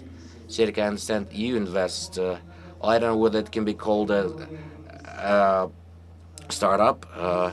We invest in several real startups in IT. For the time being, it's just purely venture investment. So, and that's the 10% disrupt of which I spoke earlier. Thank you. Well, let's thank our speakers. Unfortunately, time is limited. We see here are the local leaders who are here, direct and open, sometimes sounding tough, but I guess that's the reason of their success. I wish you success, guys.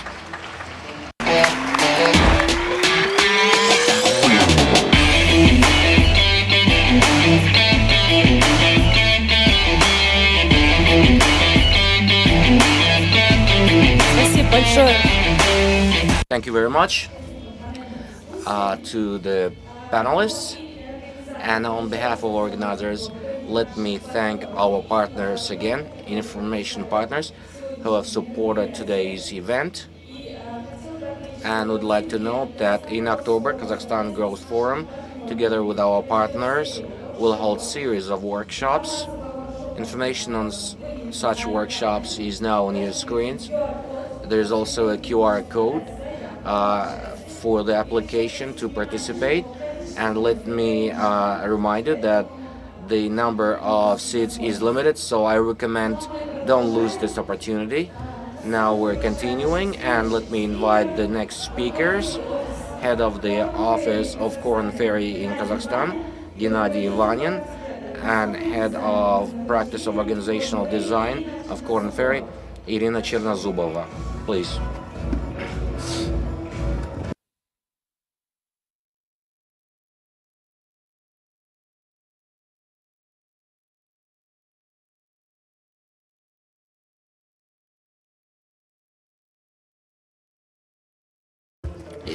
If I can have a second microphone, please.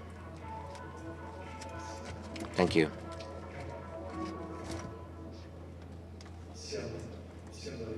Hello, everyone. One more time.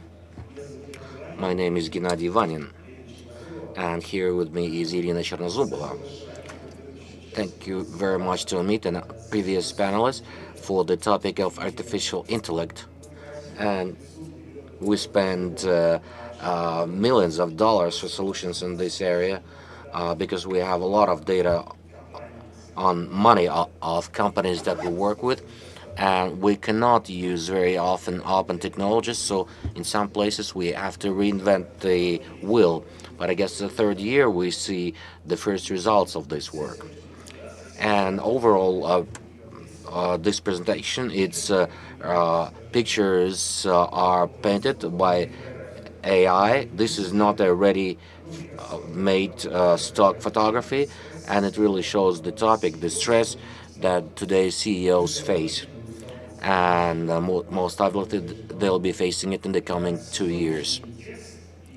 Today's text and things we'll show you is an excerpt from our discussions with our clients, with CEOs, members of boards, their concerns, possible fears, and their goals. I think it's very interesting that the previous panel, in fact, had become for us, we even cross-checked ourselves regarding the many trends that we'll tell you about. They happen. We hear it from the heads of Kazakh companies. Can't say these are just global trends that really concerns everyone, every region and country.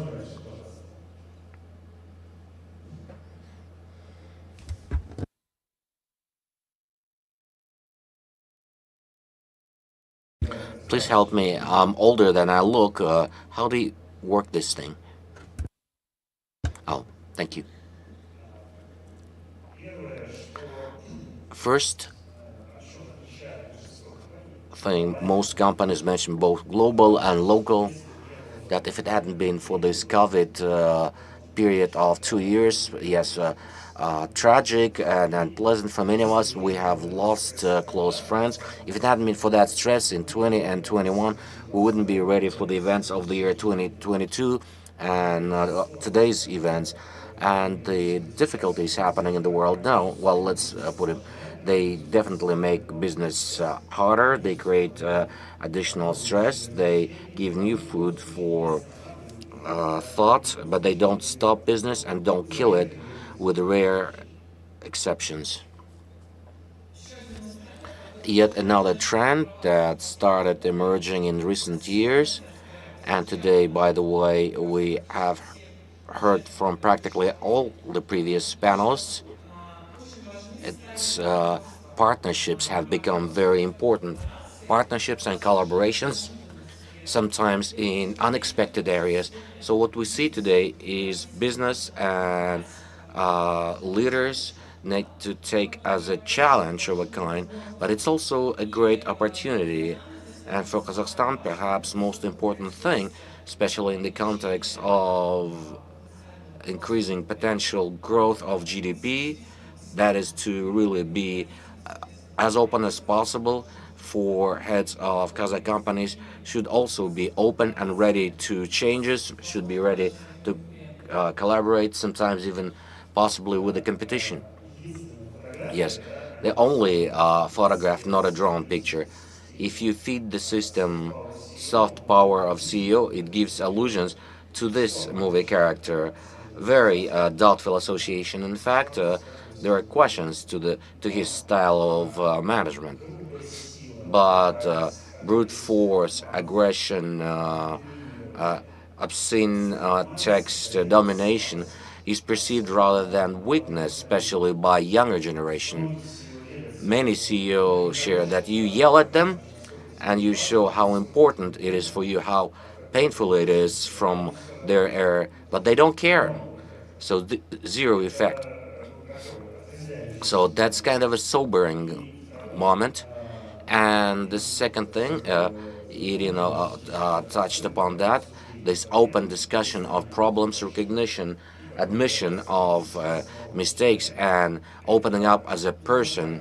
Well, let me put it this way. Before it used to be just fashionable and would be the what extravagant CEOs or shareholders would do, who would allow themselves more than a regular hired employee. But now it seems to become a mandatory pattern. It's very hard to be with it, but it's a new type of commitment you should have.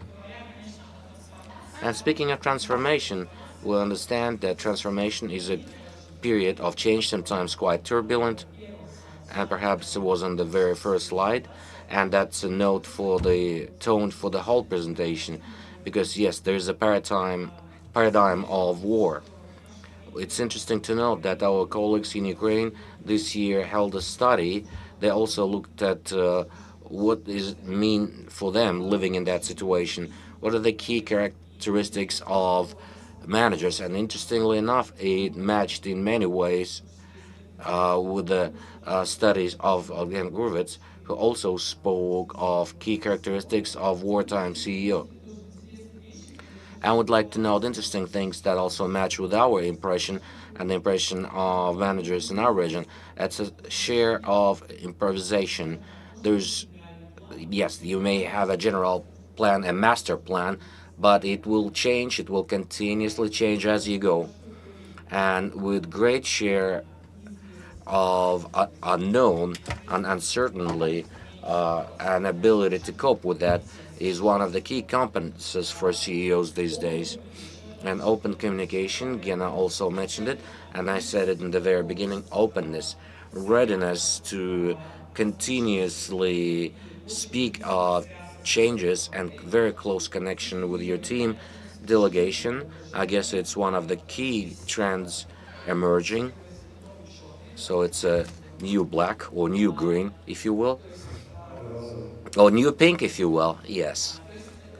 So it's the readiness to cut off some parts of business, possibly, and making that decision very quickly, and your team has to be prepared for that.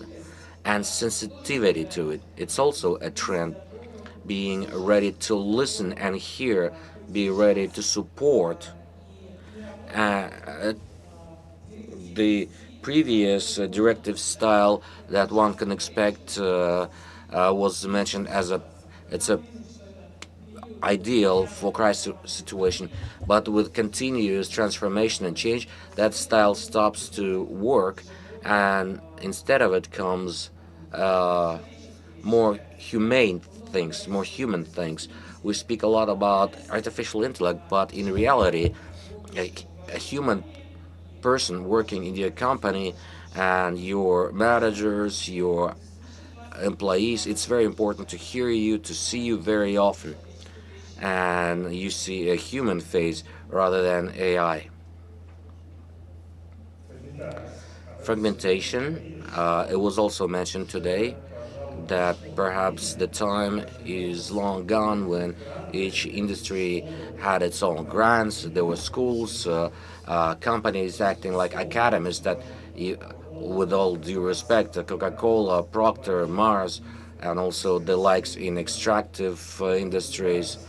This fragmentation of the world leads to a situation that, in principle, many large and fast-growing companies in emerging economies look up at benchmarks less, because experience of each company is unique and almost unachievable for copying.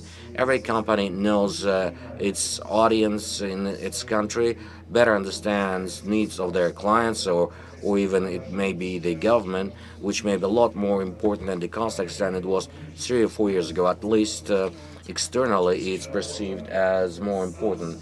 And this work becomes a global benchmark. While before the companies used to say we are behind for some things, now these differences can be perceived as advantages, as present of a cultural peculiarity and a power in the company that lets you handle some tasks more effectively. And the third thing, we'll give you more numbers in a minute, but the power of difference from the external world lets you train better prepared people for top positions in the company. One CEO shared, well, the process started maybe 3 years ago. Now they have fine-tuned it. A colossal difficulty was finding best talent and retaining them. Yes, you can pay them, you need to motivate them, you need to work on their mood, need to know how things are back home. So at some point, they managed to easily digitalize the type of people that are successful in the company and try to look specific for that type of people without thinking of hiring the best, the biggest, most powerful, and so on. We know who is successful in our company, and we'll do talent hunting for that type of people. We wouldn't have to look for the grants. It's interesting because it's a large company. I will not name it, but in the past 3 years, it had made a great leapfrog forward. And by the way, that takes us close to the next trend.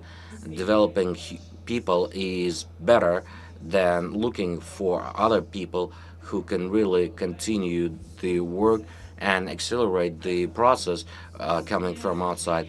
The speed of decision making, looking at the large trend, it had sped up in the recent years, and we really see it's very important to be quite flexible and adaptive to really cope with that rate and tempo. On the other hand, you need to look for solutions that let you, as a CEO, as a leader in the company, develop your business faster. And of course, AI and working with your organization for it to become quite autonomous so that it can quickly make decisions.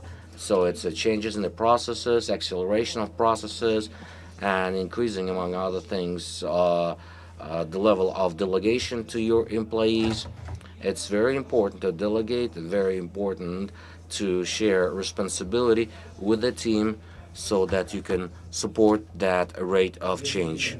An interesting example also from Ukrainian experience, if there was no longer this flexible system of delegation between CEOs and heads of main functions, divisions, or regional units. So cutting off some part should let the company function better. Of course, that's from painful experience. But this flexible organization and the possibility of that for a team in isolation handle a major task without having to run for advice to CEO or the shareholders, that's a major leverage, first of all, in retaining and then further development. Let me give you some numbers. On the left, the column on the left is the number for all the companies, kind of top 100 companies by capitalization, then followed by S&P 500. Of course, though there are Americans, and then the next top 100 at FTSE. The right on the gray column is Kazakhstan, 21 and 2022.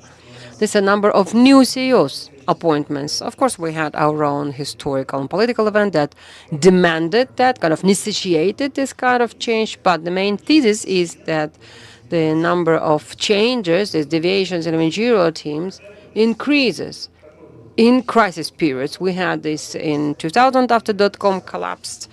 It happened also in 2009, 2010, and so on. So if you really track how things happen, that correlates pretty well. But when we see such change, I mean, we as professionals, we are against this kind of frequent change.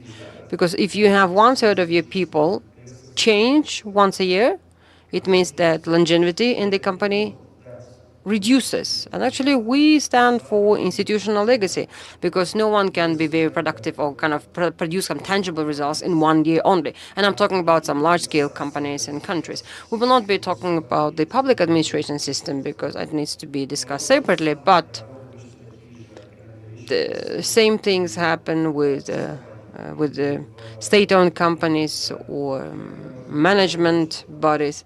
We sometimes may not be happy with the traffic jam at Al-Farabi, and we usually criticize the minister or the mayor, or minister actually we criticize for the speed of internet and so on. Doesn't matter. But let people work for at least 5 years, and then their team can show the results. Same, the share of internal appointments decreases. The internal hire decreases. It means that the company lacks successors, meaning that there are no people who could take over some of the higher positions. And that is quite tough on the corporate management system. It is very hard on the board of directors, it's hard on the committees that exist under the board of directors. And you don't always have to come up with a board of directors. You can have counselors or advisors, assistants, and so on. But any replacement of CEO by an external appointee is a huge stress for the company. And there are lots of statistical data that externally hired CEO is less successful than a CEO hired internally. Usually they judge on the basis of capitalization and the growth of capitalization, and usually the difference is two-numbered, two-digit. Another interesting trend about route to the top of the CEOs, and actually this is true for diversification as well. There is no longer one path, one route to become a CEO. De facto, we see a number of different examples, a number of different directions, and yes, quite high number are being appointed from operations departments, but at the same time, we see that if we look at the distribution of CEO's origin, that becomes very diverse. So, I mean, these are numbers for Kazakhstan. We decided not to use the global data. It will be very difficult, but nevertheless, it's quite diverse, you know. Yeah. I think it's even more diversified. Yes, we have this 6 sectors, but there are more, of course. The practice shows that the portrait of the CEO changes. And actually, moving on to the next slide, the next one. So there's that different trends about the current CEOs, and it doesn't always have to do with the origin of the professional, but also has to do with the age. Actually, it is declining. It might be explained by a crisis, by a new wave, but nevertheless, it happens globally, and that is also reflected and reproduced in Kazakhstan. In the world, I think the average age of newly appointed CEOs in Kazakhstan is 43 years old. Whereas if we take the average age of all the existing CEOs, that is 48. And in the last 2022, these numbers have even dropped by 1 year. So actually our CEOs are generally 10 years younger than average, but we hire with every year even younger CEOs. It means that we believe in the potential and we hire people who have not been CEOs before. But the statistics is quite interesting, and also our global research show that the golden age of CEOs is between 50 and 60. That's when people are ready to share as much as possible. They are ready to give more than to take. They are ready to create more. And even under very volatile circumstances, they're still ready to do more. Statistics shows that this is the cluster, an age cluster, that gives us the best result. So interesting that on one hand we have younger CEOs, especially in Kazakhstan, but on the other hand we see this trend with the give back, the payback happens at the more mature stage of life. Well, I don't think there is direct correlation, but we can at least think about this. We can at least think of who we appoint and for how long. Those who were appointed just now, like 42, 43, how long are they going to stay in this office? And what is going to be the payback from them? What's going to be the return on them after their 3 or 5 years as a CEO? Well, we've said about fragmentation of the global market, but 43 years by global era is very, very young for a CEO, like very young. So here's statistics for Kazakhstan, black column. Yes, this previous panel did not have women, but in reality, Kazakhstan matches the global trend, and we see that number of women in managerial positions increases, and sometimes it's even higher than in some European countries such as Switzerland or Italy. Again, direct correlation about female CEOs and their efficiency cannot be made, but nevertheless there is the general trend toward diversification, and that the strength in diversity is supported in Kazakhstan, which is quite interesting as well. We sound like the staff of American company, and we may be fired for saying that there's no direct correlation, right? So, actually, yes, there is dependency with a certain threshold when you have more women in the board of directors and the management board and so on. However, you can always find the data that will defy your position, your conclusion. So now about public activity. When you work inside one country, you can afford a little more in terms of personal statements, personal opinions. But once you have global market that you work at, once you have international partners, and once your staff starts working in a dozen of companies, then a CEO of a public company cannot be really public, because every their word, every their step is analyzed under a magnifying glass. God forbid if you make a donation to wrong fund, or God forbid you supported your marketologist saying that there will be no plus size models, or God forbid if you say something else. So, okay, resignation is one thing, but actually financial indicators of the company may drop as well. So there are lots of things that can be misinterpreted during a public statement. So no matter what you say, if you have different groups, different target groups, then you're going to hurt someone's feelings. So currently, these big companies, they have huge communication agenda. They change the socket for their phone charger, they have a whole presentation. They change something small and minor, they issue a press release. And with that information flow, you barely have an opportunity to ask, to squeeze a sudden question. You should not be put in a position when someone can really question you directly, because definitely you're going to hurt someone. There's this innocent example, actually, that I saw just yesterday. One large patron, when speaking at an opening of an art gallery, and there was a woman, director, and he said thank you to the director for her contribution. But she corrected him because in Russian you have these different gender endings. It can be directress, like she director, like with like chairperson and chairwoman, chairman. So actually he could have corrected her to fix her, said it is wrong, or maybe to follow her lead or to do something.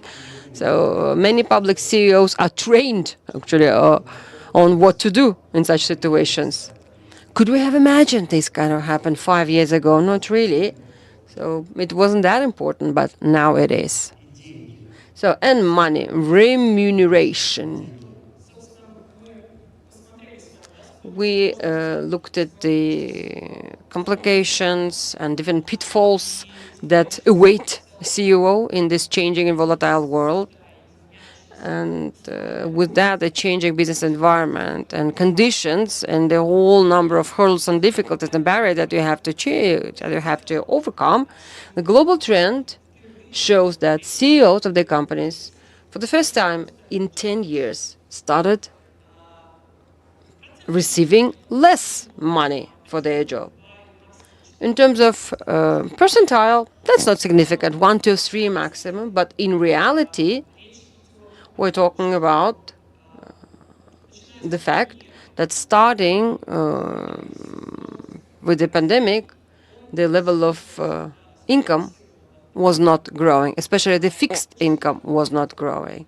And why did that happen? In reality, when we look at remuneration, then the CEO's remuneration is very, very different from that of the regular staff. Our colleagues in the panel discussion have touched upon this issue, and they said that there is a need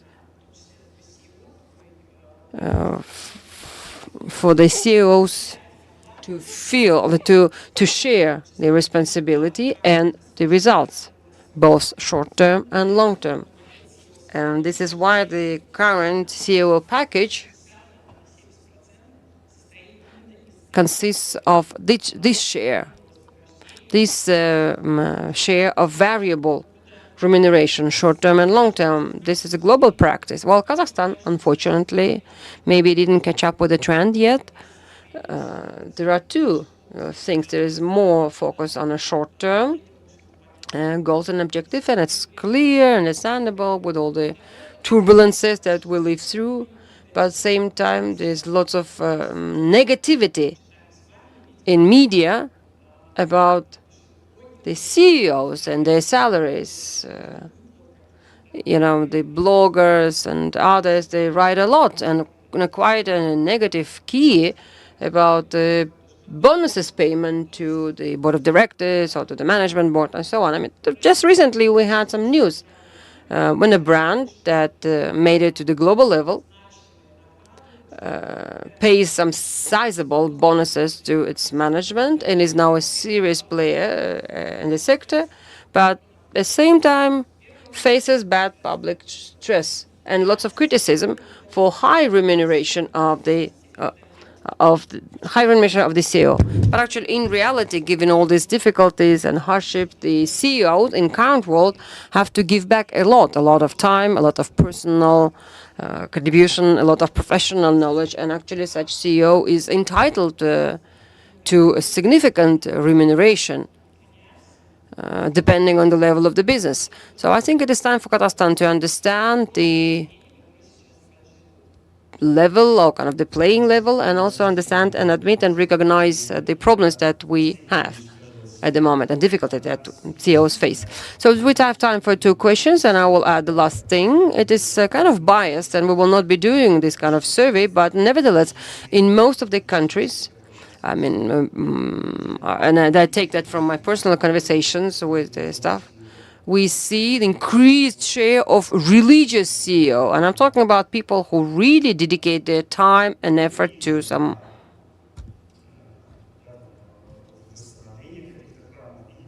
restoration and recovery of different mosques or shrines, or the ones who spend their time and money on different pilgrimages.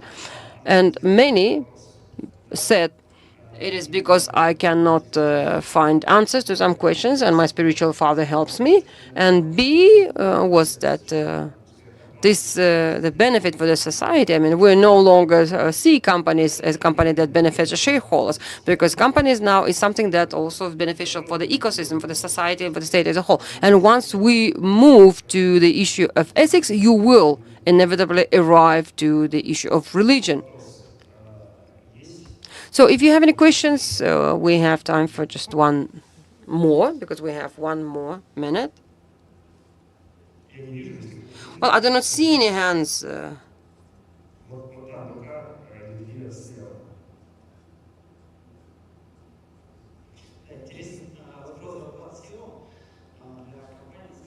Well, it's interesting to see the spread of remuneration for CEO. Say, okay, we have a company of 500 staff, the average salary 600,000 tenge. What would be the expected salary for the CEOs? There are 6 to 7 different key criteria which define the remuneration for the CEO. That's, I don't think I can really come up with a number. I cannot say any numbers, I cannot quote any numbers without the specific data. No, but you had Fortune 500 companies. There was an indicator. Yeah, of course. $14.8 million, which is a median salary of a CEO of S&P 500 company. We decided not to quote other countries because it's very difficult and it's complicated, and many, but still many, CEOs who work at the developing market has a chance to get and receive additional income. It is hard to measure that. It is we cannot disclose details, but nevertheless, at the developing market, these numbers might look differently. You're talking about corruption? No, but then the average salary of a staff will not be the predetermining factor for the CEO remuneration. Thank you. The fourth row over there. Yeah. When you showed the characteristics of the CEO in English, you said kindness in your English slide, but you translated it somehow else. I mean, kindness towards who? Kindness to whom? To staff? To problems? If you could elaborate on that. Women kindness in a sense of in a sense of generally being kind to the people around you and being kind to your staff, to personnel, human resources. This whole type of a dominating, strict CEO is in the past now. And it's Ukrainian guys who did this survey with their CEOs, actually, and that's very similar to what other countries will show. So you have these conditions when you have to shout at someone, scream at someone, when you can cuss and use swear words, but not anymore. CEO of modern times are very polite, very tactful, very considerate in their conversations. Yes, I mean, we have the stereotypes in our head, but it's no longer no longer the way. Yeah, the Einstein has proven that there is no ether, but we seem to live in this ether. Yes. Maybe it's different and slightly different for others as well, but it works. And this is a very clear trend. I think it had to do with the open dialogue system. It is about the opportunity of a staff member to hear, to see, and actually to be heard. And when the CEO and staff work as one ecosystem, and when they communicate and socialize at many, many levels. Thank you. Thank you so much.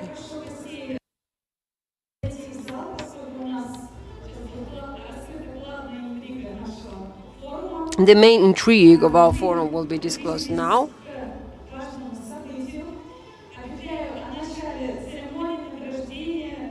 And I would like to start the award ceremony for the most effective leaders of the company, the transformers, and the best deal. The Expert Council of Kazakhstan Growth Forum selects the winners. We have people here with extensive strategic management experience, with financial analysis, knowledge in technologies and HR. The chairperson of this expert council is John Dosov Uras, Andrei Beklimishev of IDC, Vice President Yelena Bakhmutova, chairperson of the Finance Association of Kazakhstan, Ekaterina Benjamin, the head of IC representation in Kazakhstan, Virjan Dosumbekov, managing partner of Grant Thornton, Yerlan Dosumbekov, EY Kazakhstan. Lekin Jumash of the KPMG managing partner, Dana Inkarbekova, the PwC Eurasia managing partner, Bulakbek Ekpaev, the managing partner of McKinsey Company, and Dina Rostaeva, the executive director and a member of Kazakh Independent Director Association. I would like to invite Eldar Abrazakov, the chairperson of Kazakhstan Growth Forum, as well as the chairperson of Expert Council, Oraz Jandosov, for the award ceremony.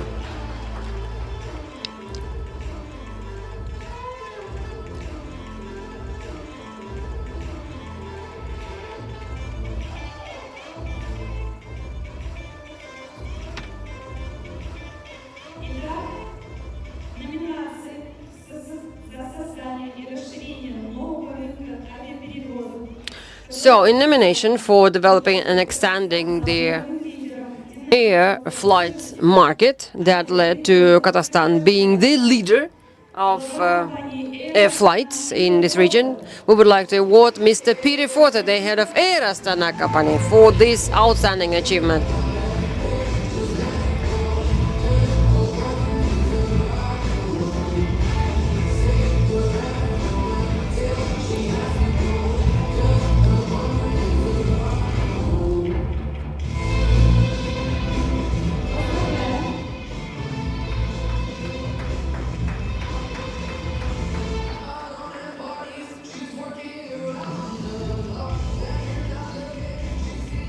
Congratulations.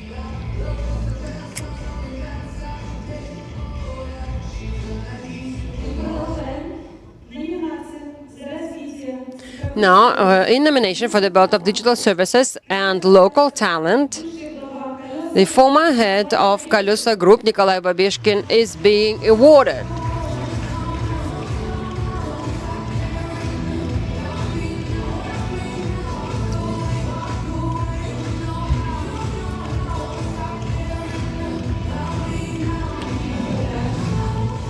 Congratulations.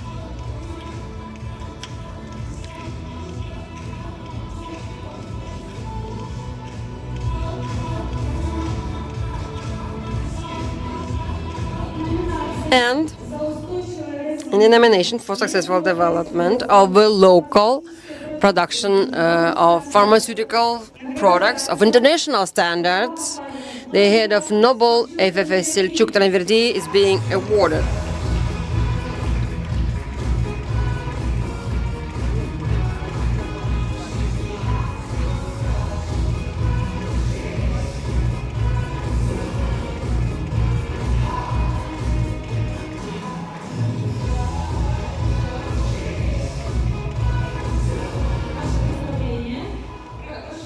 Congratulations. Now let's take a group photo, if you may. Yes, please stand over here. Thank you.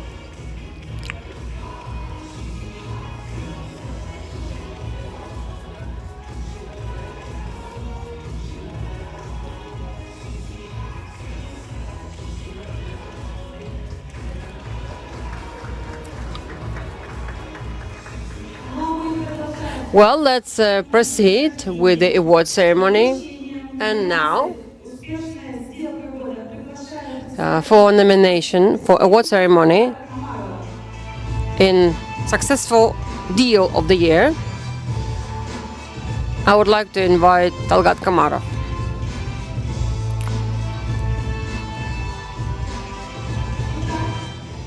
Well, in nomination, the best transaction in venture funding,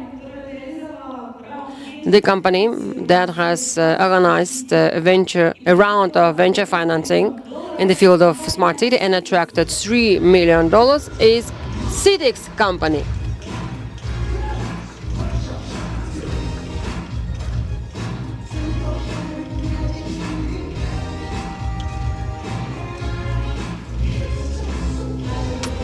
Congratulations.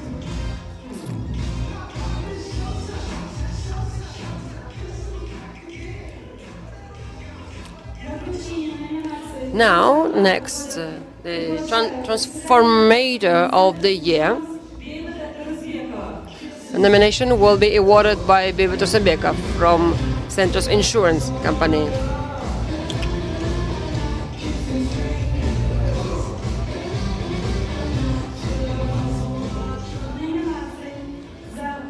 In the nomination for popularization and integration of public services, and not only in the daily life of the citizens, Kaspi Gazette Company is awarded.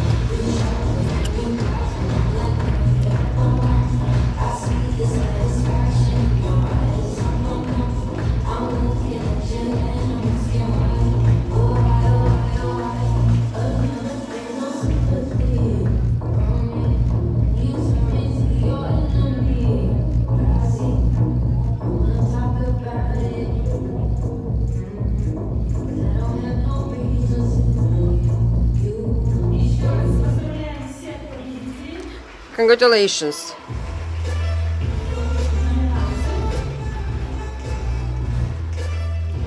Congratulations. And let me remind you that information about the lunch was provided on the hindsight of your badges. Please follow that info and bon appetit. See you back at 2:20.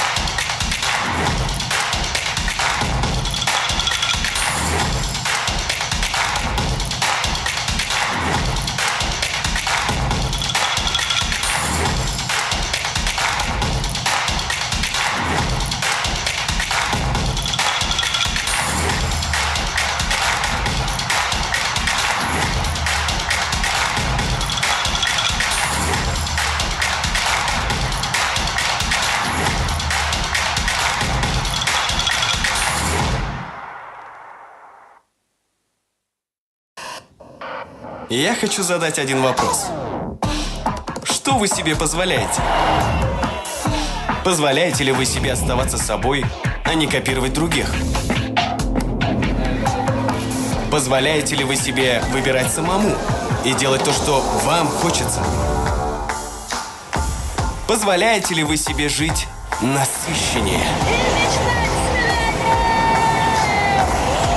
Пробовать, пытаться, ошибаться и снова пробовать, пока не получится. Позвольте себе больше. И мы в новом Home Credit Bank поможем вам в этом. А что позволяете себе вы? Менің сізге бір сұрақ қойғым келеді. Сіз өзіңізге не рұқсат бересіз?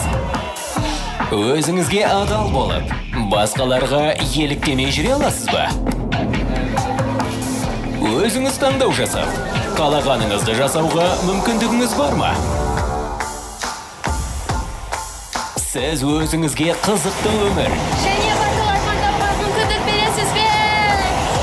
тырысып, талаптанып, қателесіп, жолыңыздан таймай, мақсатқа жете аласыз ба? Өзіңізді шеттемеңіз. Жаңа Home Credit Bank'те біз сізге көмектесеміз. Ал сіз өзіңізге не рұқсат бересіз?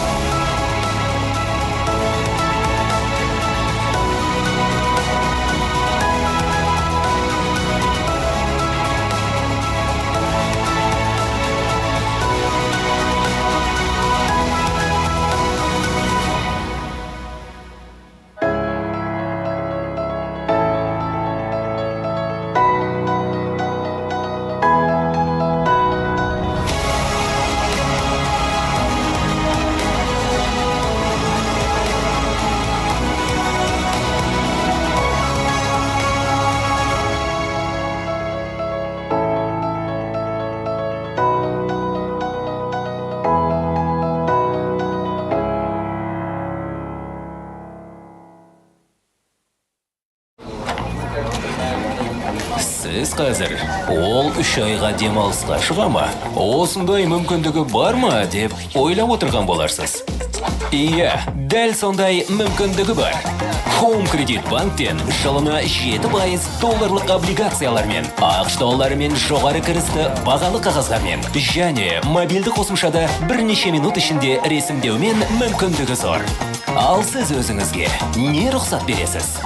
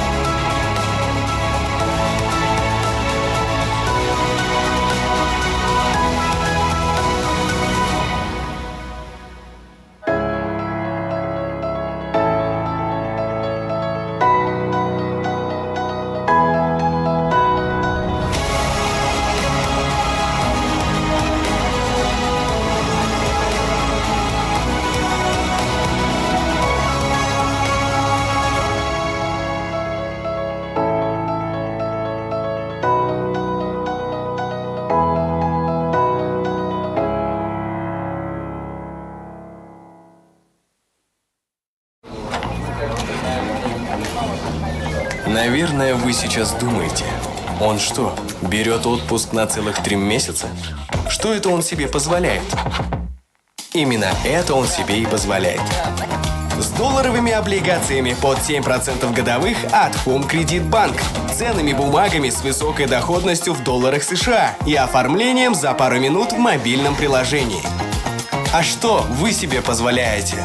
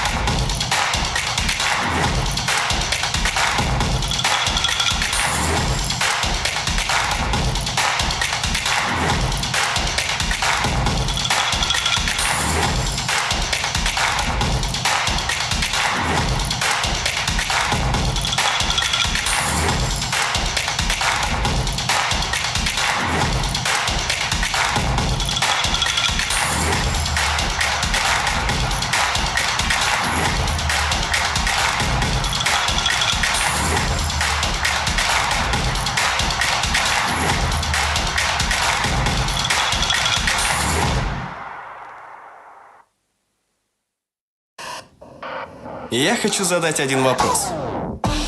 Что вы себе позволяете?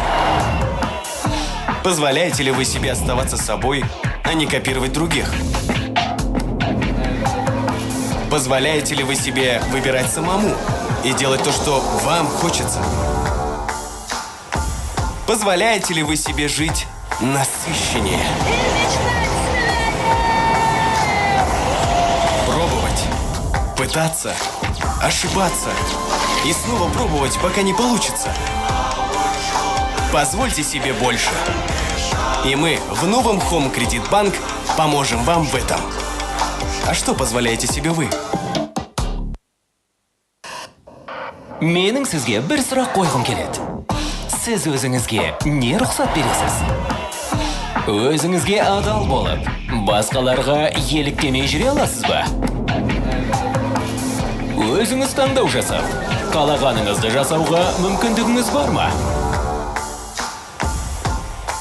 Сіз өзіңізге қызықты өмір, Және батыл армандауға мүмкіндік бересіз бе? тырысып, талаптанып, қателесіп, жолыңыздан таймай, мақсатқа жете аласыз ба? Өзіңізді шектемеңіз. Жаңа Home Credit Bank'те біз сізге көмектесеміз.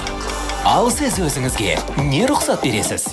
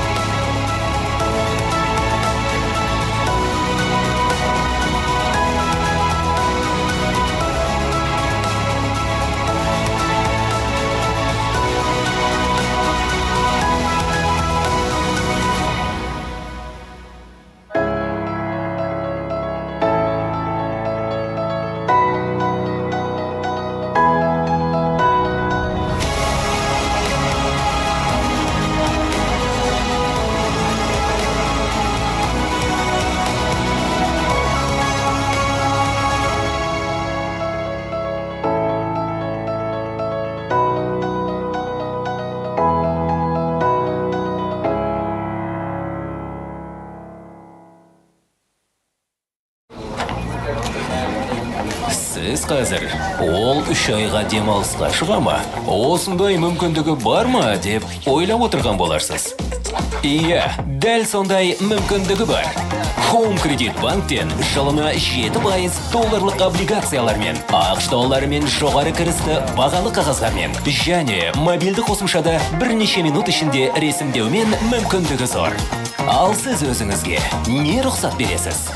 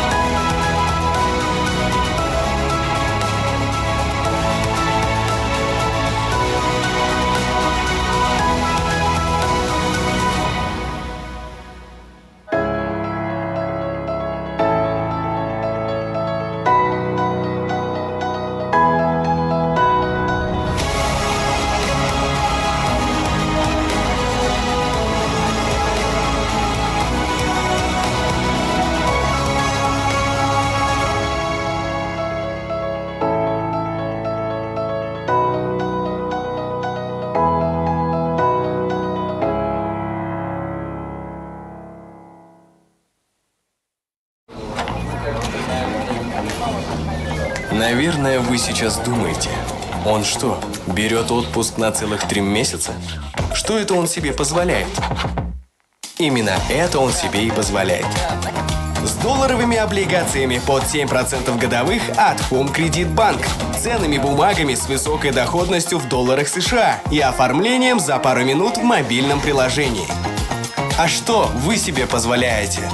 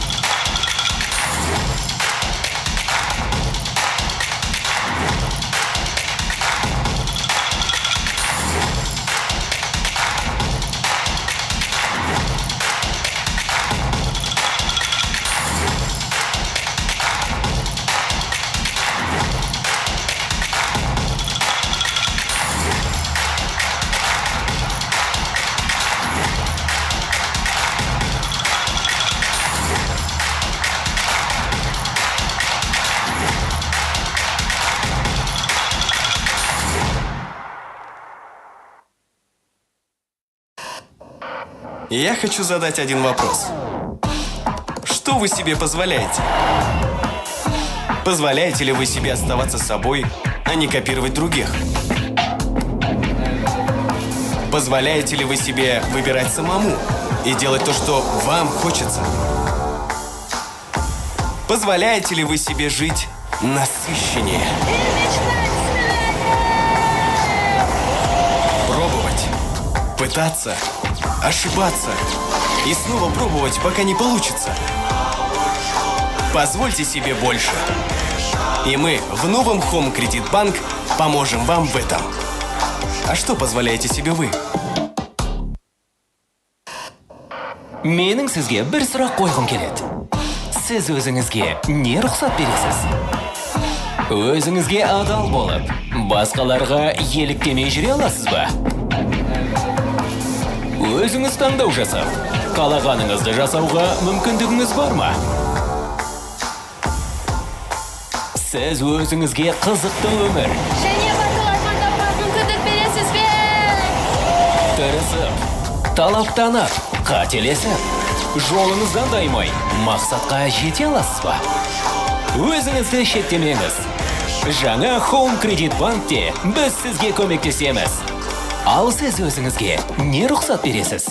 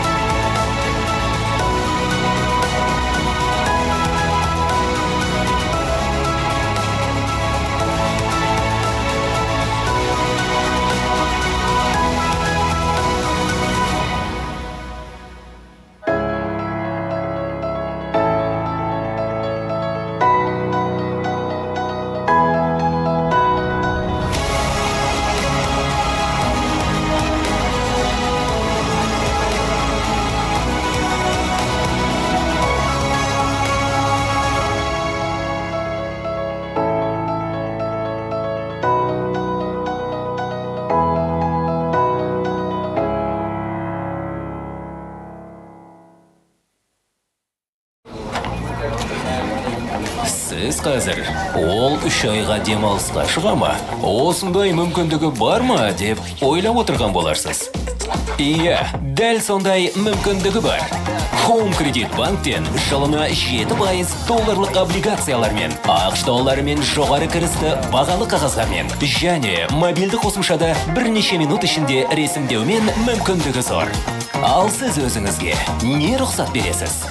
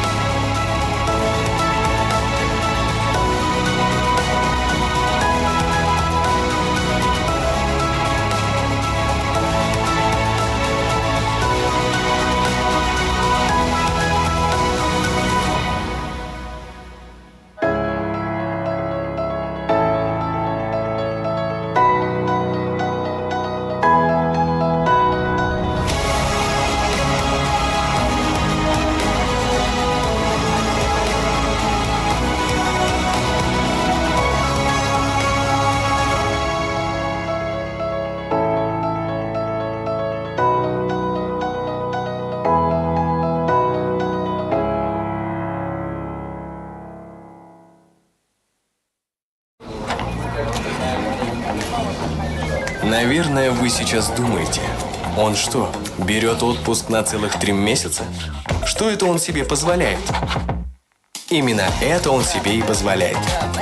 С долларовыми облигациями под 7% годовых от Home Credit Bank, ценными бумагами с высокой доходностью в долларах США и оформлением за пару минут в мобильном приложении. А что вы себе позволяете?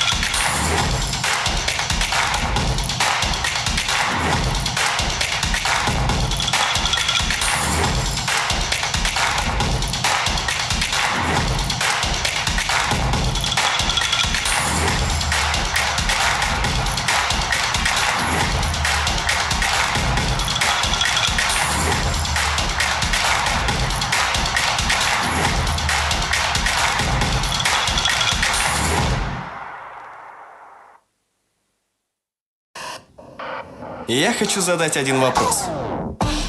Что вы себе позволяете? Позволяете ли вы себе оставаться собой, а не копировать других?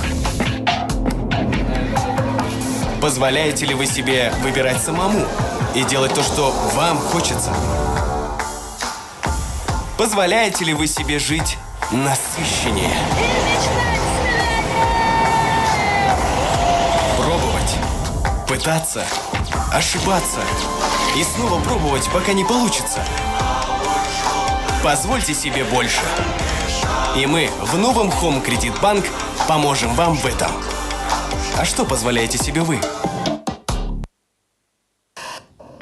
Менің сізге бір сұрақ қойғым келеді. Сіз өзіңізге не рұқсат бересіз? Өзіңізге адал болып, басқаларға еліктемей жүре аласыз ба? Өзіңіз таңдау жасап, қалағаныңызды жасауға мүмкіндігіңіз бар ма? Сіз өзіңізге қызықты өмір, Және батыл армандауға мүмкіндік бересіз бе? тырысып, талаптанып, қателесіп, жолыңыздан таймай, мақсатқа жете аласыз ба? Өзіңізді шеттемеңіз. Жаңа Home Credit Bank'те біз сізге көмектесеміз. Ал сіз өзіңізге не рұқсат бересіз?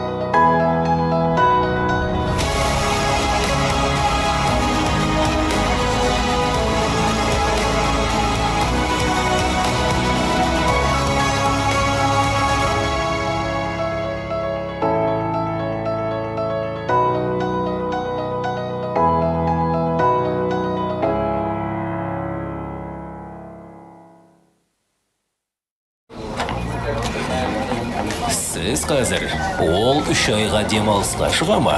Осындай мүмкіндігі бар ма деп ойлап отырған боларсыз. Иә, дәл сондай мүмкіндігі бар. Home Credit Bank'тен жылына 7% долларлық облигациялармен, ақш долларымен жоғары кірісті бағалы қағаздармен және мобильді қосымшада бірнеше минут ішінде ресімдеумен мүмкіндігі зор. Ал сіз өзіңізге не рұқсат бересіз?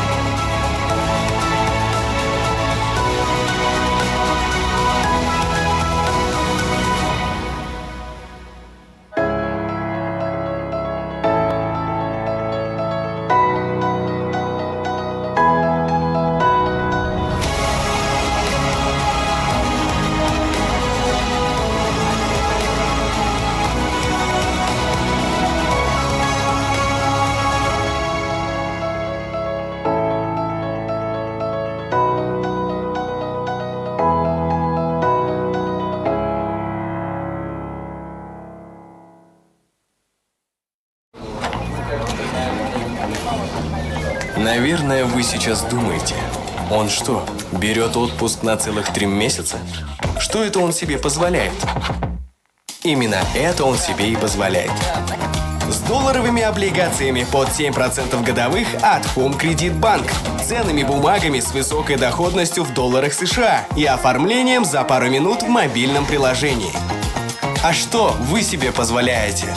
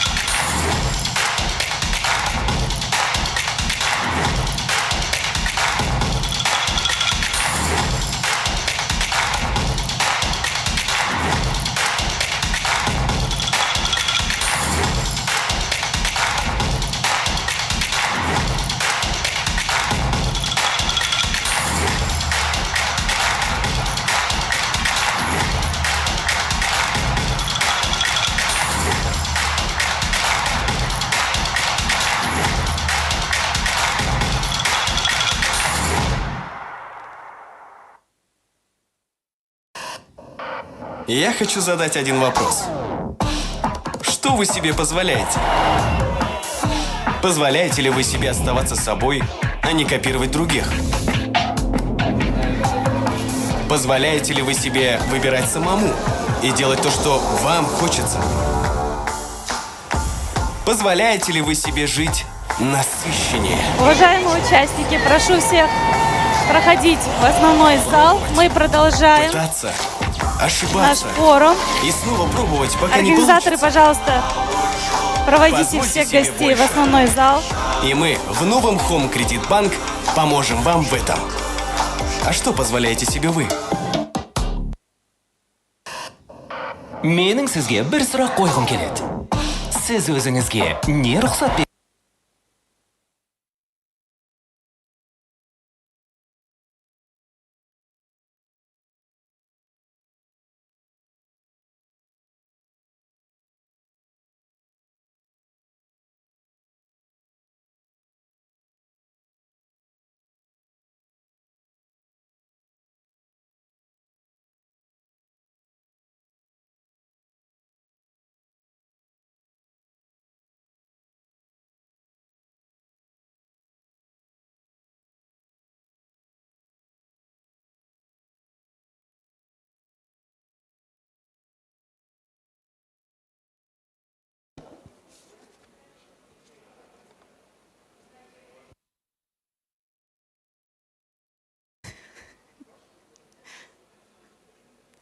Уважаемые гости, пожалуйста, прошу всех проходить в основной зал. Мы продолжаем, поскольку программа... Dear guests, please come to the ballroom as we are going to proceed according to the timetable. Ну, а мы начнем. Well, let us get started while people are still gathering up. Welcome back again to Kazakhstan Growth Forum. Once again, I would like to thank our partners and info partners for supporting our forum, our event.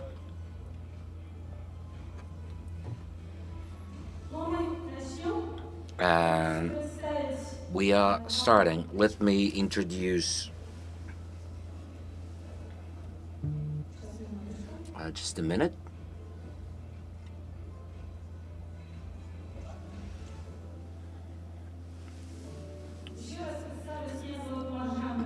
My name is Marjan Milanic. Today I'm introducing top 20 Kazakh companies, top 20 in innovation.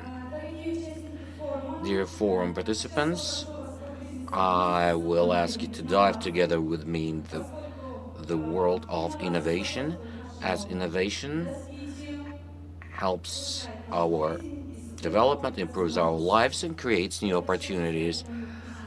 Please put up my presentation on the screen. Okay, great, it's there. Like I already said, innovation helps improve revenue, transform business of the company. So we have decided to assess innovation in Kazakhstan.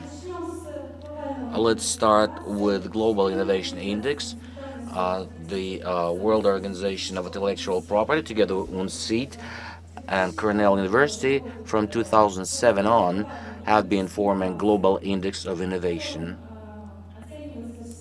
where they assess all countries of the world when it comes to innovation, technology.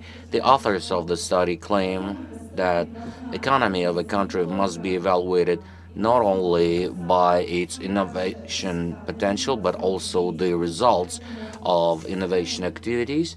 So all countries of the world are assessed based on two groups of indicators. First is resources available and conditions for innovation. Second is the achieved practical results. As we can see in the Global Innovation Index, Kazakhstan is 83rd. Our closest neighbor is ahead of us, thanks to the great development of innovation in 2022. As you see, in the past 3 years, Kazakhstan has been losing its position in the Global Innovation Index. weaknesses are in the results of innovation activities. Let's start with the good things. Strength of Kazakhstan include development of digital government services and government expenses on education, human capital, and Kazakhstan has improved its position in the area of employed businesswomen.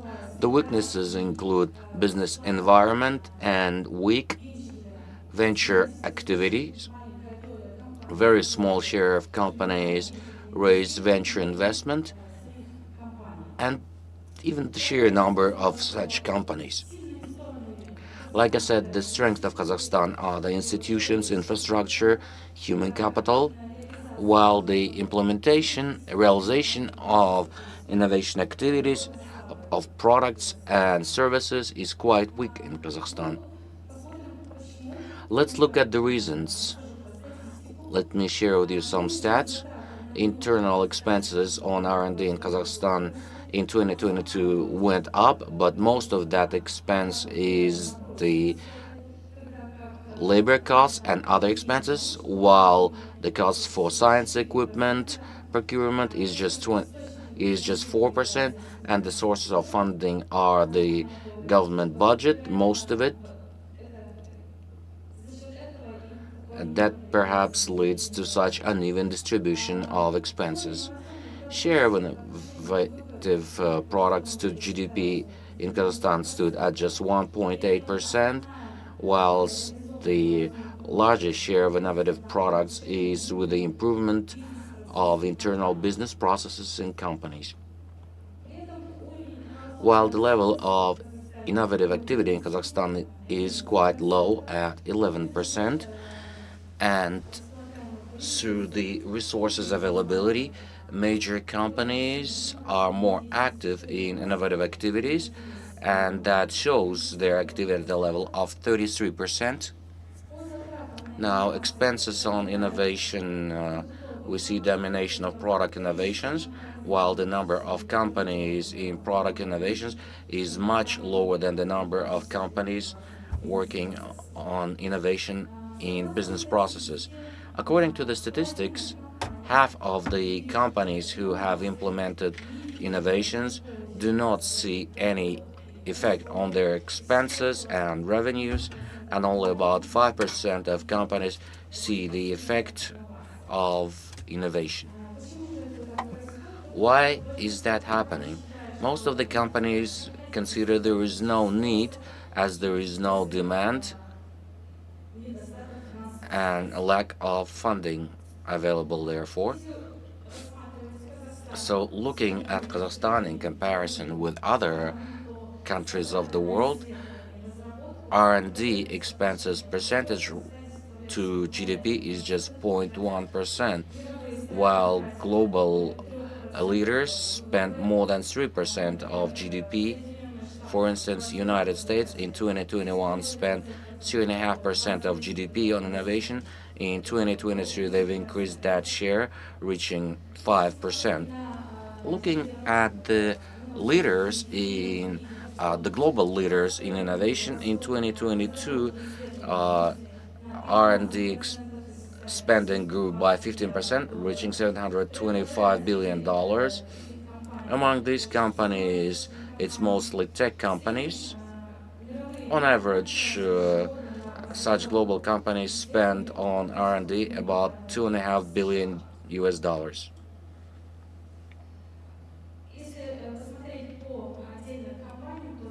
So looking at different companies, leaders are the Chinese companies in development of innovative activities. In the past 20 years, China is quite active in innovation, growing by more than 20%. Now, going to the next slide, we'll see Boston Consulting Group annually researches 1,000 companies in the world when it comes to innovative activities. According to that study, about 80% of respondents have included innovation as one of their top 3 priorities. Also, consultants divide the companies such as ready for innovative activities and the companies that are not ready and do not yet see prospects. And among those ready, over 60% of the companies also add to their top priorities innovation. Over 90% of ready companies are ready to increase spending on R&D by more than 30% this year. Now, looking at the leaders of innovative activities, these companies that are active in innovative activities develop competences that create values for both within the company and also outside the company. These leader companies create 3 times more of operational value chains. 2.5 times these companies increase sales and speed of marketing, and they double customer base. And outside of these companies create whole ecosystems. So those are opportunities for innovation, for venture capital, and for startup incubation. In addition to that, leaders implement innovations in a variety of user scenarios, partner relations, and new business projects, creating platforms for exchange of data both within the team and outside, create value, and monetize their data packages. Boston Consulting Group is confident that for successful innovation implementation, companies must follow these steps. First of all, uh, decide on the goals of the strategy, scale it up, set measurable innovative goals according to the strategy of the company with prioritization of such targets, and then they need to scale up, create environment to turn ideas into capital, and the third stage is acceleration. So implementing it to get effect of return on investment. So use of technologies to speed up decision making. And according to Boston Consulting Group, most companies in 2023 plan to invest into AI development. They claim that tech investment will flow from other technologies to AI, and we have spoken of that in the morning. And these conclusions are backed up by authors of a global innovation index that shows that global trends are also characterized by two tides of innovation. The first tide is due to digital technologies based on artificial intellect and automation that create significantly improve productivity in all sectors of the economy. And the second tide of innovation is due to in-depth studies and based on disruptions in biotech and nanotech, which are significantly changing areas such as food, healthcare, mobility. Also, McKinsey consultants believe that global trends in innovation is with the revolution of AI and forming digital future, Web3, 5G, 6G, communication, wireless networks, innovative products, developments in quantum technologies and renewable energy. Now, going back to our index, I am happy to introduce 20 innovative companies that have been taken out of Centra's 500 for strong financial performance for the last 5 years. Criteria include HR talents, customer experience, innovations, investment innovation, and business processes. Now for your attention also top 20 innovative companies. In this rating, we see domination of financial sector, where innovation was caused by demand in the market and challenges.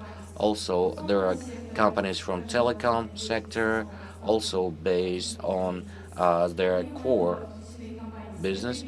There are also companies from consumer sector that through innovation create better and effective customer experience. And in conclusion of this presentation, I would like to emphasize that innovation, it's not only a notion, it's our future.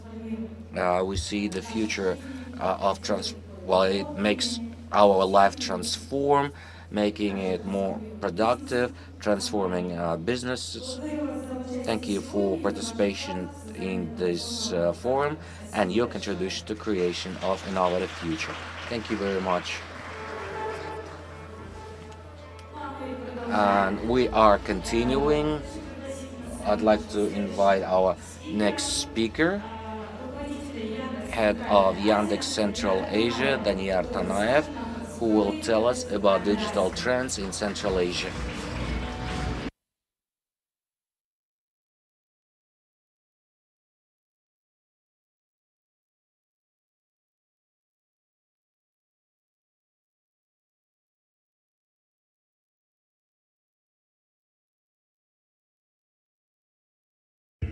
Colleagues, good day. First of all, I'd like to thank the organizers, the team, for organizing this annual important event. And I think year on year the screen seems to be growing. I was speaking last year, I was standing there, and the screen was smaller. Now I can't understand where I should stand. Let me stand here, but tell me to move anyway. My name is Daniel Tanaev. I am for Commerce and Ad Technologies of Yandex in Central Asia. We've been here for quite a while, developing advertising market and bringing useful instruments. Speaking of useful instruments, I would like to note, maybe you've read in the news that in Yandex Navigator, Yandex Maps, we now have voice of Imanbek. That's my report on trends and digital trends. And I'd like to start with saying that the main trend is in fact localization. That's where we're going. So those other people who drive, please raise your hands. I guess the rest have drivers. So ask your driver to turn your navigator on and listen to Ivan Big. And I think there are also some tracks by him. So I am going to report on that. Let me also start with saying a few words about development of Yandex.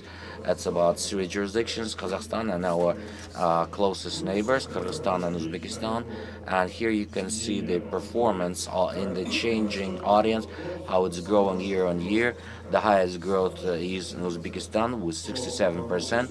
Those who work with Uzbekistan or you already know that the level of digitalization when it comes to the rates is very high level.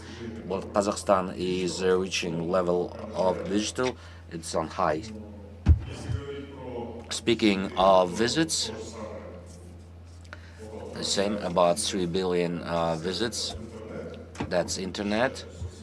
That's without social media, simply internet where there are our shows. Kazakhstan is #1, followed by Uzbekistan. The difference with Kyrgyzstan, also have a look. Kyrgyzstan is smaller in population, but they use internet more frequently. And here's a point that mobile story in Uzbekistan, well, you all remember when internet was developing, we had an age, while internet arrived, we started to visit, going there through personal computers. Then it all shifted to smartphones. In Uzbekistan, it was different. Internet was expensive. In 2020s, internet became a little cheaper. So by that time, the story with PC, as general in the world, went down. So Uzbekistan was mobile first, just like other Central Asian countries. Well, I would also like to do some segmentation. Are there marketing specialists? Are there business owners? No, okay. Then I will not be talking about the mobile version of the site being mandatory. So, in the second quarter of this year, people were interested in different topics, and the number one search was automobiles. Yeah, I said automobile, and but it's wrong, really. Top 4 include auto. In Uzbekistan, the top 4 categories that were searched through Yandex were different. They had entertainment, utilities, household equipment, garden and homes, and finances. You remember that we also had the currency exchange fluctuating, and people grew more active, and that's what happened in Uzbekistan. In Kyrgyzstan, the top 4 categories are the same as in Kazakhstan. They almost copy the trends of Kazakhstan. Well, in Uzbekistan, as you noticed, finances is more interesting, right? I mean, for the people. In Kazakhstan, for example, this is the share of investment in advertising. So these are the different sectors that are distributed by the volumes and the dynamics. So what actually overwhelming share is entertainment. This is followed by the household equipment, and number 3 is real estate. As for Uzbekistan, the biggest growth of 227% was in finances as a sector. It means that marketing and advertising also drive the market. Therefore, correlation between the investment happen between the requests. So there is a request, and we need to show the offer, the proposal. But you can also follow the opposite route, and I'm sure that you know that first you can generate the demand and then come up with the supply. In Kyrgyzstan, what's more interesting is real estate, advertising, and marketing.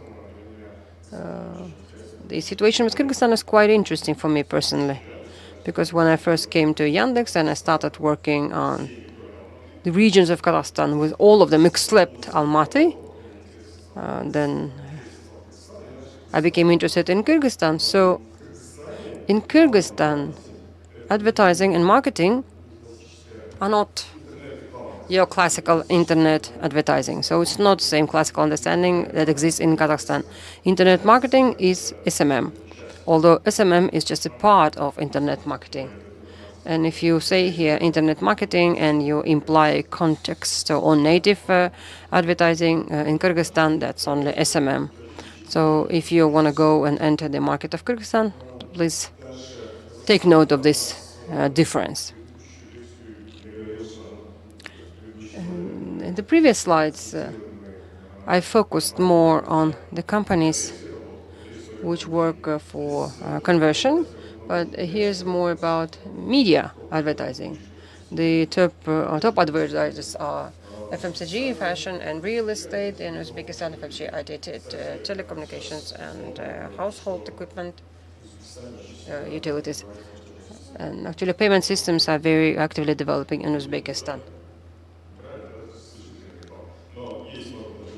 There are lots of payment systems which are developing and growing inside Uzbekistan, and many people are contributing to developing the Uzbek market of payments. So online e-commerce, so kind of online purchases, will have a number of reiterations, I'm sure, and it's going to repeat itself and will probably be discussed at any conferences.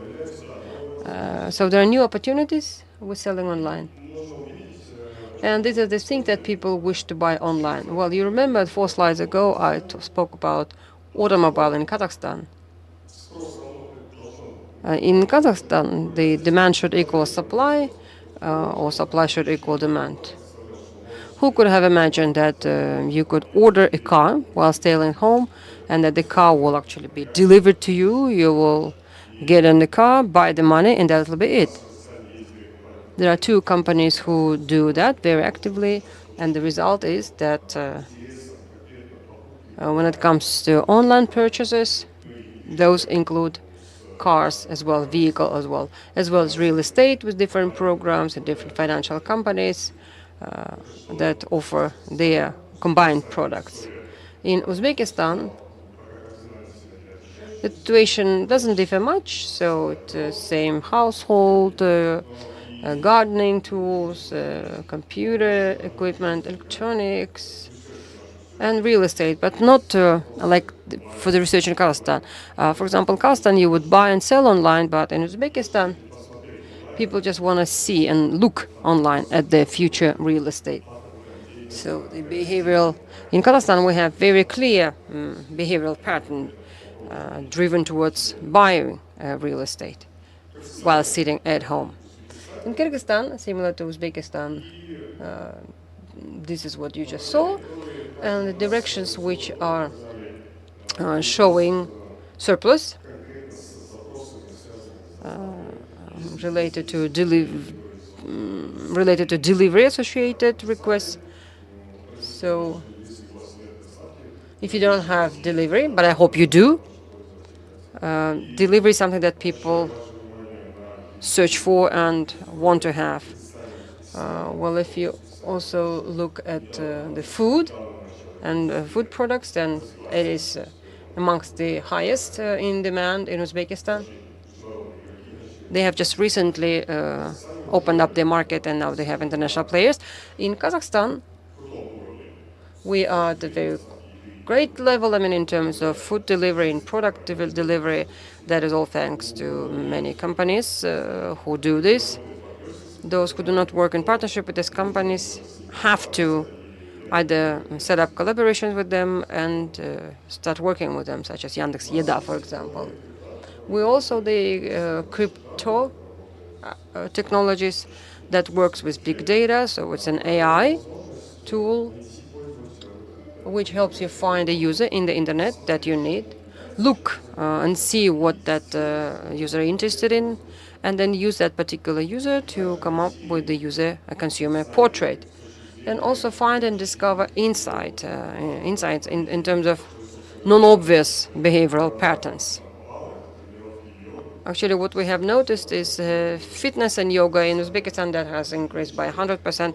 In Kazakhstan, it's a little slower, but still the sign that in the advertising or in communications, health-related threads and lines need to be included. A year ago, I spoke about the trend of green thinking and so on, that users pay attention to that if a company is sort of green or treats nature kindly, then that's a bonus, that's an advantage, and that's kind of advantage that is competitive advantage that can be used in your messaging campaign. Now I'm going to talk about SME, and we want to develop the SME sector. In CIS we also have Belarus, right? And Belarus has a well-developed mid-sized business. In Kazakhstan, I was attending this event online, and I've heard a couple of words about SME. And I think it is worth thinking about it, that we have a very strong gap between the large-scale companies and mid-sized companies. Yeah, it might have to do with the characteristics of the economy, but nevertheless, this gap is pretty deep. And the mid-sized business doesn't, that will be clearly delineated, actually doesn't quite exist. Those who are present from tourism sector, you can look at this and also maybe tell your colleagues about this. Tourism is growing, there is growing interest, but there are parallel directions that could be sold additional or could be integrated into your businesses and could be then not just offer separately excursions or car rents, but integrated under one brand. And These are the indicators that kind of give you a hint that this kind of aspect needs to be merged. So when it comes to tourism, I think it is worth to take small businesses in tourism towards mid-level companies, mid-sized companies, and transform the small-sized tourism companies into mid-sized companies. Similar situation in Uzbekistan, Kyrgyzstan. Current is 40% interest. Well, there are no marketing specialists, but if you start paying or making investment in creating a video, an advertising video, please note that there's a parameter that an advertisement in television is different from advertisement in internet. The one for internet needs to be shorter, and your logo needs to be in the beginning. So here's a hint. This is already terms of reference for your marketing specialist. These are the indicators. The shorter the video, the more it is recognized and the more it is remembered and memorized.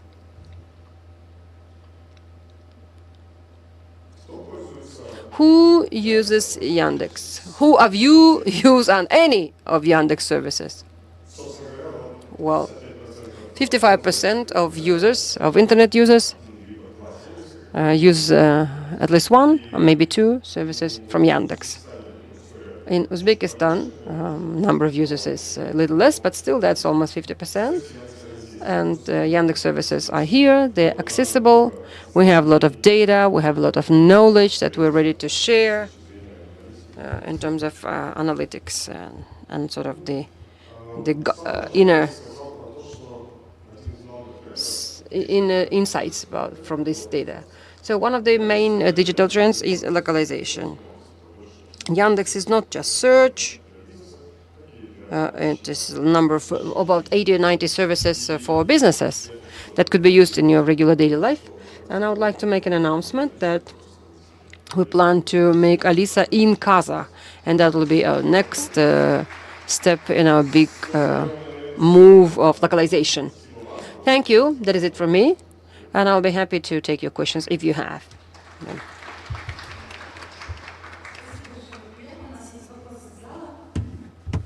There is a question.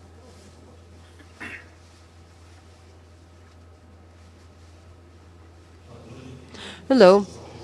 Thank you so much for your presentation. I have read recently that online purchases in Kazakhstan originate from Almaty, are made by the residents of Almaty, 90% of them. Is that true? And if it is not, then can you explain this distortion that 80% are made in Astana and everything else is made across the country? Actually, yes, you're quite right. Almaty is the center, is the heart of e-commerce. I cannot give you the exact number, but it's really high, right? Yeah, at about 70%. 70% of online purchases are made in Almaty. 15% is made in Astana. Yes, so Astana follows Almaty. Why? Why did that? Why is that? Why did that happen? What are the trends? I mean, you can see the trends. You can see some insights. It's on the surface, really. Almaty is... Almaty has always been the trend watcher, trendsetter. Yeah, the trend watcher and trendsetter. Almaty has always been very sensitive and responsive to the new trends, be able to introduce all those trends. So that's what we have. That's one. And secondly, Almaty is a big city. It's a city of students and businesses. And symbiotically, that results in Almaty not being afraid of experience and trying new things first. Are there any other questions? Well, I still have 10 more minutes. I was speeding. No, okay, we have time for one more question. If there's a question, let us ask it. If there's no question, okay, here's the hand, I see. Can't quite see from here.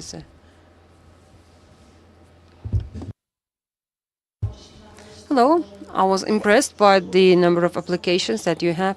What expects Kazakhstan in the upcoming year or two in terms of Yandex? What is Yandex planning to propose? What kind of products Yandex is planning to propose? Well, localization will be number one. We want to, yeah. 85–90% of services are accessible in Kazakhstan. You can either use the application or you can go to the website. They function, they work, they provide information from the location. And the key is localization, development of business-oriented products as well as user-oriented products. We have some ambitious plans. We have a big stream of location services and maps. So first of all is Imanbek, second will be Alisa, and the third step, we'll have some other innovations which I cannot disclose yet. However, we have some big plans and we already have some steps and targets that are set up. Thank you. One more question from over here. Yes, please. I have also noticed the high number of applications. That was a surprise for me. Why do you need so many applications? And do you have a Pareto principle? Is it respected, 20/80? Well, we are a public company, so Pareto principle works, of course. The main drivers are advertising and search products, then followed by taxi service. So Pareto principle does apply here. Why there are so many of them? At the corner, the happiness of the user is the cornerstone of our company, of our operations. And we are an IT company that has a lot of resources, that has its own life experience, and that wants to solve, problems of people by the infrastructure that has been designed and delivered. So the happiness of the user and satisfying the basic needs. That's why we have so many applications. Thank you. Thank you. Let's wrap up this Q&A with that. You will have a chance to ask your questions to Daniel. We will continue now. Daniel, thank you. Let's move on to a panel discussion on transformation beyond technologies. Let me invite the General Director, the moderator of the session, the General Director of Verny Capital, Yerlan Uspanov.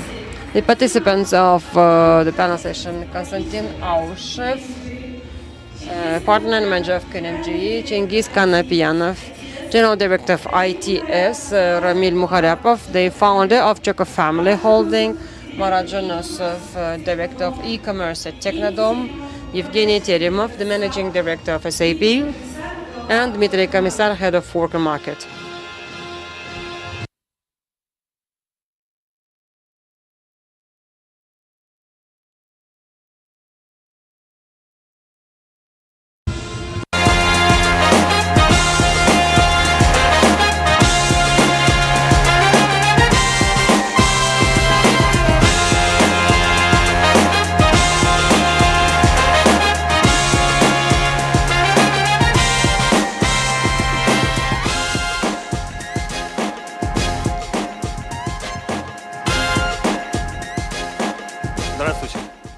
Hello. Technologies.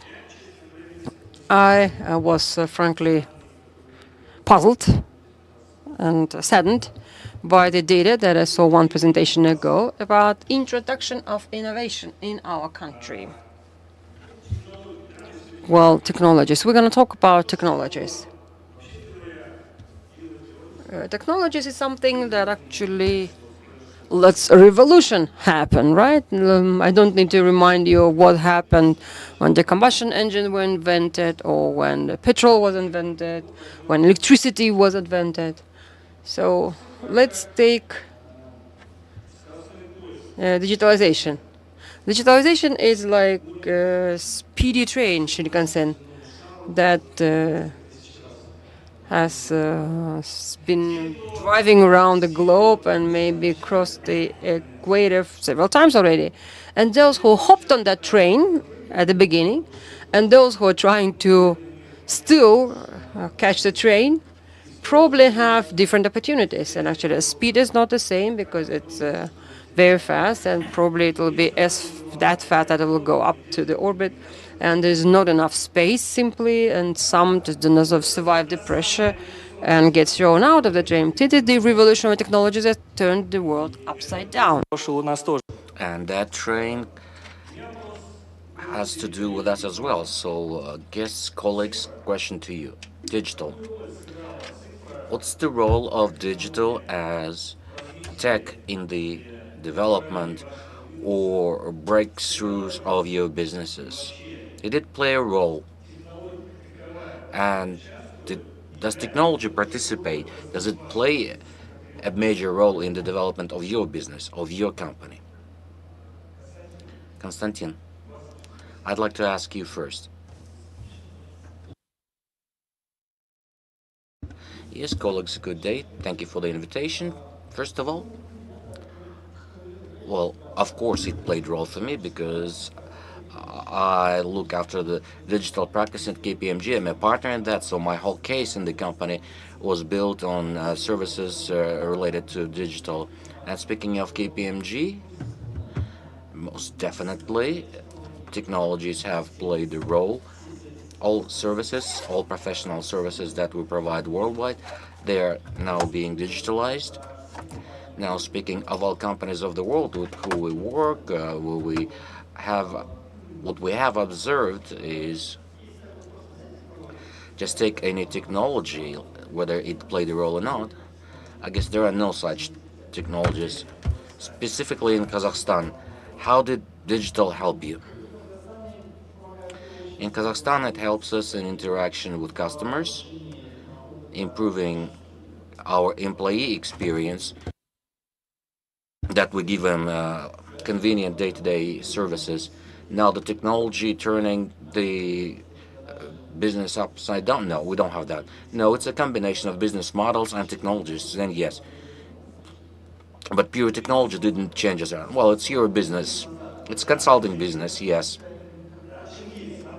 Chingiz, what do you say? A wonderful presentation was just now by colleagues from Yandex. And my suggestion to the organizers and to Yandex is to divide digital B2C and B2B. Marjan had a wonderful rating with tables, but all those companies were from B2C sector. So to Danyar, Talgat, and Marjan, a suggestion maybe next year come up with a separate category of B2B that we, yes, it's only digital business for us, B2B, under the license of multilateral trading facility, so it's only digital for us. We provide access to brokers and banks. We bring them to global markets. Do you have a complaint book here, organizers? Colleagues, can you speak of digital? What did it give you quality-wise? Let's say there was one customer and now there are 100 or a million.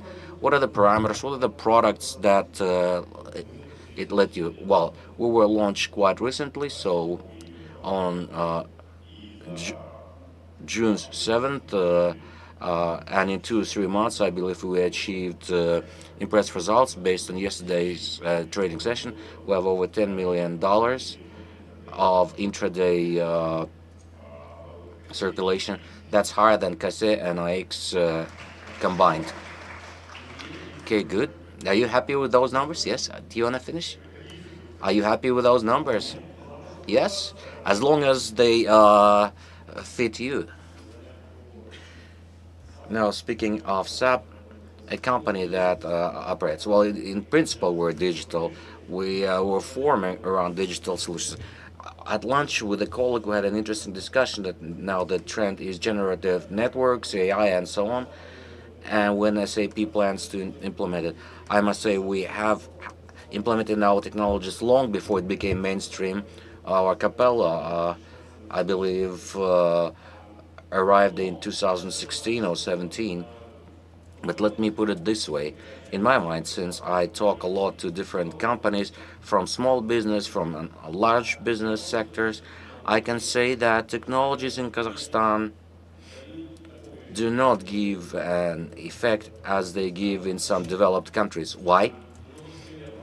Well, let me give you an example.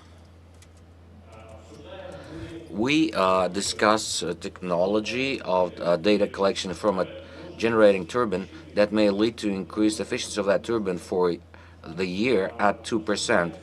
We discuss it all. It's all beautiful, 2%, the powerful efficiency. And they tell us, if it hadn't been for coal being stolen, then the efficiency of the whole production would be 20% higher. So the effect is not material. Is that what you're saying? Now, I want to say if you want to change processes, implementing processes in the part of safety and so on, they'll give much higher effect than any disruptive technology can give you. We observe that in many ways. No, you spoke of the effect. Do I understand you right? 2%, but we want 20. What I'm saying is that when there is a change, changing 2% or 20, most likely people will change 20. So adaptation of technology in Kazakhstan is not as strong as it could be. Let me give you an analogy in corporate finance. Everyone knows what alternative costs are. Businessmen risking their money in tenge, will they invest in business that will generate income of 10% per annum when banks have the same deposit rates? Out of love to business, maybe only. Yes, perhaps. Okay, Dmitry, what about you? We're doing good. Digital changed banking radically. You cannot imagine a bank today without a mobile app. Speaking of impact of digital on our bank, digital sales channels are no less than 90%. So sales, opening deposits, accounts, loans, it's all happening within our application. Plus, speaking further on digital let us build in different online platforms where our customers are. So they're outside of the bank, outside of the app, let's say a marketplace or a major internet shop, and banks can offer our digital banking products. That's in Europe and globally, it's called embedded banking. So it's a major trend in Europe, in America, and it's repeating itself in Kazakhstan. And the third thing, and it's not only about digitalization of conventional, traditional banking products, of embedding it, and also, again, a global trend, banking platforms. It's when a mobile app is becoming more than just banking product. There are different non-financial services, as our marketplace, for instance, or of food delivery, ticketing. It's a very banking business. It's non-banking business, and an interesting thing is when we speak beyond economy, so beyond banking, it's a major trend emerging globally when a banking app becomes a super app, not only with banking products but also with non-financial services. Dmitry, look, this type of development of digital banking financial services, I would say it's sensible in Kazakhstan. I heard from my colleagues that in the States it's not so strongly developed, and banks are still very traditional, and customers prefer to physically come to a brick and mortar bank to get banking service. What? The States somehow, what are they on the outside of the tech? Last week we had a major discussion within the bank's team, and we saw a study by McKinsey. They did a global study on all banks. They've taken European countries, Americas, and Asia, and developed non-financial services, a major global trend, maybe to a lesser extent in traditional banks in America. But in Europe and Asia, it's very and very popular. So here, Kazakhstan is following in the footsteps of Asian trends. Now, about America, I can say an example of embedded banking. That's Amazon, a major platform in America. I think they have a contract with Citi. Then Citi's banking digital products will be available on Amazon, and people can use installment payments. So the further to east you go, the more digital. Well, it depends on the history of how banking products were evolving. I talked to colleagues with Sber. Bank is 120 years old, and colleagues say that to understand the code of that bank in those 120 years, well, at least the last 30 years, to launch any new products, any disruptive products, is very hard to do. So it's easier to do for young banks, including Russia and Kazakhstan, that emerged quite recently. So you explain that by youth of economy rather than peculiarity of culture, Oriental culture. I think it's in many ways age and of course behavior and difference in. So you're saying Eastern people are less patient? Well, no one repeated the Chinese experience in Russia, Kazakhstan, or Europe in selling goods. I'm talking about e-commerce here, selling goods through video streaming. You know that in China it's super popular to sell things through video streaming when there is a live communication and sale of goods where they make a presentation, tell you the price, you meet and sell and buy. So it's a cultural thing. I didn't know about this, and there are a lot of it in many countries. Marat, in your business, I understand we're getting closer and closer to digital. Yes. Good day, everyone. Thank you for inviting. I'm very pleased to be part of the discussion. Well, to be brief, digital is a fundamental part in the Technodom's development strategy. We've recently invested into our platform online, so it's a mobile app. I'll tell you about it in a minute. Petrov Maratovich would not let me go without numbers, so yes, now speaking of details, a good example is before in the stores we used to have these desks of banks where you could borrow. Now all of that is now in mobile apps, so that's embedded banking. If it hadn't been for our own platform, a digital platform, partner banks wouldn't have a chance to be embedded. So through banking broker, we generate hundreds of thousands of loan applications. So what was the driver for the growth of your business? Availability of loans, affordability of loans, or the speed of purchase? There are many factors. Currently, the trend is that people look for convenience first of all. Convenience, and speed. It's very important. So, key factors were the the Technodome customers, simplicity of choosing, and the final step of buying it with partner banks who managed to work with that funnel. You couldn't work with that funnel traditionally on a paper. Now through tech, that customer funnel is expanding. Okay, good. And Ramil, it'd be hard to imagine how your business would develop without digital. Or am I wrong? Well, we're not always digital. Before 2010, we're doing offline business. Absolutely, the choice of digital was because we saw where consumer preferences are going. We see people go online starting 2011 to last year. The growth was about 1,000 times.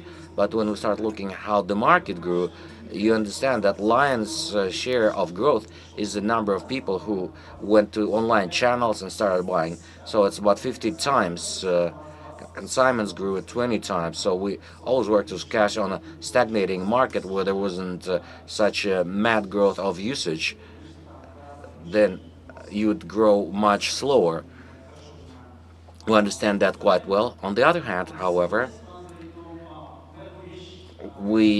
I think, realized one thing. When you work as a company in a market, you use tech to become more effective operationally, maybe cheaper customer raising, the conversions. You automate operations, so costs go down. So you build up your muscle. So it's operational efficiency. It's not really strategic moves where you skip technology, you're out of the business. I believe that less and less. tech is not about strategy, it's more about efficiencies. So today we mainly it's so maybe about 90% of cases. So you become effective in different process. Now, interesting part for our transformation was we're mostly focused on B2B. We build B2B to C solutions. We let restaurants be more effective. We build technology for restaurants, which makes it possible for restaurants more effective, increasing the check by 15 to 20%. You give them tech that works fine online, and for business that comes from offline. Most of business is still in transition from offline to online, so those tools are instrument. Now we beefed up that experience. Now we're thinking of how to help other companies in that. We changed the strategy radically. Our portfolio reminds less IT business, but B2B to C. It's like you sell things in the market where everyone wants to mine gold in online. So we are the company that sells weights for scales to make your sales. So Mikhail said a great thing that the main task of a company is to understand its consumer and what to give him. What's the value to a customer? And I guess that's a lot more important than later understanding how tech can help in transfer of that value. Sometimes it can, sometimes it happens. Often companies are called internet companies, but they're almost offline, and we're talking almost e-com. There's a lot of what e-commerce. It's not an online company there. There 90-80% are offline companies, warehouses, logistics, operations, inventory. There's very little of online, and tech there very often is not that widespread. So tech is not a thing that is turning the company upside down, making it super successful. No, it can only help you with some places on your efficiency. So in essence, Jamil, you didn't grow 1,000 times, you grew 20. Speaking of the trends, well, it's mostly on the trend, but it doesn't mean that you shouldn't do it. If you see obvious trends, then you definitely should use them. Like a speaker earlier spoke of generative AI. You don't have to use it, but then your colleagues will do it. So it's better to try and test things then maybe you can write it. Otherwise, you're definitely not going to write it. You see, in my opinion, any technology has a life cycle. It starts exponentially. It grows very fast. Then it reaches a threshold, quite a physical one. Let's take regular computers and processors. Processor speed is limited by the number of transistors you can place in a square millimeter, and their number depends on the size. And when the size of the transistor reaches the size of an atom, then regular physical laws stop working. Quantum physics come to play, and now we're in a situation that we're coming close to that threshold. So the speed of microprocessors is about to reach its limits. Now, what will happen with quantum, I don't know yet. So the question to you all, since all dear colleagues, 6 of you work in digital business, more or less. So when do you think we reach that ceiling? The way you use it now. Maybe you'll also hit the ceiling and you'll need to come up with something new. And what would you come up with then? I think there's an answer in that. Tech is not something we all will use the same technologies. Someone will invent it and it will be a commodity for all of us. Someone will do it a year before the others, but the market response would be such that you will not get to run away ahead of the crowd alone. So everyone will catch up, everyone will do same things more or less. That's why, in my understanding, tech is not a core game changer. It's a lot more important to, again, going to what Mikhail said. Mikhail built, I guess, built one of the most expensive companies in the country. I think you pronounced his name for the third time now. I'm his fan. He understands very well what the client is and what the client needs. So if you keep on living this paradigm to deliver what the client needs without using technologies, that's enough. Actually, technology for the sake of technology is a crap. We lost a lot of money. We wasted a lot of money.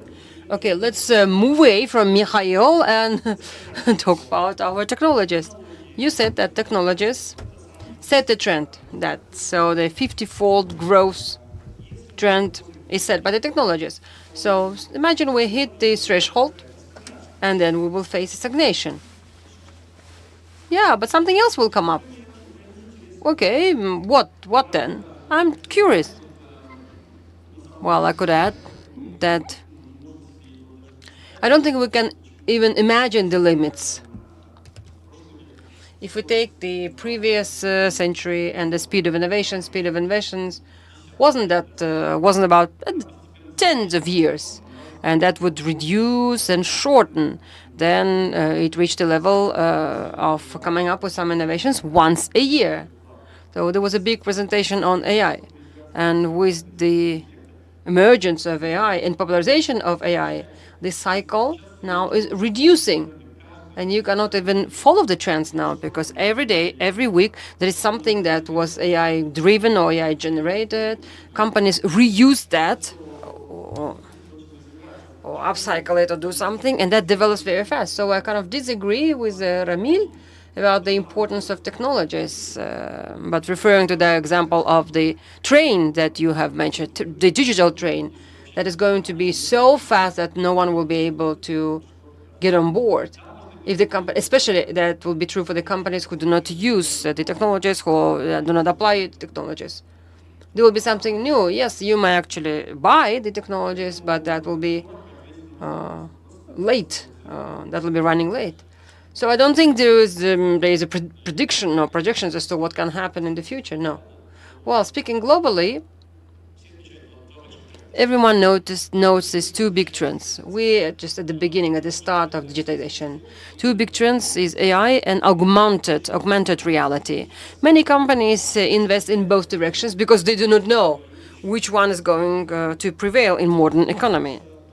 Going back to banking sector, though, both trends can materialize and can be very relevant.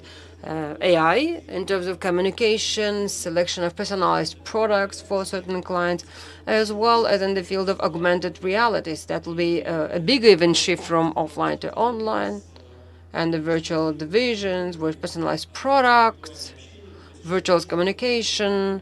It will moving even more and deeper from offline to online. But however, there is a reverse trend as well, and that is quite present. Digitization and digital products and digital channels become massive. We see more and more companies and clients who use these channels, who use those products. And the reverse trend is that offline becomes deluxe products. If we talk about online banking, online healthcare, online education, there will be more and more people will be migrating to online. You're talking about segmentation. Well, I'm talking about the communication channels, digital online channels and offline, and the client niches as well. If you talk about deluxe or premium categories of client, it means that some expensive ones will go to offline and the cheaper ones will go to online. I mean, that's answering to your question as to what's going to happen once we reach the peak of the technologies.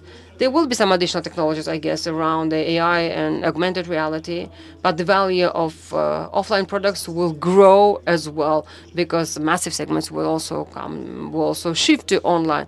So this is a reverse trend, and companies like us, we need to think in our strategy about this, that offline servicing in bank offices have to be extremely valuable for a client and have to cost certain money for the client. Anything else to add to this, if I may? Well, we're very far from that threshold when we will have exhausted the application use of technologies. However, there are several bifurcations, so to say. I think it will depend on how well human beings integrate with the digital world. I think there is a singularity. You still believe in a singularity?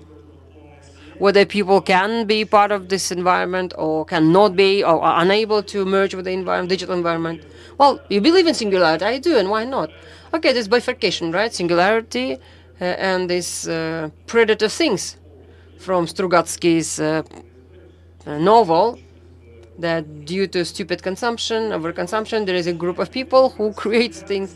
So you talk about a singularity, confluence and replacement and substitution of a human being by an AI. I think both scenarios can materialize, really. And if we look deep enough and far enough, these are possible. But we are very far from that level of technological penetration. But, you know, going ahead, if I may, I would like to share my opinion. I think that AI, the machine will never replace the human being simply because a human being is irrational by nature. I wonder if you can come up with AI that will be even more rational than a human being. Is a big question. But it will substitute in many places, many functions. Yeah. You know, it's a limit of a function, 1 divided by x. So it reaches almost 0 level, but it's never 0. Well, going back to the original question and trying to summarize. Yes, we're still talking about the limits of digital technologies and what's going to happen after we have exhausted all the opportunities. Yeah, Justin Gardner talks about that. There's a high, there is plateau, and so on. There are lots of critics of this kind of approach and why some trends didn't make it and we still use them or didn't use them. But if you look at the current trends and if we try to make them more concrete, they all are built around AI. And it is believed that on top of a generative AI, there will be some other AIs, such as causal AIs and others. This is just an attempt to try to understand what's going to happen after. But what we're going to do, I think we need to admit that the majority of people, including ourselves, we never invented new technologies. We have always been busy using or trying to figure out the way of using them. I think that's what we're going to do in the future as well. We will try to find ways of using these new technologies, trying to respond to the risks that this kind of technologies bear. Well, I am concerned, just as a citizen of our country. Well, it happened, and I'm lucky, I think, that you all are representatives of digital IT businesses. Some are fully IT businesses, and some are not. So I looked at the data, I looked at this information, and actually the introduction of innovation in Kazakh companies is quite low. We're really lagging behind. Even my son, who's here, I said, what are your plans? He says, I want to do startups. What kind of startups? IT. Okay, great. That's excellent. Let's go for it. But then, do we not know about other technologies except IT? Is it really that bad? I'll go back to the previous question about processors, the chips. It's a different discussion. They have their own kind of rules in place. Just a moment of advertising. We recently had an IPO of a British chip maker, IRAM, and they hosted it in our platform. Everyone could participate and contribute and benefit from success of that company while being in Kazakhstan. So now I would like to continue not with the threshold of opportunities, but actually about with the diffusion, cross-sectoral diffusion of technologies. If you remember 20 years ago, refrigerators didn't have chip. There was no virtual reality in retail. There were no online technologies in the banking sector. So diffusion of the technologies is happening, and that's something that will happen in the future. Yes, we are the raw materials dependent country, resource-driven country, but we still have a lot of technologies. We use AI in mining. There are different virtual aspects. There are some technological advancement in the oil and gas sector. Kazakh British Technical University, for example, has a lot of programs, academic programs, which educate these new specialists who study under a matrix system. They can major in oil and gas, and they can minor in IT or something else. Well, that's all about IT again, right? No? No, that's the topic. No. No, we're talking about technologies, any technologies. And technologies are not only about, are not only information or are not only digital. No, that's my point. That's my question. Okay. And here is the question then. Technologies. Informational, IT, or digital, that's the peculiarity of your business. What do you focus on? The technologies, talent, people, or processes? I mean, please don't tell me that you have equal share of everything. You know, people and successful business processes. Going back to the coal, right? If a business has a mess from the start, and if you start digitizing that business, you will just have a digitalized mess, you know, garbage in, garbage out. So people and technologies and business processes. The people first, I see. Ramila, you? If we take IT sector, it is important that an engineer, a developer engineer based in Kazakhstan, unlike other sectors, he or she will have absolutely identical capabilities that a developer sitting in San Francisco has. That is exactly why it is important to invest in people. So in people who will write the code, and you can find such person, train, nurture, raise, and build processes which attract and retain talented data engineers. They will develop anything for you. This is exactly why maybe your son keeps on talking about IT, because entry is quite easy. Yeah, low level, yeah, okay, low-hanging fruit. I think that's a curse. That's a curse, that's a legacy that we have. What do you mean, a curse? Well, that's a legacy of the Soviet Union when we have destroyed everything. Why can we not develop technologies in other sectors? Because there is no framework for that. There is no foundation for that. Neither intellectual nor scientific, and I think a lot of aspects have been lost.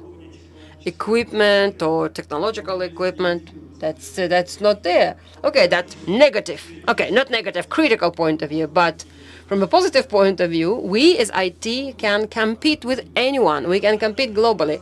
Our guys can compete with anyone from anywhere. Okay, this is an asset. That's great. But I agree. What about other technologies? Okay, I mean, maybe you don't understand it. You never thought about that. I never wanted to think about that. But let's just try and think about this. First of all, okay, we did not destroy it, but ineffective sectors and enterprises that were financed by the Soviet Union have evolutionarily gone extinct. Okay. I think it's logical and it's right. It's correct. If you want to become an IT guy, you study for a year, and it's not very expensive, you know, $2,000 or $3,000, and you can raise your salary from $500 to $2,000 or $20,000 easily. And it's effective for someone who is ready to invest in his or her education. It's effective for the country as a whole. If you imagine that our country just turns into 20 million IT guys, that is going to be a totally different country.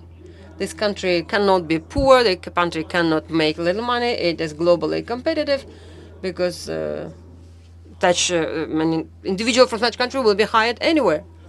Maybe everything is logical, but with that, other sectors will catch up, probably. And the domain of expertise will happen, and technologies will fuse with others.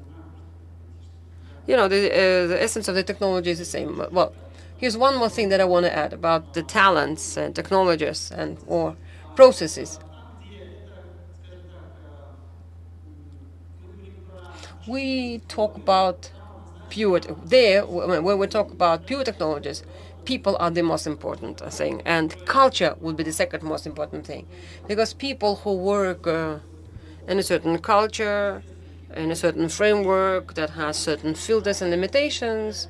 But if that culture is right and it is conducive for talent development, that will be a multiplying environment by 1,000 times. Processes are not as scalable. I mean, well, maybe you can increase it by 30 or 40 times. That will be thanks to technologies, but it's not at the starting point. As for technologies, it's just a toolkit. There's a team that has certain culture, like boldness, courage, lack of fear or lack of shame. You know, bold and daring team. And they think that they have a dream, that they want to do something, and on the way to that dream, they will choose technology that will let them arrive somewhere. So technologies can be the last, in these chains. I'm not trying to devalue the importance of the technologies. It's important, but the subject here is people, and technologies is just a tool that can be used. So processes are important, but nevertheless, technologies helped increase your business by 50, that you then added your 20, no? I do not know whether those were technologies, because it wasn't the technologies. Not the technologies that we used in-house. It is a trend that digitization is ongoing and people began consuming digital products. We did not invent anything. People's behavior changes, and we understand that people will buy online, and we just simply catered to the demand. We didn't apply anything extra or anything extraordinary. It wasn't a science intensive. Because when I talk about technologies, they present it as something scary and fearful that only experts understand. But actually, in practice, the more you study, the more you learn about AI. There are some basic things that you can all understand. And so I think the significance of this word, technology, is probably exaggerated. Okay, Ramil, but development of a new technology is very capital intensive and it's very, very hard to do. But once a technology reaches the level of commercialization, it needs to be simple and easy to use. When we visited the Silicon Valley, we looked at different venture companies, startups. We studied the technologies, non-digital, non-information technologies. For instance, how to turn gas into liquid petrol. So the reaction in terms of chemistry is not possible, but it is possible once you use the catalyst. So the developers, they had to go through about 50,000 of such catalysts. And they probably didn't do it by hand. No, exactly. They used the digital solutions for that. That's one of the strengths of Silicon Valley. They have lots of contractors who will assemble a robot who will automatically sort through those catalysts. And of course, thanks to that, they were able to select or choose the right catalyst in 6 months only. So this is technology. It was very difficult, it was very expensive, but once they reached the commercialization level, it was already simple and understandable. Evgeny, question to you. And I wanted to add why technologies do not get invented here. I don't think we should be under the illusion that we are a huge market. That's an objective factor. They say, when are you going to land a data center in Kazakhstan? Well, given the circumstances, probably never. Because the market is relatively small. The market of users, the market of our clients, the number of companies who are present here is relatively small. And what is the point of moving those data centers from high saturation, high density regions to Kazakhstan? Now, speaking of the choice of IT, I believe there are two reasons to that. The first one is that you become an IT guy, you have the whole market available to you, the whole global market available to you. If you grow tomatoes, you grow for a particular geographic region. But if you become an IT engineer or designer, developer, you can work anywhere and you will be quite competitive. That's one. And second, information technologies. And actually, I've been quite actively working with SME as a mentor, as a private investor. And we see that when you start introducing a sandwich of IP telephony, smart channel, CRM, and loyalty programs, that allows a small business triple in size or in quadruple in size even. So using IT gives you business growth at a very short period of time. So I think that's exactly why they all opt for IT and choose IT. An individual looks for a career trajectory that gives new opportunities for business. They look for business development trajectory that helps them grow business, make more money. Now, introduction of what you said, 4x, 4x. What's that increase? Sales. Yes, revenue. Yes, revenue, profit. On the back of what? Oh, many factors, in fact. Well, improving, expanding the funnel. It's not only for large business, not only for Technodom. Take any small shop. If they start selling on Instagram, they have a website present on marketplace. If you bring all those clients, and also understanding that the client that comes to you from Instagram or the site or calls, it may be the same person, but it's very important to sell better. So that's one of the ways. For instance, understanding how that customer interacted with you to provide better tech support and so on.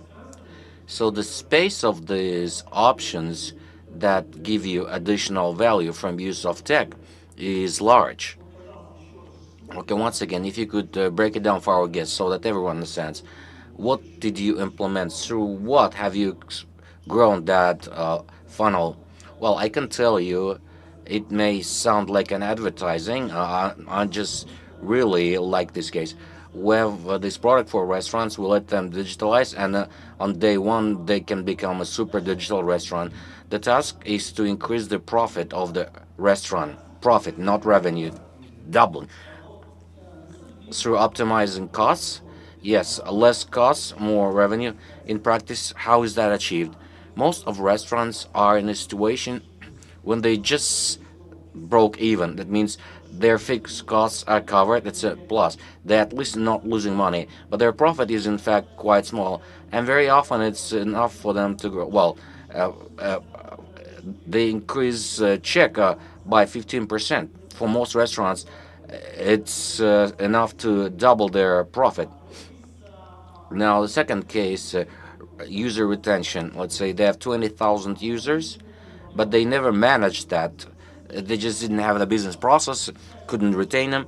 You launch chains of using. We used it online for a long time. On offline never was used, but the number may not grow up. But 20% frequency and 15% growth of the ticket, so you can increase profit 2 or 3 times. So simple things. I generally understand you can't say that tech in Kazakhstan is not developing, namely IT. There are examples of Cerebra. You may have heard the Cerebra AI. Guys work with diagnosis of stroke are almost the best in the world. They're getting awards in Silicon Valley and profitable things through App Store. It's a great tech in our practice. It was developed for a specific business. There are a lot of examples like that. Take Freedom, Kaspi, and other banks that show great things. There's also embedded tech, very often tech inside, as Kaspi knows how to work with people. When it comes to personalization, very few can work like that in the world. So Citix, by the way, they also received an award. The guys were one of the few who are on the path of taking outdoor advertising, digitalizing it, and fine-tuning it for the needs of the audience. So yes, tech is developed in Kazakhstan, and maybe dynamically, more dynamically than others. I knew two guys who work in AI are making some great steps. There's an HR bot. It's a tech platform, HR Messenger. It was one of the brightest cases in the world when an international company bought our product from Kazakhstan, HR Messenger, HR bot. So there are examples of tech development. It's all at early stages, and it'll take 5 to 10 years more for the mindset to emerge that people go to the world and sell there, not just on the local market. Well, we have a technology of best execution. That technology lets you automatically, in real time, compare prices on our platform for stock, also compared on NASDAQ and NICE, and client here in Kazakhstan will be guaranteed to get the best price. So it's a global tech that works with all the global platforms. So on your platform, ITS, shares cheaper or better? Why is it better? No, they're better. The customer gets best price from all platforms. So it compares. Isn't it the same in all platforms? It's not always the same. It's an arbitrage. Yes. That's how people make money. Interesting. Evgeny, a question to you. And you actually started answering it partially. You work global as a large company. Are there products or technologies that are used somewhere else but not making it here yet due to a reason that they may limit it, saying too early, smallest market, or some other things? I'm trying to remember. Well, you said about data centers. Well, data centers, it's just a way of delivery. It's not really the technology. It's not our technology. We, on a global scale, follow the trend of working with hyperscalers. Those are the global companies whose main business is providing computing capacity. Amazon, Google's cloud, and so on. And it's a lot more effective for us to work with them when it comes to placing data centers. That's a global trend.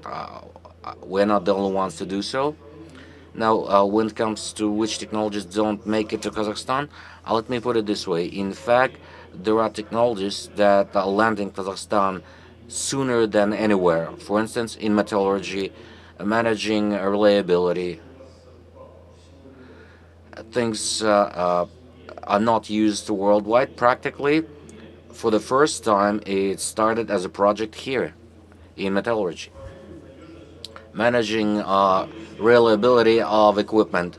So its capacity to work without breakdowns. Basically, it's a complicated management of strategies of service and maintenance, repairs of different types of equipment, and diagnostics of problems to prevent breakdowns. Yes, and also forecasting when repairs will come. It's a living example of how technology invented somewhere else landed in Kazakhstan sooner than anywhere else. Yeah, we're also thinking of at RG goal to first of all create and implement a digital twin, and then do something like AI that would manage parameters of technological processes. I know McKinsey, when their study shows that there was an increase by several percent, and that's a lot. For gold production, that's a lot. Now, for technologies, a lot can be said. It'll take a lot of time. Dear guests, do you have questions?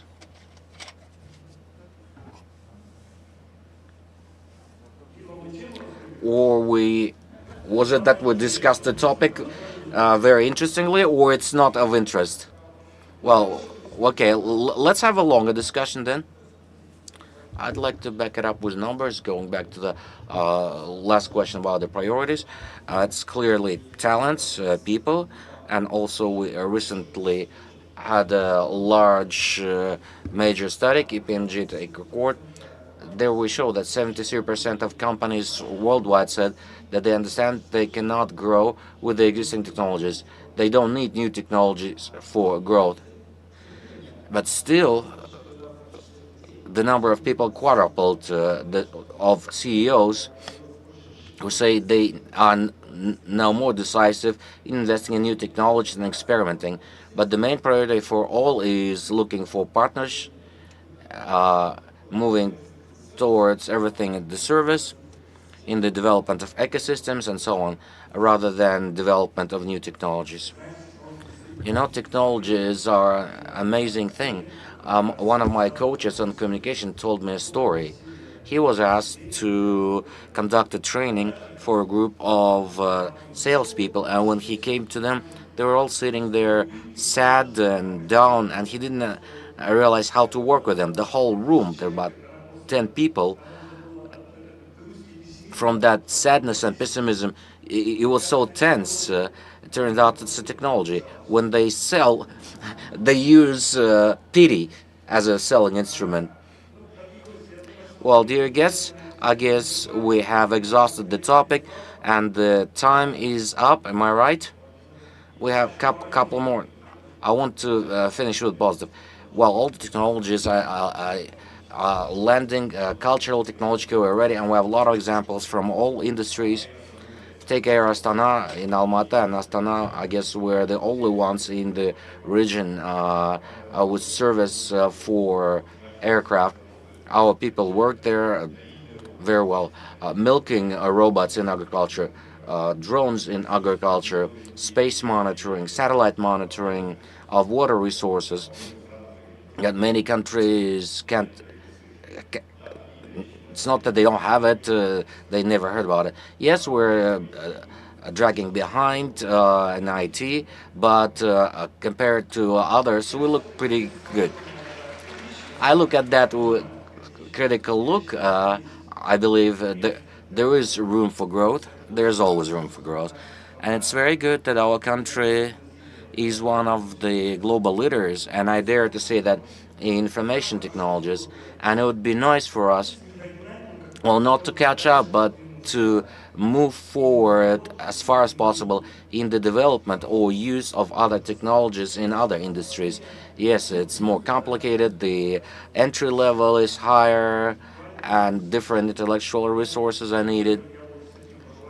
So that would be a wish from me to the country, to the society. Thank you. Irlan Muratovic, we have one question from the audience. Let me add to this, it's an objective part, or once again. So, just a comment. Okay, go ahead, go ahead. Once again, good day. Kazakhstan is now planning to build a nuclear power station. In your opinion, when it comes to technologies, how technology will be compliant with the requirements set by the international community? Is Kazakhstan ready to be responsible in building a power station to make it safe for us? So you want to say, can we build a nuclear power station that will be safe? Yes. Since and operate it safely. Yes, of course. Building and operating for, let's say, for that life cycle. Safe for us, for our generation, and for Kazakhstan. Great question. Well, first we need to build rain sewers first. See, and you say I'm being pessimistic. Well, about operation, let me add, use of technology is just a matter of competition. In a sense, short term, it's always painful when top players come to your market.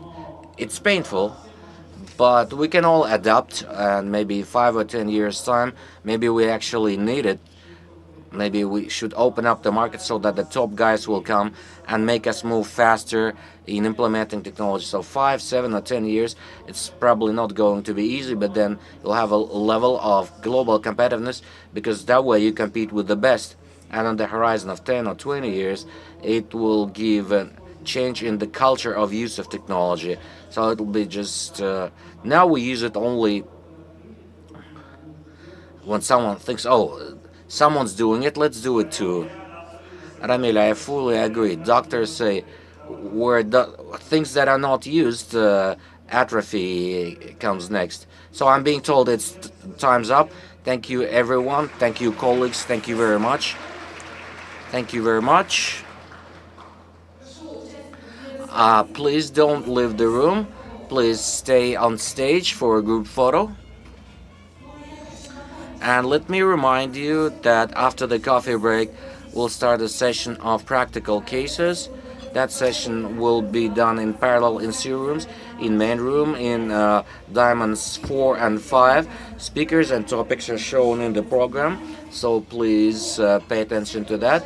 And everyone's invited to have some coffee. Looking forward to seeing you at 16:20 hours.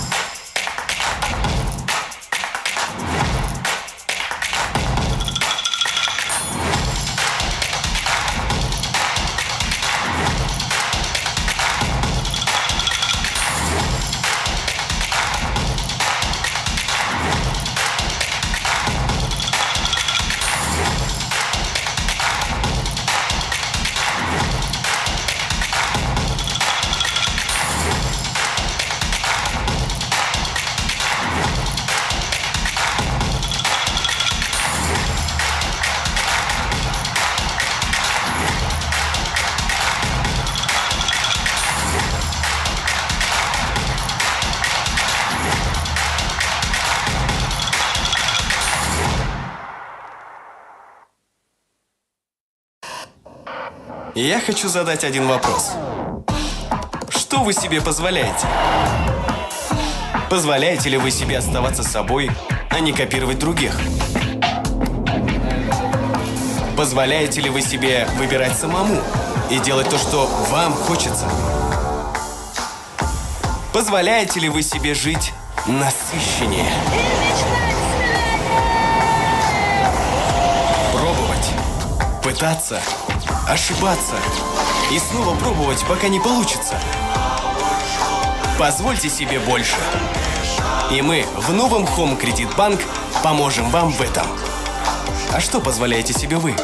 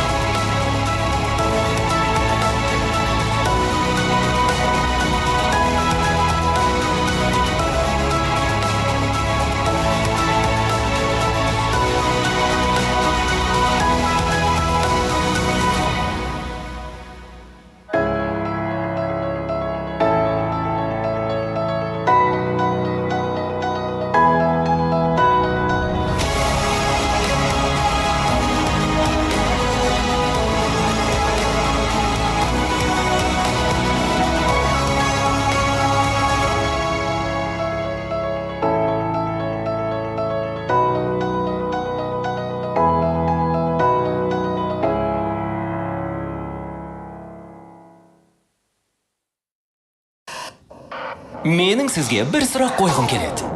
Сіз өзіңізге не рұқсат бересіз? Өзіңізге адал болып, басқаларға еліктемей жүре аласыз ба? Өзіңіз таңдау жасап, қалағаныңызды жасауға мүмкіндігіңіз бар ма? Сіз өзіңізге қызықты өмір, Және батыл армандауға мүмкіндік бересіз бе? тырысып, талаптанып, қателесіп, жолыңыздан таймай, мақсатқа жете аласыз ба? Өзіңізді шеттемеңіз. Жаңа Home Credit Bank'те біз сізге көмектесеміз. Ал сіз өзіңізге не рұқсат бересіз? Сіз қазір ол 3 айға демалысқа шыға ма? Осындай мүмкіндігі бар ма деп ойлап отырған боларсыз. Иә, дәл сондай мүмкіндігі бар. Home Credit Bank'тен жылына 7% долларлық облигациялармен, ақш долларымен жоғары кірісті бағалы қағаздармен және мобильді қосымшада бірнеше минут ішінде ресімдеумен мүмкіндігі зор. Ал сіз өзіңізге не рұқсат бересіз?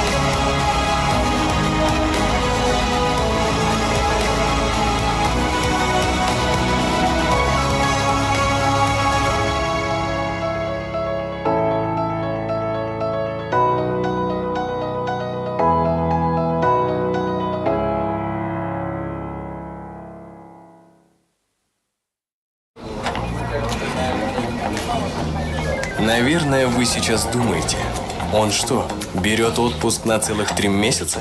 Что это он себе позволяет? Именно это он себе и позволяет. С долларовыми облигациями под 7% годовых от Home Credit Bank, ценными бумагами с высокой доходностью в долларах США и оформлением за пару минут в мобильном приложении. А что вы себе позволяете?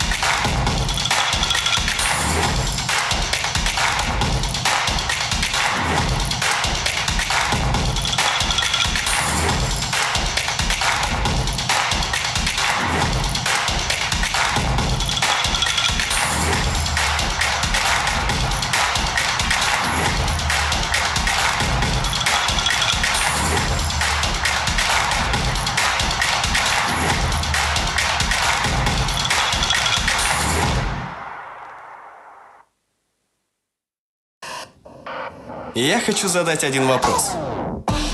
Что вы себе позволяете? Позволяете ли вы себе оставаться собой, а не копировать других? Позволяете ли вы себе выбирать самому и делать то, что вам хочется? Позволяете ли вы себе жить насыщеннее? Пробовать, пытаться, ошибаться и снова пробовать, пока не получится. Позвольте себе больше. И мы в новом Home Credit Bank поможем вам в этом. А что позволяете себе вы?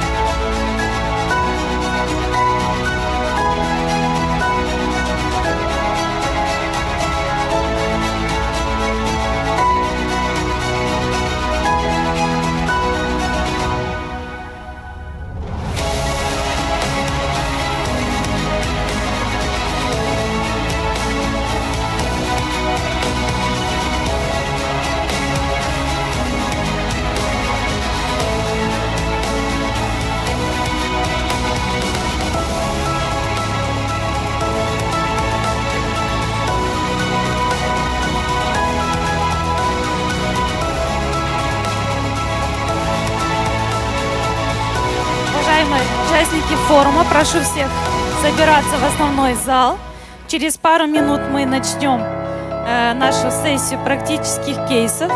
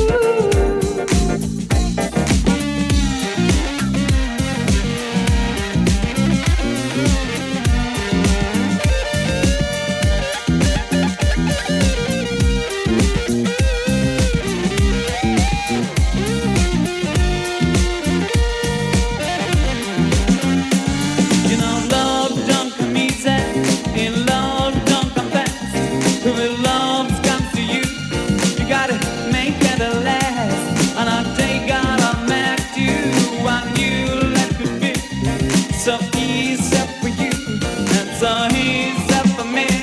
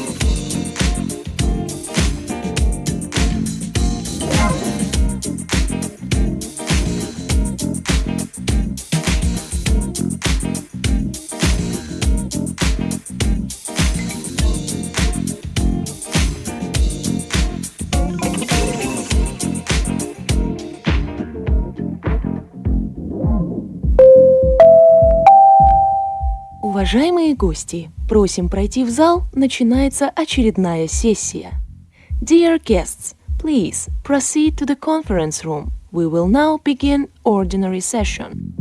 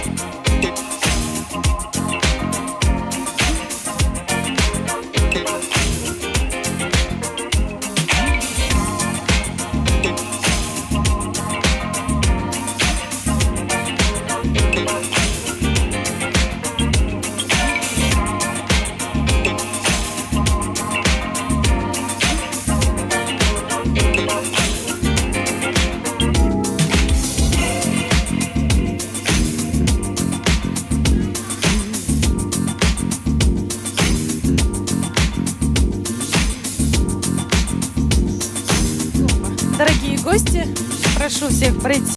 Well, dear guests, please do come inside, take your seats. In the meantime, we will continue. I'm happy to welcome you at the session of practical cases devoted to the new opportunities. Let me invite our first speaker, the Managing Director for SME sector of Home Credit Bank, Damir Kagiev.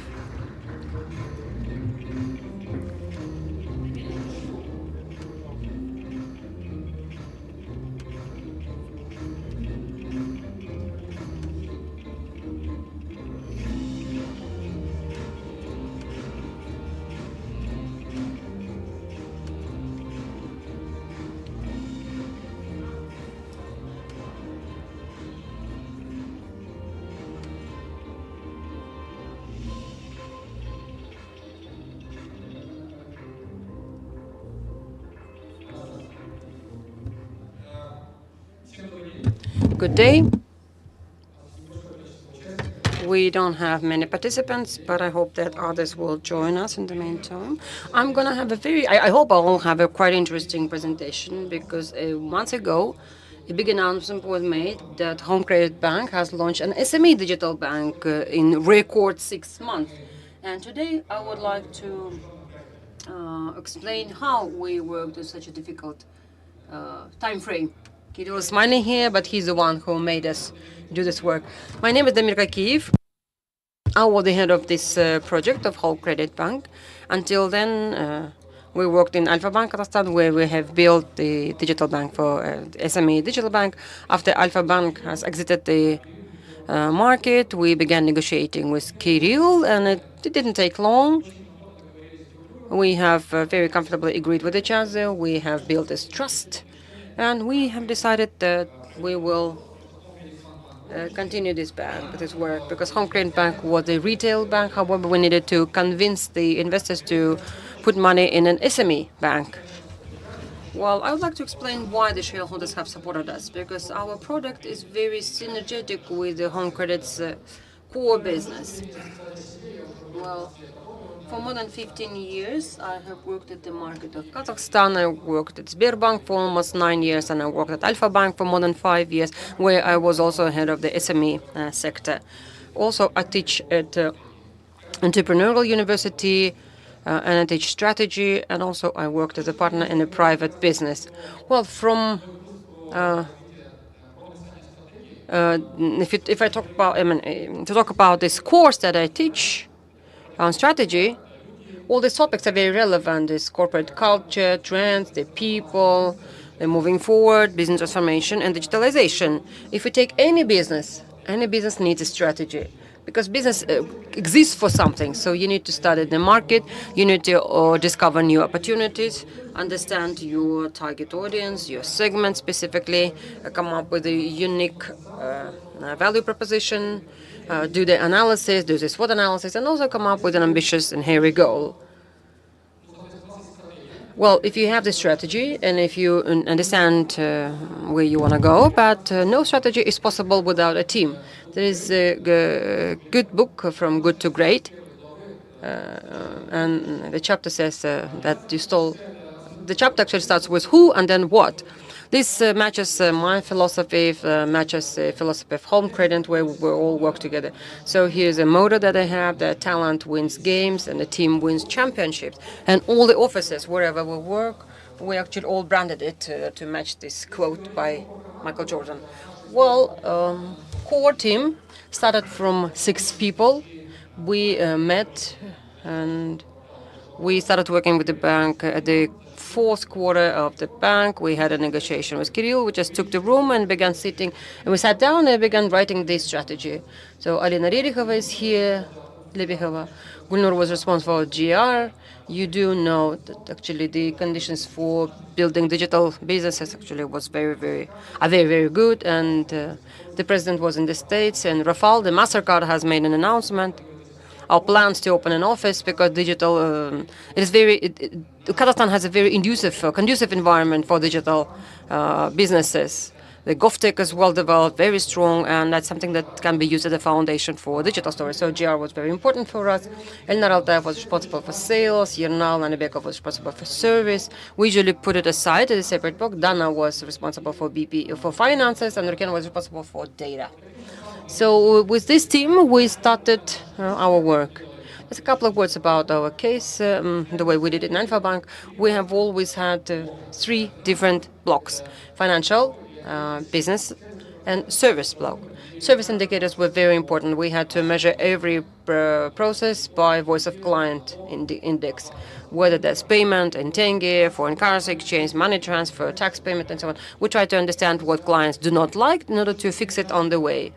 So in terms of assessment, we built a transactional business. We were one of the first, probably, because SME has also associated with lending. But we launched our work 5 years ago and built the bank for SME, and it was a transactional approach. We had 350 in a balance. We had this high number of clients, 65,000. We were top 3 amongst in terms of active database, and ROA and the cost of income was also quite significant. As for the awards, we have often been recognized as the best digital bank for SME in our country and as a country's of CIS as well. But we talked about the training course, the strategy training course, and I said why it is important to choose a niche where you want to grow. If you look at the market of Kazakhstan, for the banking sector, for fintech, there are 4 segments. There is retail business, there is middle, there is large-scale business, and small business. And the president has also, in his address, said, let's invite new banks to our country to develop corporate lending. I think it is a well-deserved statement because Sberbank, VTB, Alpha left the market, and it are the banks that were invested in corporate lending, but actually large-scale business does not grow in Kazakhstan. The number of large-scale businesses do not increase. Same goes for mid-sized businesses, but in retail, all the publishing publish same information that all the banks are very heavy in retail lending. Even the ones with big money have actively present in retail lending, and actually you know that competition is quite high. Also, we have very strong dominating players with almost 10 million client bases. So we decided to focus on a small business. If you look at the statistics on how small entrepreneurship grows in our country, then average growth per annum is quite high, especially in post-COVID periods. The number of new companies and enterprises is growing by twofold, threefold, and so on. There are more than 2 million new enterprises have already been registered. So if we take that birth rate is about 400,000 children a year. And even with exiting outbound migration, and we take the number of people who graduate university and start their adult life, then these businesses do not open new companies, no new jobs are being created. So mid-sized businesses, medium-sized businesses are the ones who come up with businesses. So it looks like 40% of all the population of Kazakhstan works in small business, if you judge by all these statistics.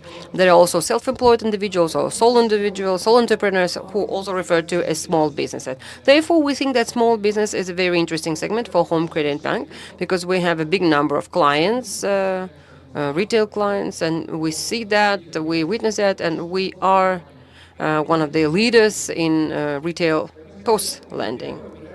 And we try to adapt to the needs of this clientele. So that is why we have this focus. So on red, black lines stand for what needs to be done to be successful. We needed to attract clients. We needed to work with the clients who value trust to the banks because they're going to keep big balances in the bank accounts. It's important to build the service. It's important to develop the business of our entrepreneurs themselves because they want to increase the sales, but they don't know how to do that. And also, we need to make the payments and transfer very quick and very speedy.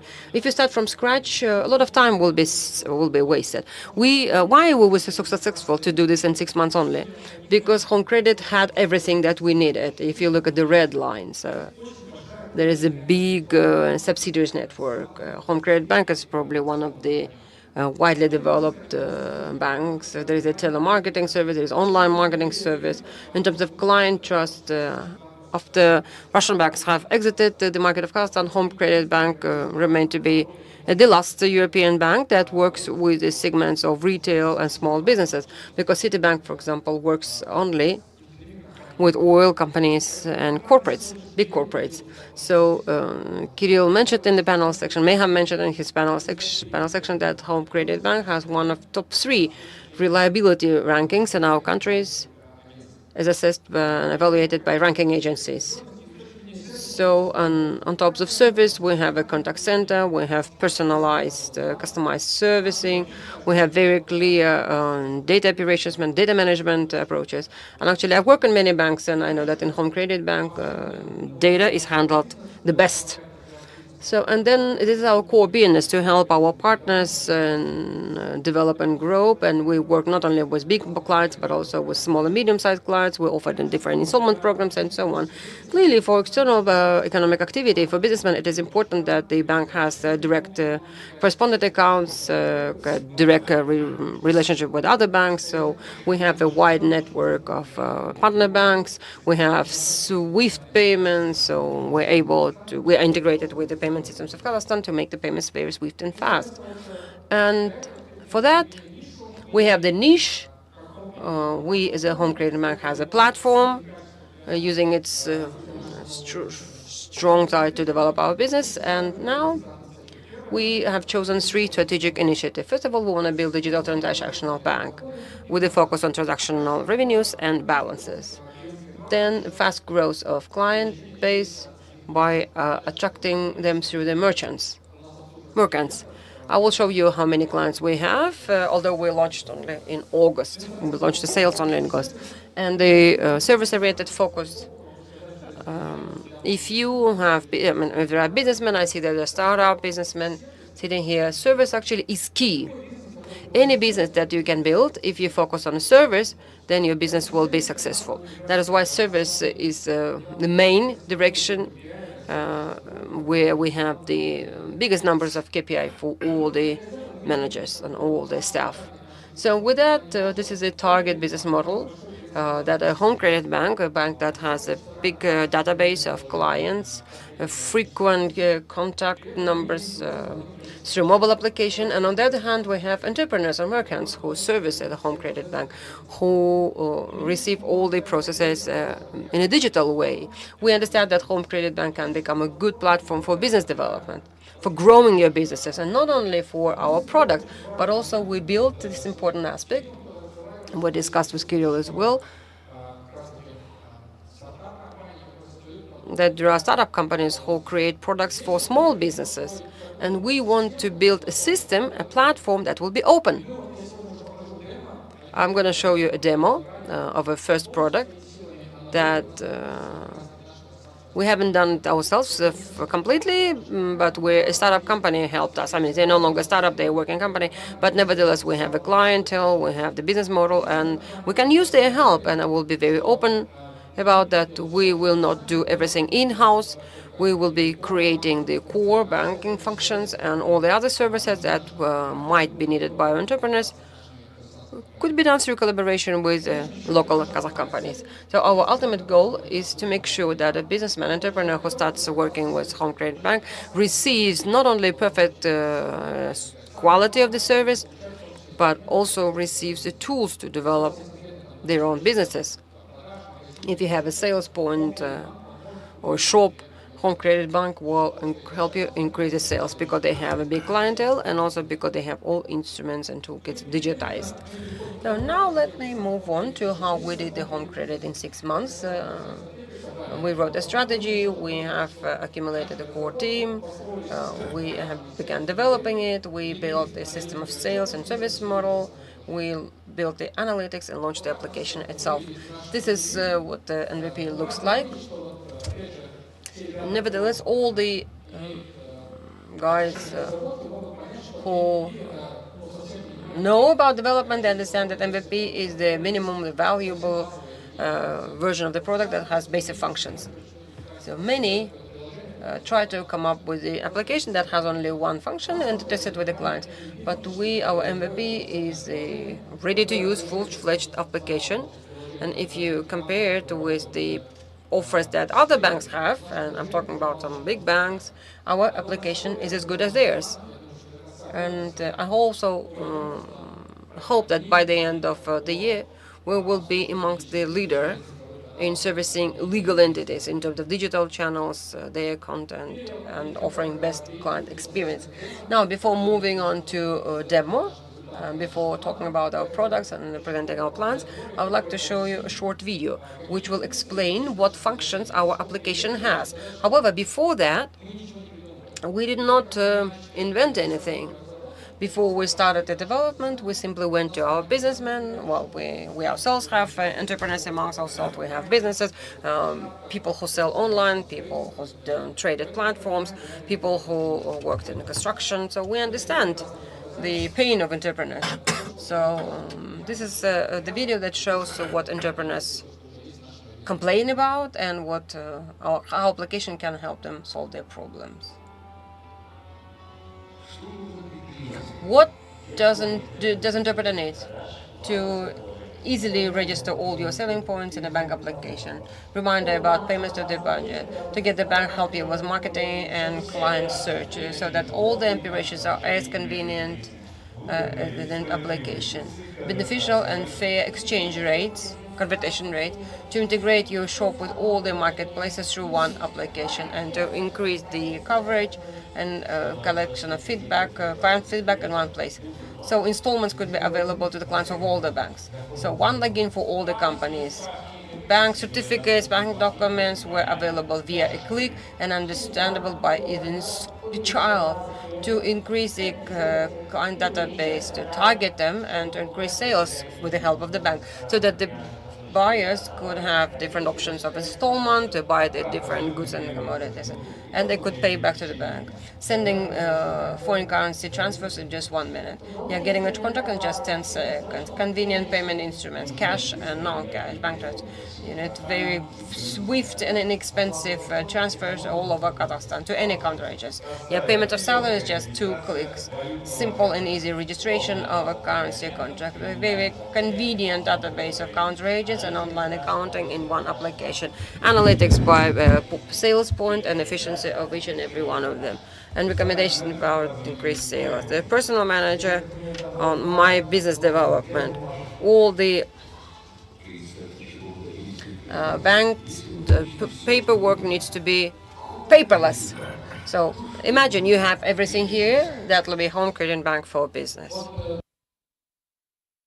What you saw in this video, you have the businessmen in this audience, and if you ask them what bank they want to choose, well, they never think about that, right? Magzum, no? Businessmen, they never think about that because they think about the development of their own business, of paying the salary to the staff, of finding new partners, of increasing the margin and revenue, cutting costs, and so on and so forth. So we have formulated this mission to help our entrepreneurs develop and grow their businesses. Just not to be the bank that is self-centered. If you look at all the applications that were not created for the client, you can tell that they were not created for the client. So the application that we have created is based on the requests and on the demands, on the needs of our clients. It needs to be very simple and understandable, very quick, very plain. Conversion needs to be very simple. The exchange rate needs to be clear and understandable. There is an online accounting system, and you, as not an accountant, could be able to understand that. You can work with the higher number of clients. If you're sending a foreign currency transfer, you need to understand where the money is stuck. In this kind of situation, there are 2 countries that we trade with quite often, Turkey and Emirates. They were added to the list with additional compliance, and these are very important aspects. And a bank doesn't have all these processes, then it is detrimental for the entrepreneur. Therefore, our product actually was done very thoroughly. We compared with our product with all the banks' certificates and papers. We didn't compare with the Kazakh banks only, but also compared it against the best benchmarking banks. These are businessmen who work with B2B, B2C. We talk to them. We try to understand what kind of mobile application they have, how the type bar is organized, what kind of fonts, what colors they use, and so on. Based on that, we tested each of our feature with our clients. Nothing wasn't like, okay, let's go for it. We had some dispute, and me as a decision maker couldn't even push certain decisions. We had to test everything on our clients. So now I would like to show the product. I will not be showing it from my phone. It is already available in App Store and Play Market. We have a high number of downloads already, several thousands. And I'm going to show you the results. So you can start using our application. And the tariffs that will be presented today are quite beneficial, close to zero. So we've come up with a product that the client can try. Yes, for the time being, it's only for individual entrepreneurs, but in the nearest future, we will also have the function to support LLCs as well. So let me briefly take you through main functions. What you need: online digital boarding. I recall 2019, we were the first who implemented online account opening in Alphabet. I remember how we came and talked to the ministry in charge. We talked with state companies how to implement that function. We thought, how can natural persons can come to a bank and individuals can do so now, but LLCs had to do that. So at the time of the COVID, we were the first one to offer that. Now this function is needed, but even with that, there are a lot of nuances. How do you build it when it comes to the steps? Let's have a look. Let's see how it happens. You can open an account, put your phone number in, put your individual taxpayer number. You see strong GovTech, its integration with the state databases. Here we confirm OTP. Now we have ID, but in a month's time, it will go away and we'll use digital documents.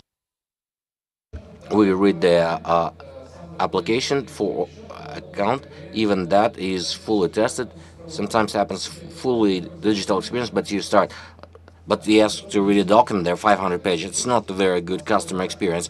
So here it's built in such a way that it's convenient. Now, this is our main screen. Here you see the accounts, and with the plus you can open additional accounts. You can have the most frequent transactions, transfers on using requisites. We see what was declined. It's important. It happens that you may send a payment and then you go after a while and it's been declined, and the reason why it happened.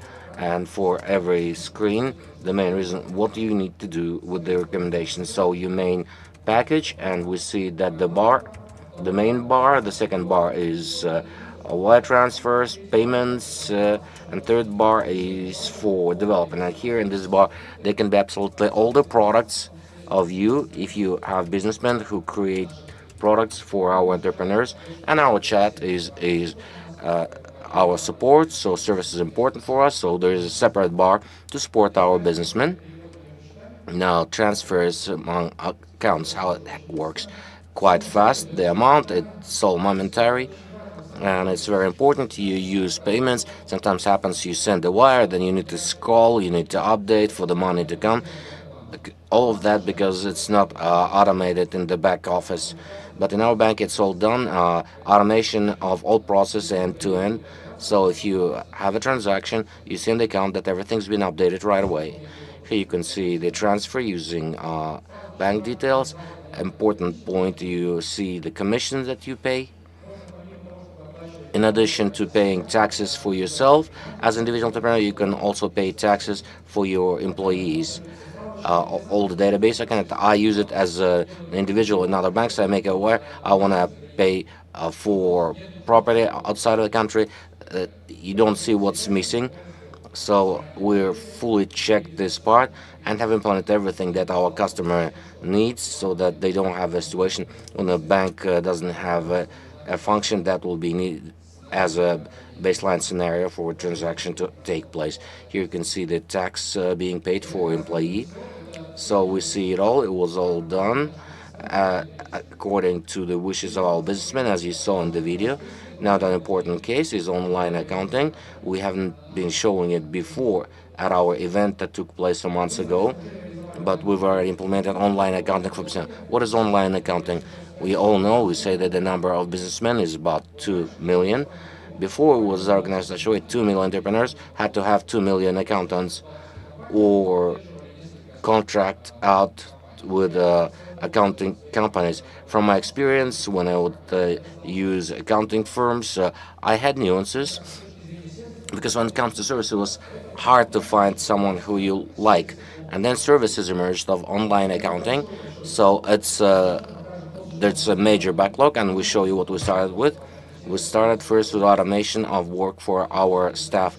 You know that payments, well, working in a company, uh, getting salary, there are five taxes you need to pay. So if you make 150,000 tenge, you have five types of taxes. So you need to do it yourself or your accountant. So there may be problems. Now we'll show how we've automated it. But an important point is we didn't do it ourselves. We're here super open to work with our Kazakh companies. And this case we've done in collaboration with a Kazakh company where we'll help it scale up their product. We see that accounting goes to bar 3 because it's a service that helps developing business. You add the online accounting, you add your employee, you put their salary in, their taxpayer ID, you immediately their data, see the day they started, and here we show a period for which we pay taxes. Now we choose it where it goes to the tax authority position, and we make the payment, and that's it. Now what happens after that? After that, you can see the original documents you will get to see in October. So we build a business as a platform for small businesses who trade in through different marketplaces. So it means you call, I want to make payment, and you'll see how a payment function will work with the remote QR code, but you can also form bill and then prepare closing documents through the act of completed works. Now, for conversion, very important for those who trade in forex, you know that the rate is growing, exchange rate. So for the end user businessman, it's not clear what's the margin of the bank. They go to Kase, check the real trading sessions. They look at exchange booths, but they don't see why banks trading in forex like that. There's an understandable logic with the commission and the spread of the bank for forex trading. It's very important. We have no restrictions. You can convert $10 and $20, $1,000, and so on. So it's all done easy. Yes, there's a requirement of the law as per use of conversion.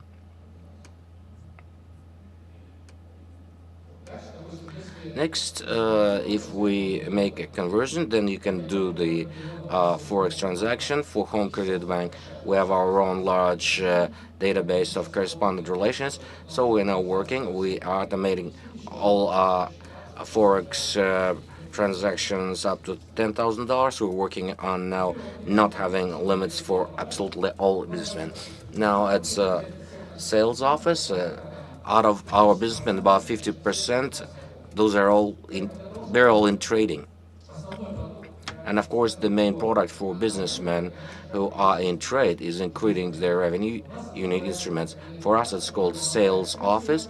That helps you develop your customer base, but also it helps you fully structure analytics for each of your outlets. Let's say you have several outlets, several coffee shops, stores, car washes and so on, and they may be in different parts of the city or in different cities. You can add different outlets, you can connect different products, and on the back, full automation for your kind of operation. If you sell phones or anything else, there will be your own unique QR code which has full banking details of yours, so you can put it in your outlet where even non-clients of the bank can have installment plans when they buy. Well, And also, in addition to that, you can send that QR code to customers if you have sales via Instagram or some marketplaces and so on, or if you simply get a call. So there is no need. No, you send a QR code and payment takes place, and you see your sales, what you got, and what was the commission of the bank. So we set up a friends and family. There were about 100 people, 100 businessmen that we had. And when it comes to sale, we started on August 10th, and there were now new customers at the level of 3,500. That's only for individual entrepreneurs. I remember how we worked even in my previous place of work when we started with 100 clients a month, 200, 500, 1,000. The record months showed 6 or 7,000 new customers. So we see that in less than a month, Home Credit Bank is becoming popular among entrepreneurs. It's a great mobile app. We get great responses, and 3,500 clients. It's not just people who registered. No, these are people who registered and started with their transaction. And very briefly about our product development plan. By the year end, like I said, we have taken a commitment that our product will join top 4 products in the market for small businesses and LLCs. Now, when it comes to development of accounting, there'll also be everything on HR. There'll be all our original documents, closing documents, Form 910, to calculate your taxes. Internet banking itself, there will be a web version for legal entities, for larger companies, accountants. There, like I said, all the restrictions when it comes to foreign trade are currently it's the $10,000. We'll now have that. We can service large companies. Private office of the merchant. It's going to be a major block that will continue developing. On that, we're betting to build an operational system for development of business of our businessmen. They wouldn't have to install Bittrex or anything else. We once again, in the future, person will see their customer database. They'll see the story. They'll see recommendations, how to increase sales. All of that will be through the personal office. And for daily banking, development of transfers and payments for legal entities, all businessmen waiting for it. Those who work in the format of LLC, that will show in the nearest future. Plus, there will be e-signatures. The product costs $0 We don't make any commissions for transfers, for conversion.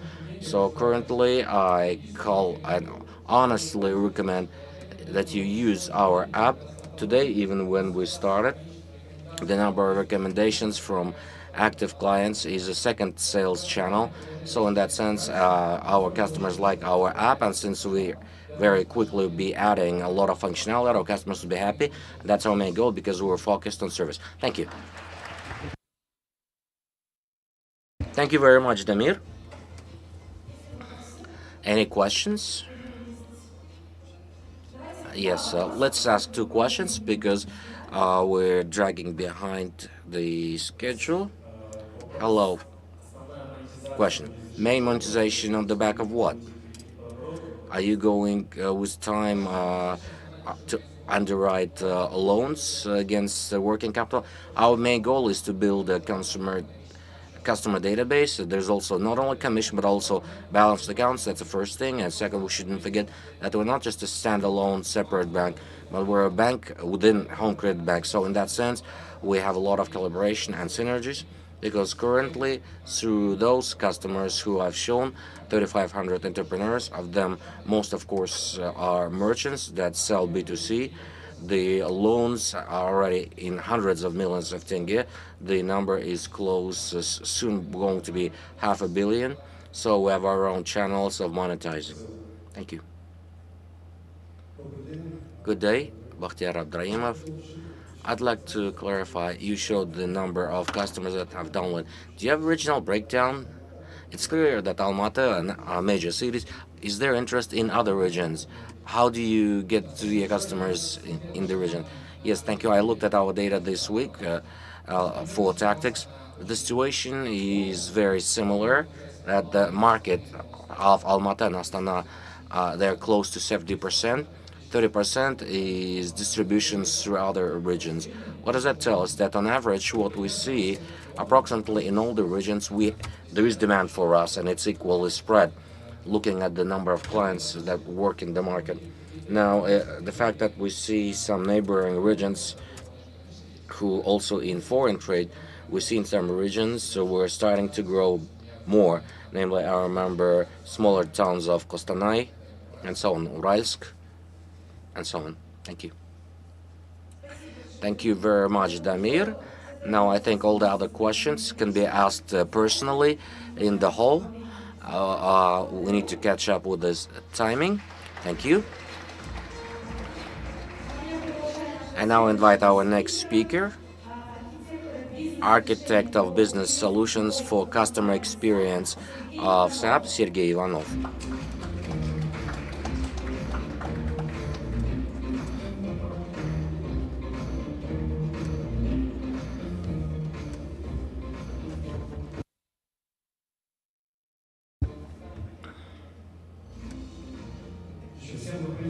Good day, everyone. My name is Sergey Ivanov.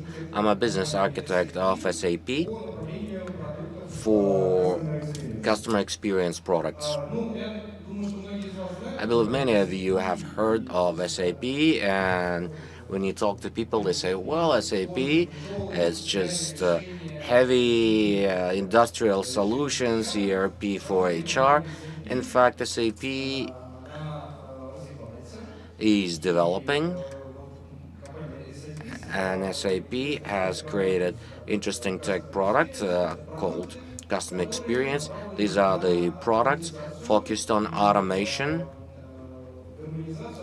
and harmonization of your relations to the customer, as well put by Damir, the previous speaker. All the products, including digital products, have to be created for your customer. Even the products that you do within, they all have to meet interests of the customer and attract customer. Today we'll speak of a technology called proactive CRM. What's proactive? It means that we're not just collecting data, historical data, we analyze it and then respond. No, we're also trying to predict. We're trying to predict customer behavior and try to work accordingly to capture your customer. Now, what happened? The market has changed, and in the market, we now have interesting models such as economy of impressions. Do you know what's impressions economy? It's when you sell me not a product, not a service, you sell me emotion. I come to you, I want to buy something from you, and it's not important what the price tag is, not important what the product is.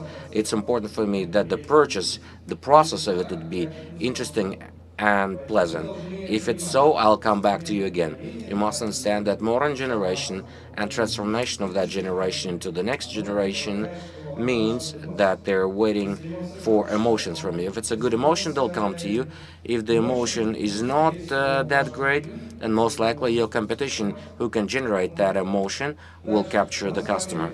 Now, we have a lot of channels for communication with each other, online and offline, and practically the edge between online and offline is disappearing. I place an order in internet store, I want to buy it in retail chain, or I come to retail, I look at the good on the shelf, and I want to get it from internet store. So we have to give our buyer possibility to walk around these channels. And personalization communications, we all want to be getting personal communications. Hello, dear Ivan Ivanovich, we're very pleased that you were with us. You have accumulated such a score, you have so many opportunities to buy these goods, and we want that information is delivered to us in the form of such personalized offer, personalized communication. And with that, we don't want to leave our personal data with that, right? But that's a main trend. Now, what we should have and what we use as SAP in a contemporary CRM system. 5 main trends: digitalization, personalization, omni-channel multiple channels. I'll speak of that in a minute. And the possibility to continuously retain the customer through trust that we form between us and the customer. Now, what's digitalization? Who knows what's digitalization? Who digitalized their business? Digitalization, the word well, it comes from digit, it comes from Arabic. Zafar. Zafar is zero in Arabic. So, zeroing down. So, digitalization is when you fully transform your business, you zero it down and start building it anew from scratch, meeting contemporary trends to capture market so that your company is seen as a digital market leader, so people want to come to you. But in fact, what's important in digitalization? Well, clearly improving customer experience. It's clear that through digitalization, you train your staff, you improve the quality of your staff. Yes, you can introduce contemporary business models, like previous guys before me spoke of digital products, new models of business. You implement these products, improve your delivery chains, and create a competitive environment. And even that is not important.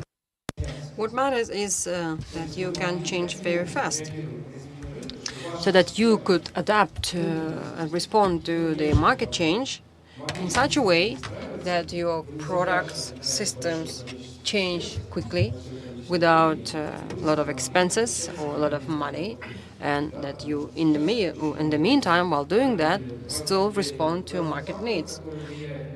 There's a number of factors that affect the market. There are a number of events.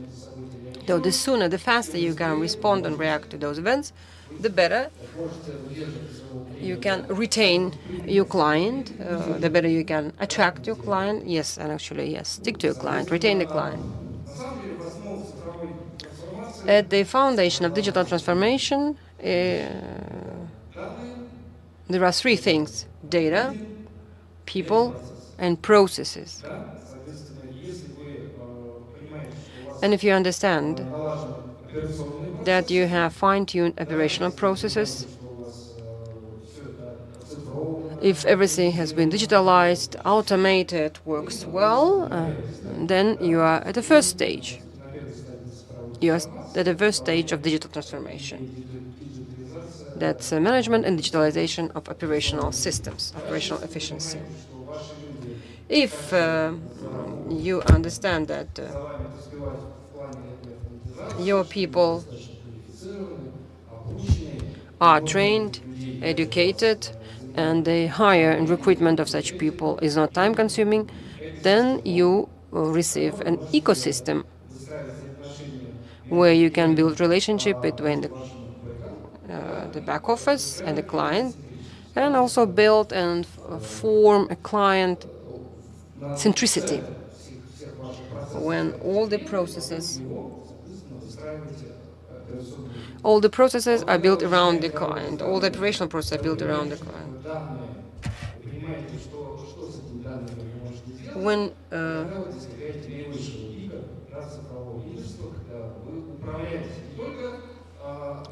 we reach another level, the peak, that means that you do not just manage the current processes of interacting with your client, but you also can manage the client expectations, and you can use the data. Personalization. Please raise your hands, those who yesterday or today ordered something in internet. Okay, great. Those who ordered toys for grown-ups in internet. Okay. I'm talking about microwave, a blender. So, between the personal data, you understand the difference between personal data and private data. And if you give me your data about what you do in internet, what you order, and you give me private data, then that takes trust. So when I collect data, through different channels, I must ensure and guarantee trust to you, or confidence even, to someone who has entrusted me with their data, that I will not be sharing this data, and on the other hand, I will use the data only for the allowed and permitted purposes. So it's important to understand that there are a lot of data, that you can collect data from everywhere, that there are a lot of sources of data, social media, internet shops, internet platforms. You can collect data from retail, when a buyer pays through at the cashiers, they leave information behind. It's also important to understand that the data that I have collected, that can be the data that I generate is used for good purposes only, and is used upon my permission. And if that trust exists, then I'm your client. If there is no trust, it means you will never share your data with me, and then we can forget about personification, customization. This is the way you need the CRM, and when you have personal data, you start collecting transactional data, historical data, data of interaction, the social city, data scoring. All of this is unstructured data that you need to collect in your systems and use them to make a forecast, some projection. Not just to try to offer me something post factum, but also predict what I would want from you as from a company, what kind of service I would need from you, so that tomorrow I could come and get it from you. But tomorrow you need to propose that to me. Omni channels. Well, we all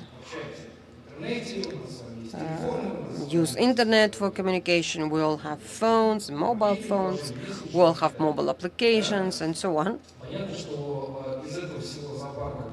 From this whole range of channels, I need to find my client.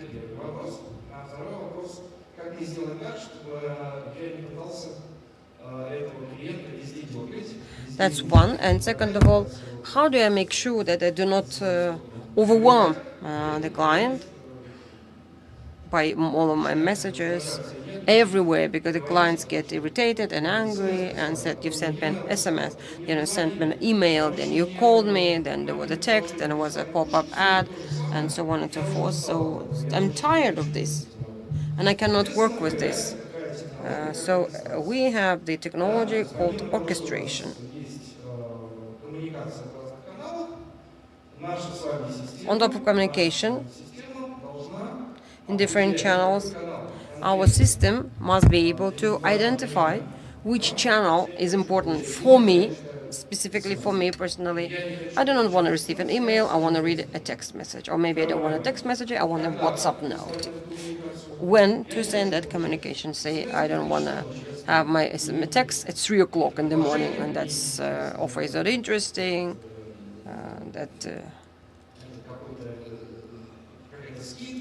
discount is of no interest because I'm sleeping, or I'm at work from 9 to 6 and I really don't have time to go through text messages.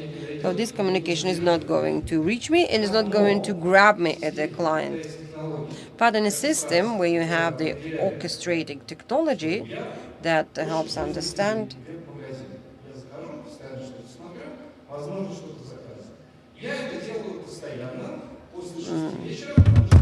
say the system can notice that I make my food delivery orders after 6 p.m. when I get home from work.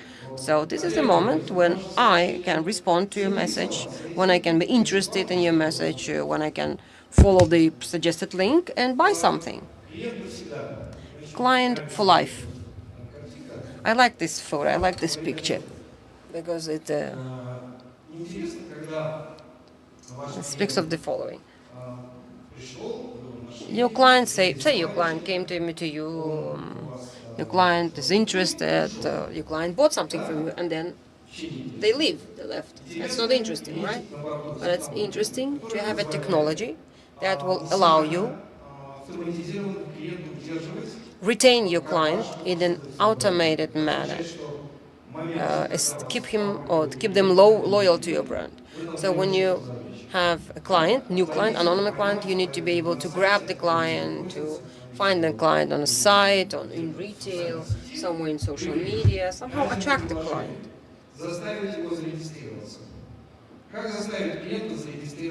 And get the client registered at your site. How do we do that? Give them a bonus, give them a welcome voucher, entice the client, encourage the client, saying that if you get registered, if you leave your number, you will be given a discount of 10%, for example. That's one. Second, during registration, actually I hate filling in forms with 20 fields, something. I will decline registration. All I want to do is just maybe leave my email behind, that's it. But how can you force the client to leave data? We can here use the technology of progressive profiling. Once I'm registered, you give me a voucher, I use the voucher, and then I start looking and I start looking and start trying to buy something. And at this time, you send me a question like, how old are you? I will answer that. But then I keep on looking, and then you can ask me about my height, or the color of my eyes, or hair, and so on. And the logic and practice says that client is more willing to fill in the forms and leave the data through those kind of microtransactions, when we're not imposing or overwhelming the client, but we just send him the prompts, and it's not hard for a client to fill in just one line of question, and we can collect as much data as possible for the purposes of personalization, to be able to get that client afterward, to detect that client afterwards, to offer to that client afterwards proactively, compare that client and try to get that client, grab the client. And after you grab the client, after you grab the client's order, you start the onboarding exercise when the client made the first order, but we're not letting go of the client. We continue collecting historical data, we continue offering more, we kind of try to retain the client, kind of bring the client back. So this is a virtuous and closed cycle, where still some clients get lost on the way, where the budget are cut short, where expenses are optimized, but nevertheless, the cost optimized. Nevertheless, all the processes needs to be built around the client, and you need to always have the client that's loyal and that buys from you only, you and no one else. So this is the vicious circle that I mentioned. We need to guarantee or organize a continuous movement around the system, and kind of shuffling the client along this path. So the client came, I got an offer as a client, you collect information about me, I placed my first order, you started attracting me, you started retaining me, and my basket is now expanded. You offer me more and more goods and services, and so on, while observing me at the same time. And I either reduce and cut my sales, and I will try to get out of this circle. And you need to get hold of me, but I'm stable and I'm still reliable, or I still have capacity. Maybe I am now interested in other categories of products, and maybe I move to a premium segment where I can, as a client, buy more, and I'm offered more options. As for the CRM systems, the classical CRM systems grew from a simple organizer when we have some basic database. There is contact information, phone numbers. When we have transaction, we can update our database, and that was enough at the beginning. But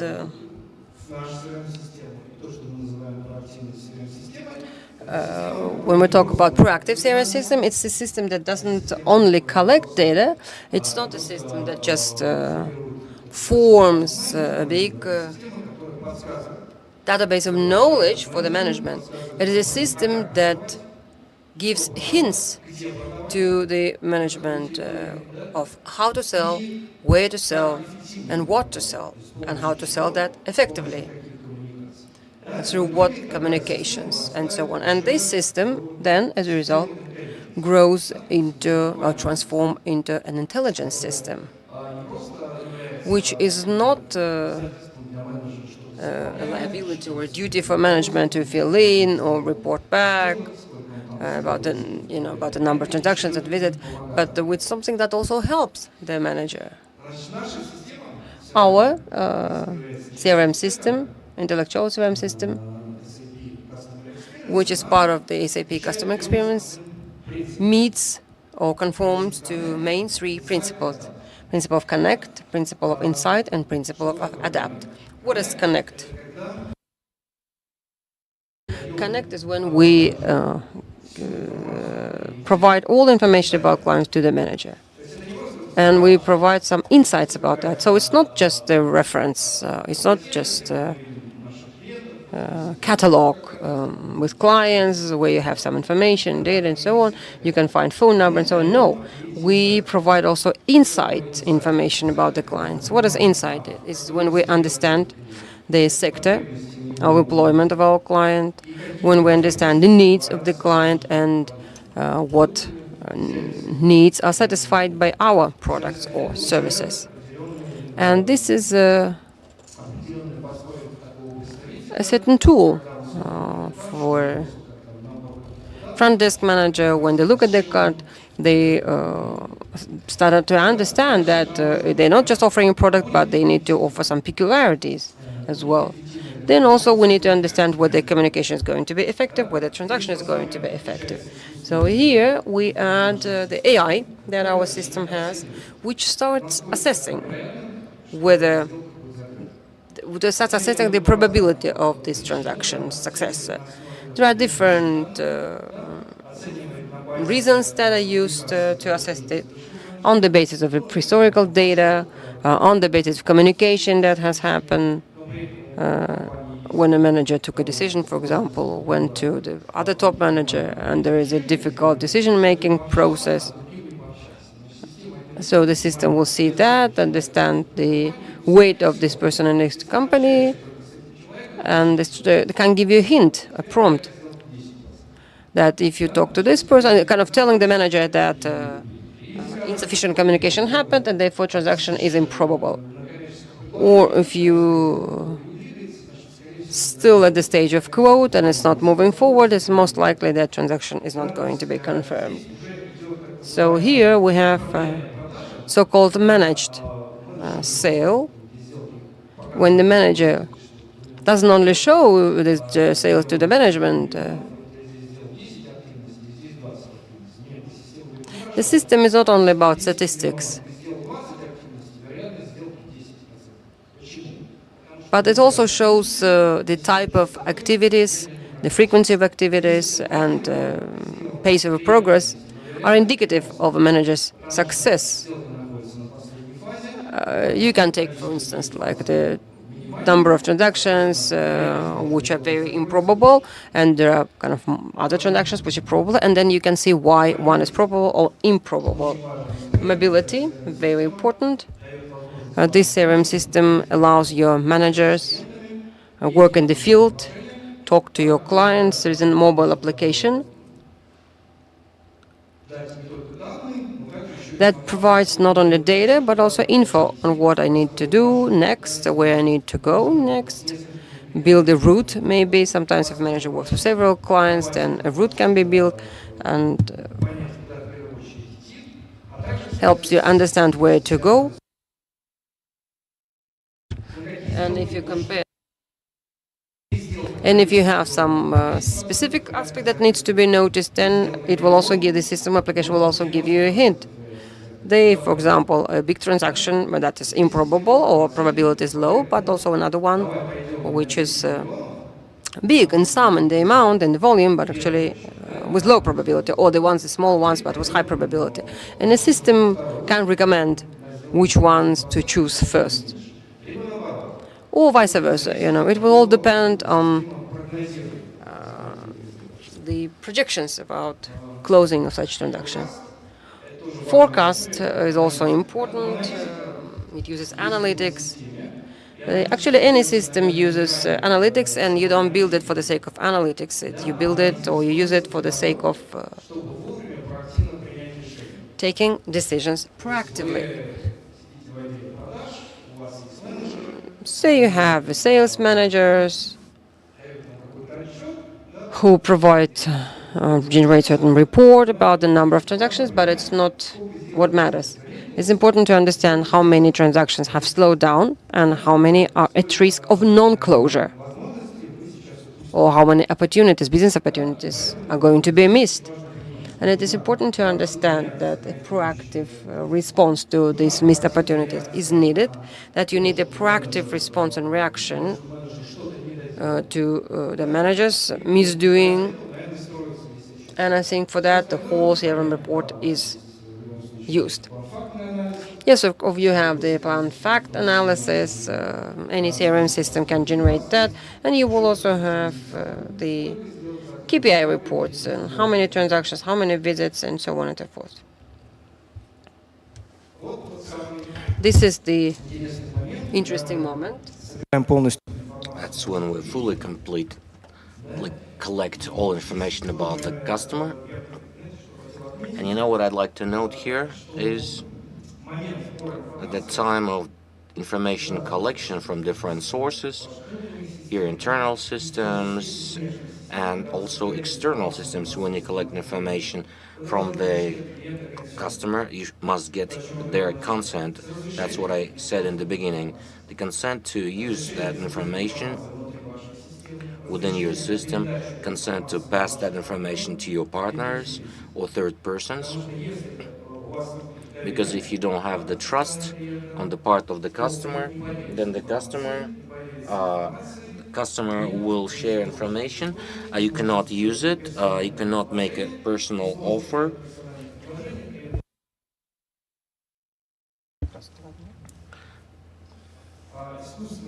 Now, AI. There's a lot of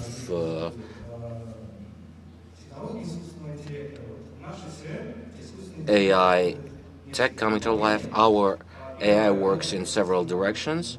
First of all, intellectual scoring of transactions, deciding on the probability of your deals,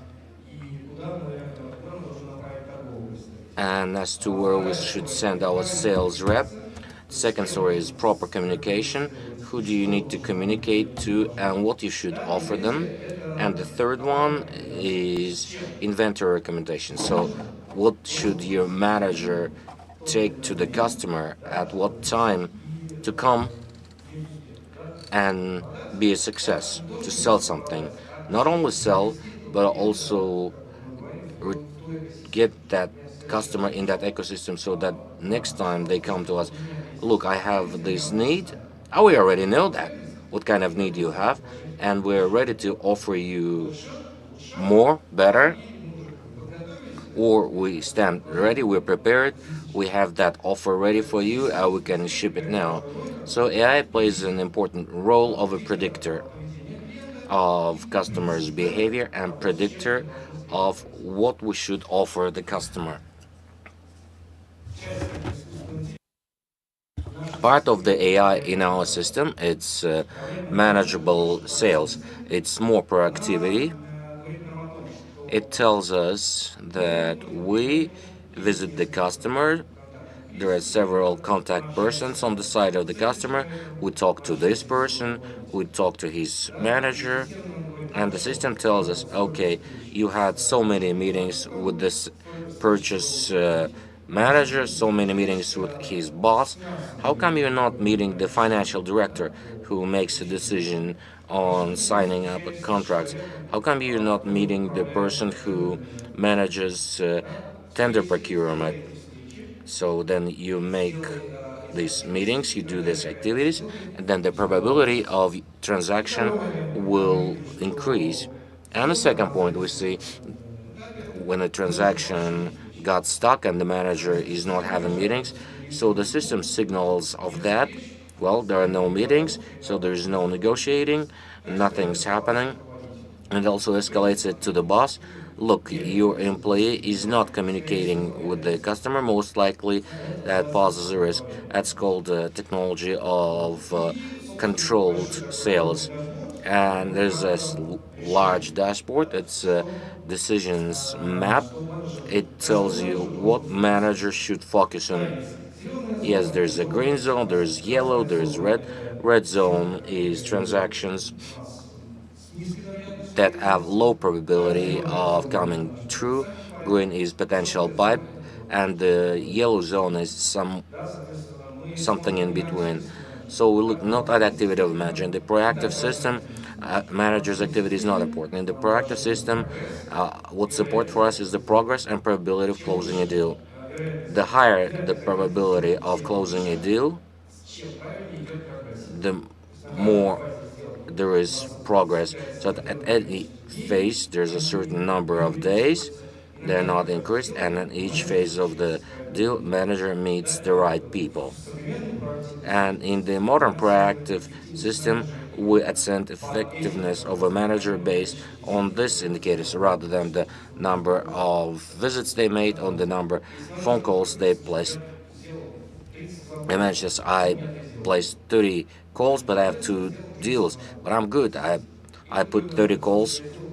Or other one says I had 2 visits, but I have already closed 10 deals. Who is good? The one who did the deals right through all stages, and the system shows you that, and closed the deal. So there's a result. What the first manager has done is not that important for us. The last thing I want to tell you, because my time's up, the modern CRM system must be not only simply a notebook or a system of registration of something. It must help. And most important thing it should do, it should onboard people quickly, because people quit, new people come, and these new people, the sooner they start selling, sooner they start using CRM system, the more they start understanding your process, the faster you'll get results from them. So if the system, our system, that has the possibility to upload data and develop forecasts, the system lays for the path for employee from the moment they come to the company to the moment when they become a fully fledged sales force. They study the customer. The system helps them study the customer through insight. He understands now who he should meet, which transactions he should deal. He should close first, and which is stopping, and what needs to be done for these deals to advance. That's it. And I guess going back to the beginning, it's all not possible without data collection, without trust between us as a company and the customer, for customer to agree sharing that data with us, understanding that it will not go to some third persons. And the third point, all of that is impossible without a system that can transform. Because I can give you a last example. During COVID, when many companies shut down, simply left the market, when I worked in a major retail company, we wanted to understand. We have a large army of sales managers where they should go, which companies are closing, what companies are in the market still afloat, where we should focus our attention. And in a day or 2 days time, we fully rebuilt our CRM system. We rebuilt the flows of data, collected data from the market, and have built the path, a route for trade rep. It was 1 or 2 days. We couldn't wait for months for IT to fine-tune something, change something. We need to respond here and then. So that's the system, proactive system. Prediction and ability to change. Thank you. Thank you very much, Sergey. I believe if you have questions, you can ask him personally, but I invite the next speaker, Managing Director of Centras, Elena Afonina.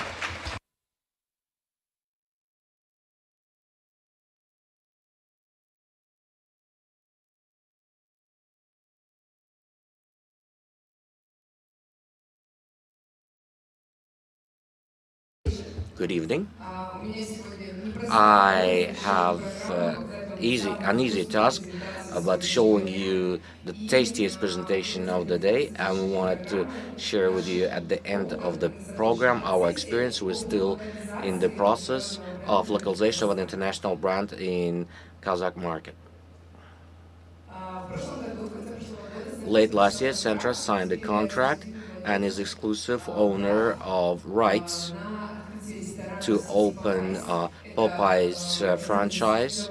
That's one of the chicken global brands in the top list of fast food chains. And now we're on the path of opening restaurants here in Kazakhstan and to bring to our customers, our compatriots, to this brand. And in fact, we're building contacts, looking good partners, and localizing the brand in Kazakhstan. Let me tell you a bit about the brands. The owner of the brand is RBI. It's a global giant with over 35 billion and over 29,000 restaurants in 100 countries. As you see, it owns four most known brands, including the ones that we know. Some are present in our market, and soon you will also see Popeyes. Popeyes specializes on chicken products, and brand is over 50 years old, and today it has over 4,000 restaurants in more than 30 countries.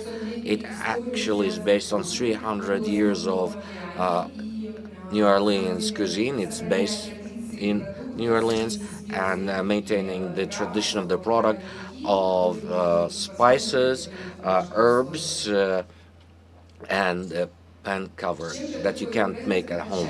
What makes that brand different? What's so special? Very interesting, bold prices. So, pepper, spices, and herbs. Special marinade. The meat is marinated for 12 hours. So special taste, softness, and juiciness. Manual patterning. It's not done in a machine. People in the kitchen, in a special technique, cover it with a coat, and then it's put in oil in a special way so that it has a crust but a very thin one. I have a heavy roll, so I understand, so I start right with that.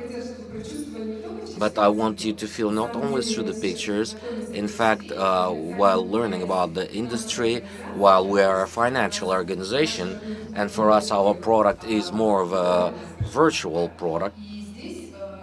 Let's put it this way. So here, while learning the process and nuances of this industry, we honestly were surprised in many ways. In many ways, we learned international practice and we understand now what from restaurant business can be taken to financial sector. And most importantly, the team is teaching us not to say fast food, that it's a quick start, a quick service. So it's quick service industry, not fast food. And Popeyes has this motto: we cook slowly but serve it fast. And that actually is reference to the 12-hour marinade. Well, let me tease you a bit more and tell you about the economic side of the process. All right. Yes, I'm with you. The chicken brand definitely has a lineup of products of chicken. So wings, we all remember the competition that is present in this market, but still the brand also offers products that is good for people who are for proper eating, sea products, side dishes, and salads. So brand adapts to preferences of consumer in modern realities. And in front of us, there is a task that we want to localize food products for our future restaurants. We want in our restaurants our flour to be used, that we buy packaging made by our manufacturers. Of course, the chicken has to be local because the peculiarity of the brand that it's made only from cooled chicken, nothing frozen. It's hard but quite doable, and as you understand, localization is building chain supply on with producers within the country. And Popeye's product has also a very good motto. When they come to a new country, they use local traditions and try to take into account preferences of the local consumer, adapting menu for the peculiarities of local cuisine. And we had an interesting case when we talked to the partners. Baosaki is just a must-have in Popeye's restaurants because our partners from Europe, they really love the dough and the taste. So it's possible that these Popeye's restaurants will offer chicken with boursak. Now, considering localization, it's an impact on local producers and suppliers. It also reduces the costs and it reduces risks with the delivery times, building logistics, and giving us opportunity to work with fresh food. We cannot bring lettuce from Europe. Well, theoretically it's possible, but it's very expensive. But how come our lettuce cannot be used in our product? And definitely getting here a local producer not only develops the logistics but also grows the agricultural set. And with that, you see that mainly many products to our country come from Europe, US, Turkey, and we started working on the concept. So what we faced was, well, let me tell you a little bit about the spices and herbs. In our product, we'll use a unique mix of spices and peppers and herbs. It's patented Popeye's recipe, and of course, is not disclosed. A 12-hour marinade also, like I said, and depending on the temperature of the oil or the composition of the oil, the taste opens in with different innuendos. You can feel from one taste of spiciness and aftertaste up to 9 shades. And with that, what we faced while discussing localization here, the main supplier of oil was our nearest neighbor, Russia, due to sanctions that we're all familiar with. It's impossible to deliver from Russia because it doesn't meet international standards of the brand. So we're now in search of a supplier and the possibility for our consumer to learn unique taste, but there's a limitation due to suppliers of certain types of products.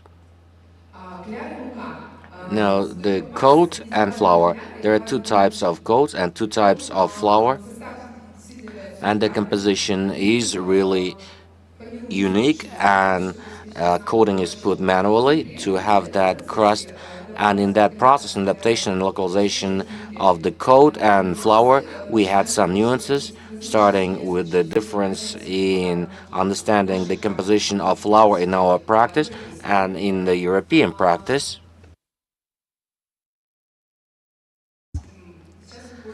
And we're now looking for a solution to handle that task. We're studying potential suppliers and study the flour that's available in our market. Chicken. Seemingly, we have quite a lot of poultry producers. When you go to the store, we have a great range and we choose according to our preferences. What's important? Popeyes is expert in chicken because for more than 50 years it specializes on this product. Only cooled meat is used. There's a certain also gradation of cutting. For instance, smaller chicken is cut into 9 pieces. An interesting fact is that our poultry farms grow bigger chicken, and for that we need separate lines that will cut up chicken into 10 pieces so that maintains the juiciness, so that it has that crusty coat, and we are now negotiating for our suppliers, for our poultry farmers could help us with supplies of these things. Moreover, we're facing such difficulties as availability of suppliers in smaller towns of the country. While in Almaty we can ensure cooled meat shipment, and in the regions we may have difficulties. And now with the supplies chain, our country is quite large, it's no secret, and the process of delivery, in addition to logistics, availability of chicken and production in the regions. We must note that in addition to food products, there are also challenges with professional kitchen equipment, construction materials, decoration, IT infrastructure, software. Another question is with staff. When you bring in international brand franchise, we are going to create new jobs. We bring international practice of training and standards. And in fact, in the photo, you see our guys who have been through training in the franchise in one of the countries where these restaurants have been around for many years. In the meantime, we also understand that we face the shortage of some narrow specialists who could guarantee and be responsible for the technological process. And going back to the topic of localization, at every stage, when we discover something new in terms of technology and when we study the technological process, we understand that in order to create a new product that will meet the international standards, certain steps need to be done to develop the product and to manufacture the product, starting from the unique recipe, starting from finding and sourcing suitable raw materials, organizing the supply chain from our contractors, reaching certain productivity level, and actually agreeing upon the standard of a product that will have to be cooked ultimately. This kind of process can take quite a while, but nevertheless, we're trying, we're working hard. So we have this expectation versus reality. We expected a launch and development of a new chain of restaurants by European standard will be smooth, will be easy. There will be a wide menu that satisfies all the needs, preferences of the clients, and the resources will be available locally, and ingredients will meet the international standards. But now we understand that Central Asian market has developed by its own way, with its own regulations and standards. Some of the products that are familiar to European consumer are unfamiliar for our market, and the development is required. The large-scale suppliers in the market exist, but they're not always ready to invest in something new and unknown. And even such banal things such as identifying the characteristic and parameters of product in it, reflecting in its title, is also difficult. So to summarize the reasons for such problems is that we do not have enough business practices of the of introducing international brands in our market. So we have very few number of specialists. Our standards and requirements are lower than the international ones, and also there are no business practices in intersecting sectors such as insurance of responsibility or liability insurances. The manufacturers are not ready to invest in standards, and also the legal norms are different between the Western world and Central Asian world. So when we compare the sanitary standards, our standards with international standards, ours are not always worse, are not always lower. So if ours are higher, we follow the higher standards. But sometimes, for some cases, we also follow international standards, if that's allowed. So GFSAIF standard, Global Food Safety Initiative, is the crown of the standards. It incorporates several types of standards and prescribes the standard for products, packaging, and restaurant servicing products. So it's one of the standards that a contractor must have when launching a restaurant. During our survey, we figured out that apparently 9 out of 10 contractors do not have GFSI standard, 6 never heard of it, and 3 out of 10 would like to meet the standard but do not have the opportunity. So the statistics may not be quite positive. On the other hand, we have companies which have this international standard, which conform to standards and which can work with such businesses. And these are the names and brands, logos of the companies that conform to the standard. What are the reasons for unwillingness to go for a standard, to find a standard, to meet the standard? Well, it is, of course, expensive, and the price is quite high. And on the other side, the food sector and hospitality, restaurant and cafeteria sector, which is represented by small businesses which cannot afford that. Also, we as a region do not have specialists who will be able to guarantee or to help businesses conform to the standards. The auditors from Russian Federation lost their licenses due to sanctions, for instance, and they're no longer helpful. Audit does not guarantee that the standard is received. Maybe the next attempt will be successful, but actually it means that the payment will have to be done twice. Demand is also a factor. And when you come to a restaurant, have you ever thought about the standards? Does the restaurant have standards? Does it follow the standards in cooking, in manufacturing? Well, in Almaty, there is a wide variety of restaurants, but whether the processes and standards meet international standards, that's a big question. So the demand for such standards is generated by international practice. Some certificates require extension or prolongation. That, of course, again limits our contractors and sort of demotivates our constructors and do not think it is economically viable to go for a standard. What do we do to solve this problem? We do not believe that it's a problem. We believe that it is an opportunity for growth. And we have been counseling our partners, talking about the standards. We help learn about the standards, introduce the standards. We help understand the procedures to obtain the standards. We're ready to participate as co-founders. We act as insurers for some of our partners. Because and also will help adapt some of the European standards and not so that but practices, and also we provide legal support. Like I said, the peculiarity of the legal systems in Europe and Kazakhstan require people understand them better. So, however, there are advantages for localization. For the brand, having the benefits are the following: having localized the main products, restaurant will be able to offer the end product without deteriorating the quality.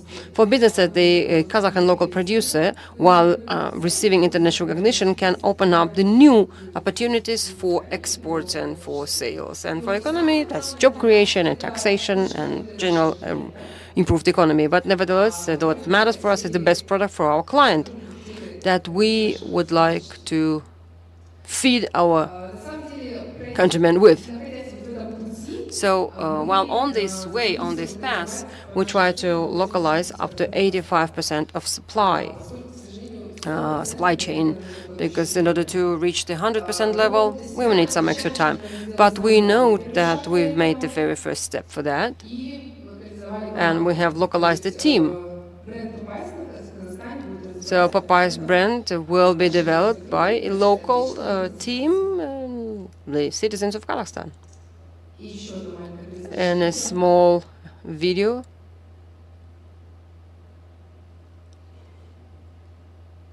inviting video, and that is it for me. Thank you. Thank you, Elena.